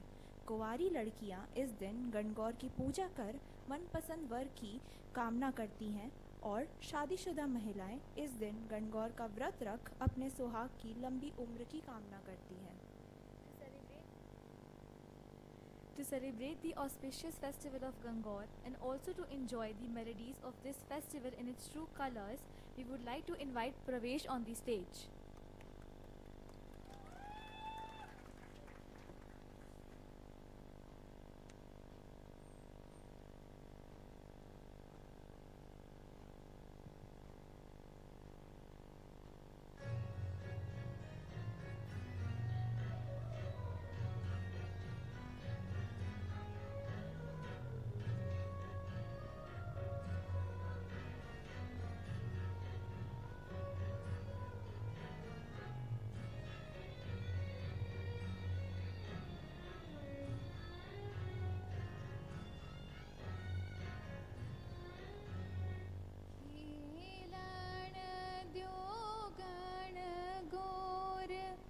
भवर मान पूजन द्यो दिन चार ओझी म्हारी सहेल्या जो वे बाट भवर मान खेलन द्यो गिण गोर माथान में मद ल्याय आली जा म्हारे माथान में मद ल्याय ओजी म्हारी रखड़ी रतन जड़ाय भवर मान खेलन द्यो गिण गोर मुखड़ा ने बेसर ल्याय आली जा म्हारे मुखड़ा ने बेसर ल्याय ओजी म्हारी चूपा रतन जड़ाए भवर मान खेलन द्यो गिण गोर बहिया ने चुड़लो ल्याय भवर म्हारे बहिया ने चुड़लो ल्याय ओजी म्हारे गजराशु उजलो कराए भवर मान खेलन द्यो गिण गोर खेलन द्यो गण गोर भवर मान पूजन द्यो दिन चार ओजी म्हारी सहेल्या जो वे बाट भवर म्हारी सहेल्या जो वे बाट। धन्यवाद।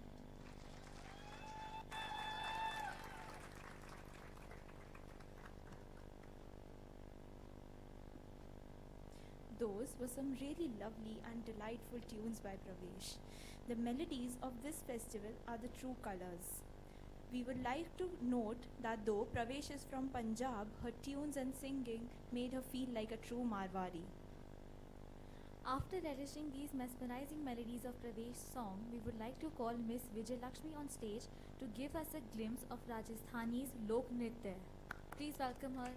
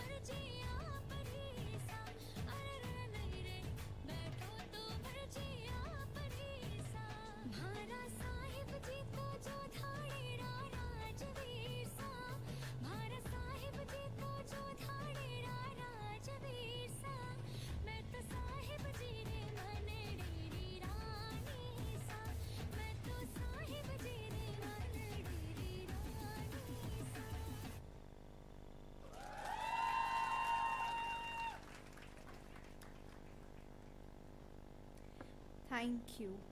Vijayalakshmi's graceful moments took our breaths away, really. She danced so effortlessly that to call it breathtaking would be an understatement.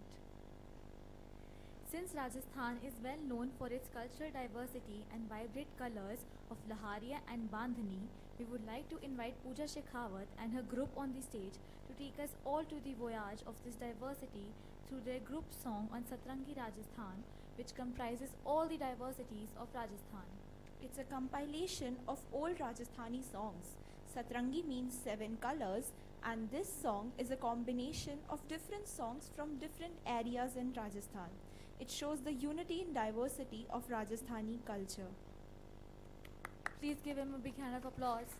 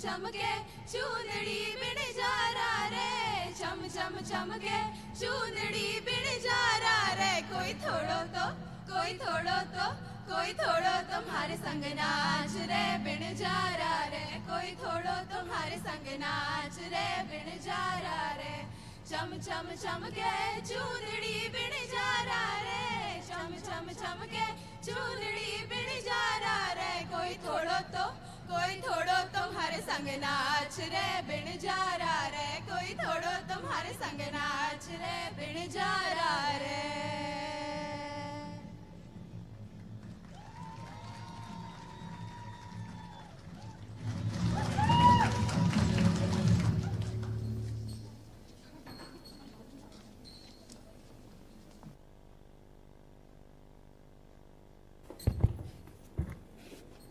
Wow, what an amazing performance. Their rhythms and melodies resonated perfectly. Also, it would be a shame not to acknowledge the dance which managed to sync perfectly with the entire performance. As stated earlier, Rajasthan is famous for its cultural versatility and multifarious and traditional dance forms such as Ghumar, Kalbelia, Katputli, Bhopa, Tera Tali, and many more. One such dance form is Tera Tali. Tera Tali is one of the folk dances of the state of Rajasthan. This folk dance is performed by the Kamara tribes who are traditional snake charmers. Besides this, it is also performed by the tribes of Merasi, Bhand, Dholi, Bhat and Nath. It is also practiced in Pokhran and Didwana to honor their folk hero Babarim Deo, popularly known as Rampir. It consists of women sitting on the floor before his image. Often, swords are also used by the professional Tera Tali dancers and also a pot on a head to make the dance more attractive. Male artists sing local Rajasthani folk songs as a piece of background music and play different instruments like pakhwaj, dholak, jhanjhar, sarangi, harmonium, etc. Now we would like to invite Sabya and her group to perform the Tera Tali dance.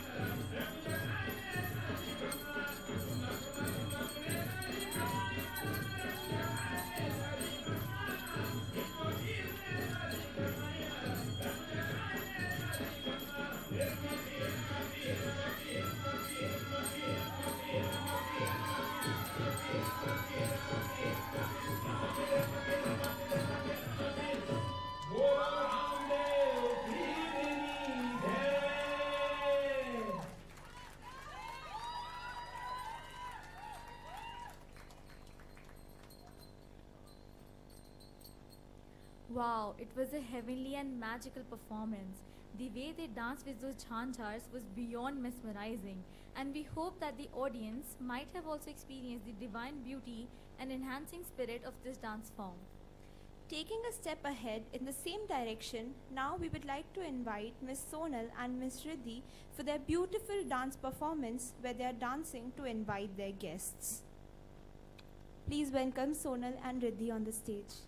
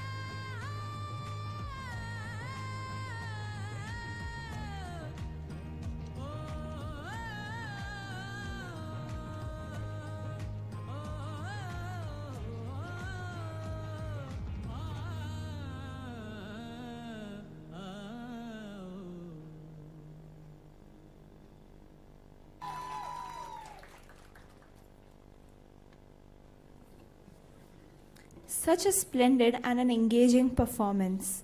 Now, coming to one of the most popular dance forms of Rajasthan, Ghumar. Ghumar is a traditional Bhil tribe folk dance. It is not just an act of singing and dancing, but as a symbol of womanhood, a rite of passage in which young girls participate to declare that they are now stepping into shoes of a woman. They keep their eyes down with no eye contact and are shy because of their transformation. Originally performed for worshipping goddess Saraswati, the dance of Ghumar of Mewar is now identified with its bright outfits and graceful inclinations. Thus, for this vibrant and lively performance, we would like to call on stage Miss Komal and her group.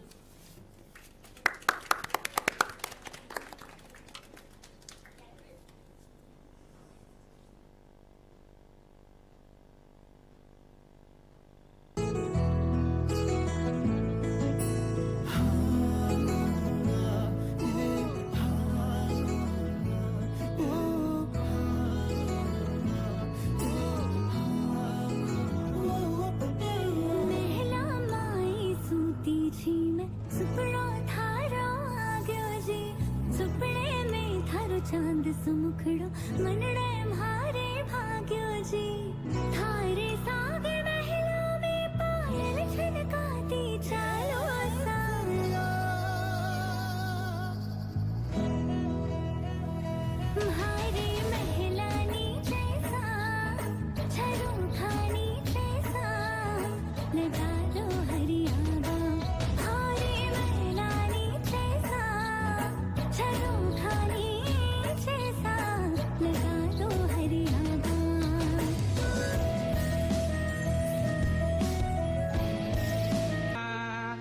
अरे अवती रे जवती रे मोन दीठो दीठो रे गुंगटिये मोए ओ अवती रे जवती रे मोन दीठो दीठो रे गुंगटिये रे मोए अरे बेगो आए मनवा कर वीरा मुमल नो रमाई ओ बेगो आए अरे बागर वीरा मुमल नो रमाई अरे अवती रे जवती रे मोन दीठो दीठो गुंगटिये मोए ओ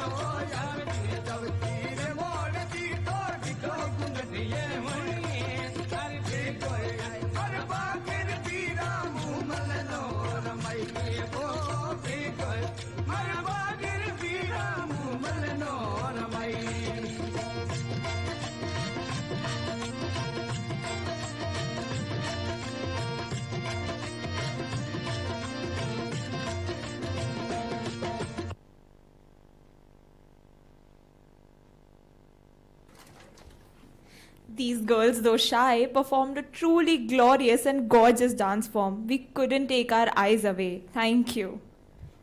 It is quite well known fact that Rajasthani folk songs are a beautiful treat to the ears, and I am sure that everyone in the audience must have enjoyed the melodies of these Rajasthani folks, if not the lyrics in the proper manner. These songs have come a long way since ancient times. They reflect local customs and traditions. It is through these songs that expressions like sorrow, joy, and reverence can be felt. Mand is Rajasthan's most sophisticated style of folk music and has come a long way from that time. Now, to acquaint our audience with this amazing folk music, I would like to call Miss Vandana and Miss Vijayalakshmi on the stage.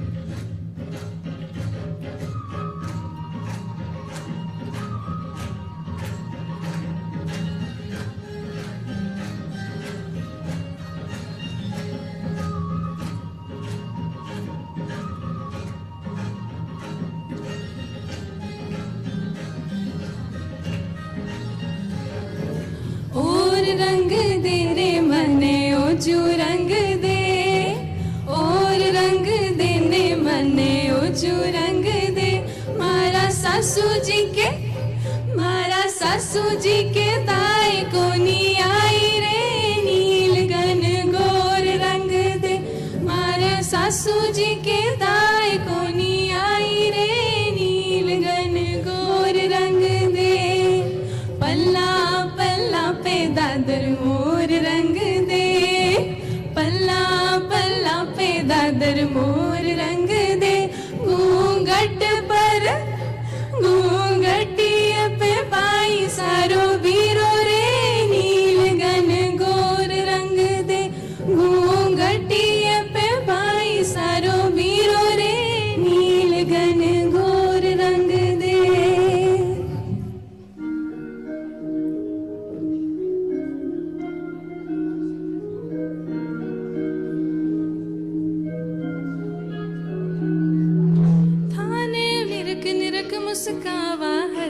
फरक हर सावा में चांद सरी सो है उड़िया रोई पे वारी जावा में आओ मारे पास में जाजी मासू नैन मिलाओ जी अब तो रहो न जावे पल भी आहे बड़े लग जाओ जी आहे बड़े लग जाओ जी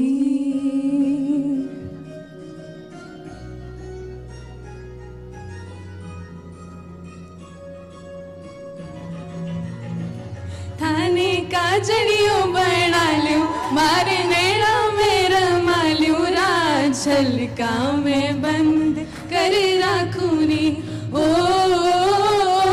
राज झलका में बंद कर राखूनी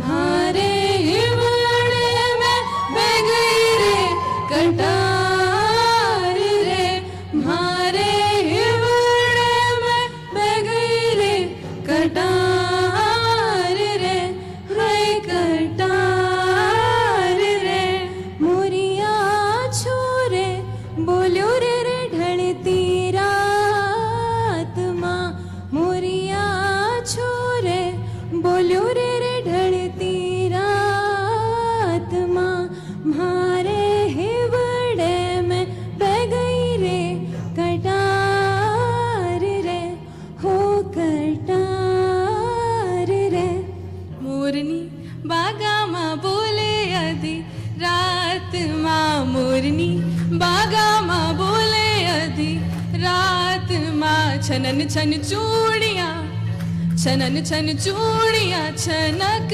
गई देख साहिबा चूड़ियाँ छनक गई हाथ माँ मोरनी बागा माँ बोले आधी रात माँ धन्यवाद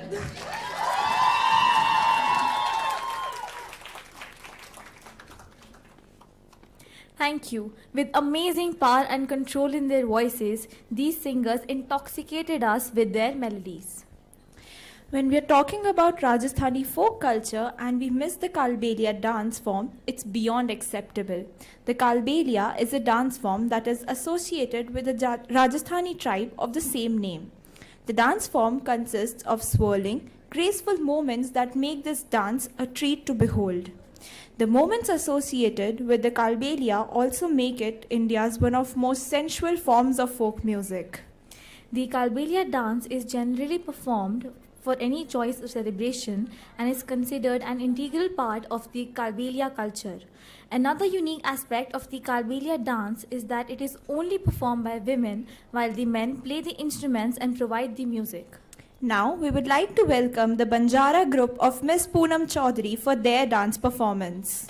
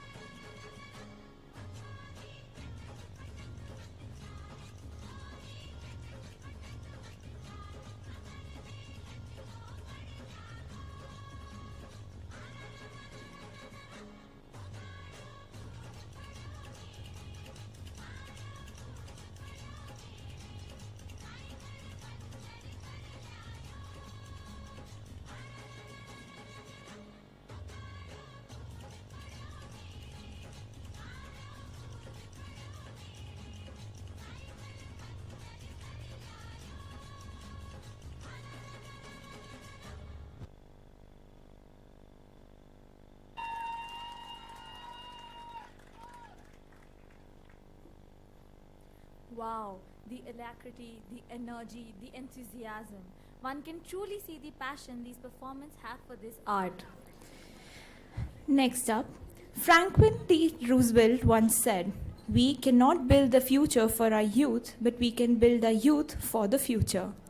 It is with these motivating and inspiring words of Mr. Roosevelt that we would like to proceed towards the end of our cultural event with one last group song where our girls are going to reveal their victorious spirits to the world. Please welcome the singing group.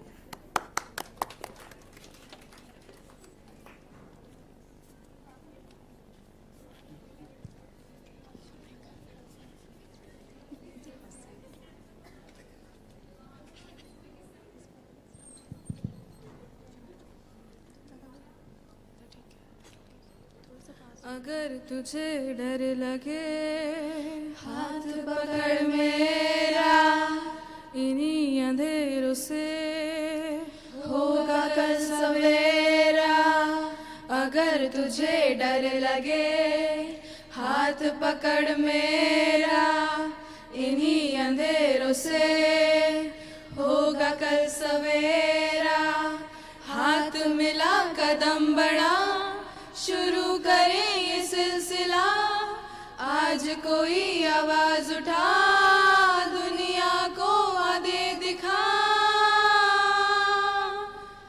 अगर तू मेरे साथ है दुनिया जीत ले हम दुनिया जीत ले हम अगर तू मेरे पास है मिट जाए सारे गम मिट जाए सारे गम ना ना ना ना ना ना ना ना ना ना na na na na na na na na. Give me some sunshine, give me some rain, give me another chance. I wanna grow up once again. Na na na na na na na na na na na na na na na na na na na na. सारी उम्र हम मर मर के जी लिए, एक पल तो अब हमें जीने दो जीने दो. सारी उम्र हम मर मर के जी लिए, एक पल तो अब हमें जीने दो जीने दो. ना ना ना ना ना ना ना ना ना ना ना ना ना ना ना ना ना ना. मैं तो बादलों से उड़ जाऊंगी, मैं तो अपना ही सुर पाऊंगी. है जो क्रेजी क्रेजी सपने मेरे, सारे चुन के मैं बुन आऊंगी. हमारा इस दुनिया की हूँ ही नहीं, मैं अपनी ही दुनिया बनाऊंगी. कि एक जिंदगी मेरी जिंदगी मेरी सो ख्वाहिशा कि एक जिंदगी मेरी सो ख्वाहिशा. मैं पूरी मैं पूरी मैं पूरी करा, मैं पूरी मैं पूरी मैं पूरी करा.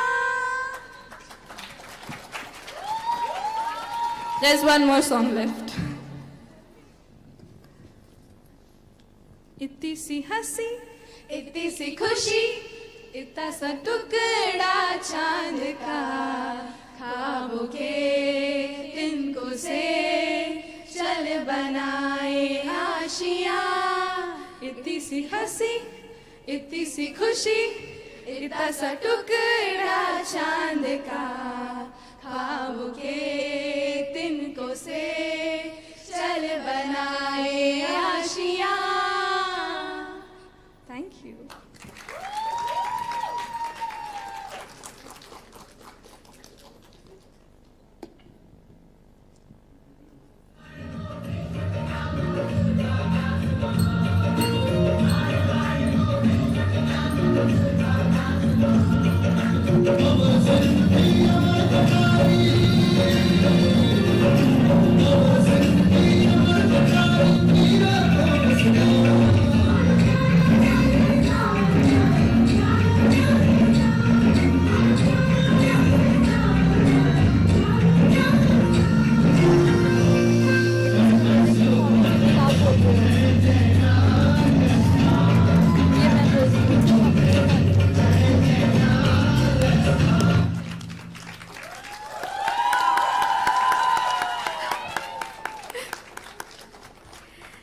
was just a glimpse of the true beauty of Rajasthan, and we hope that it was a delight to watch the youth enhance the spirit of Rajasthani culture.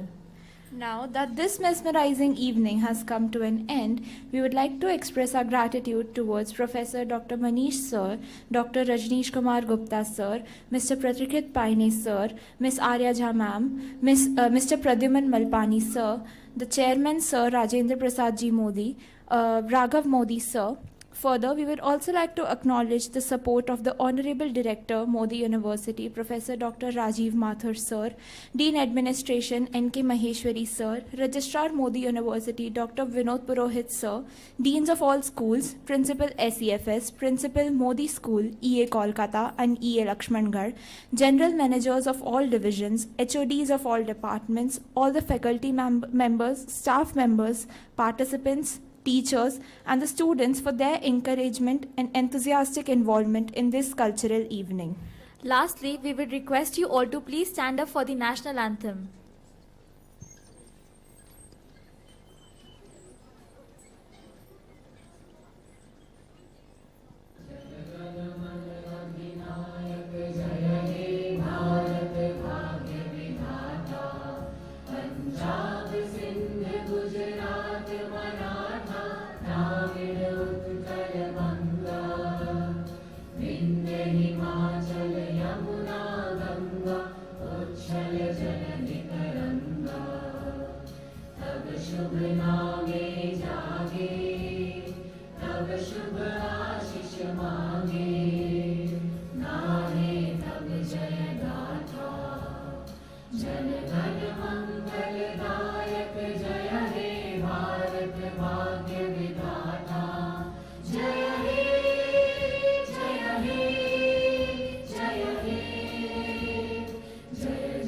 जय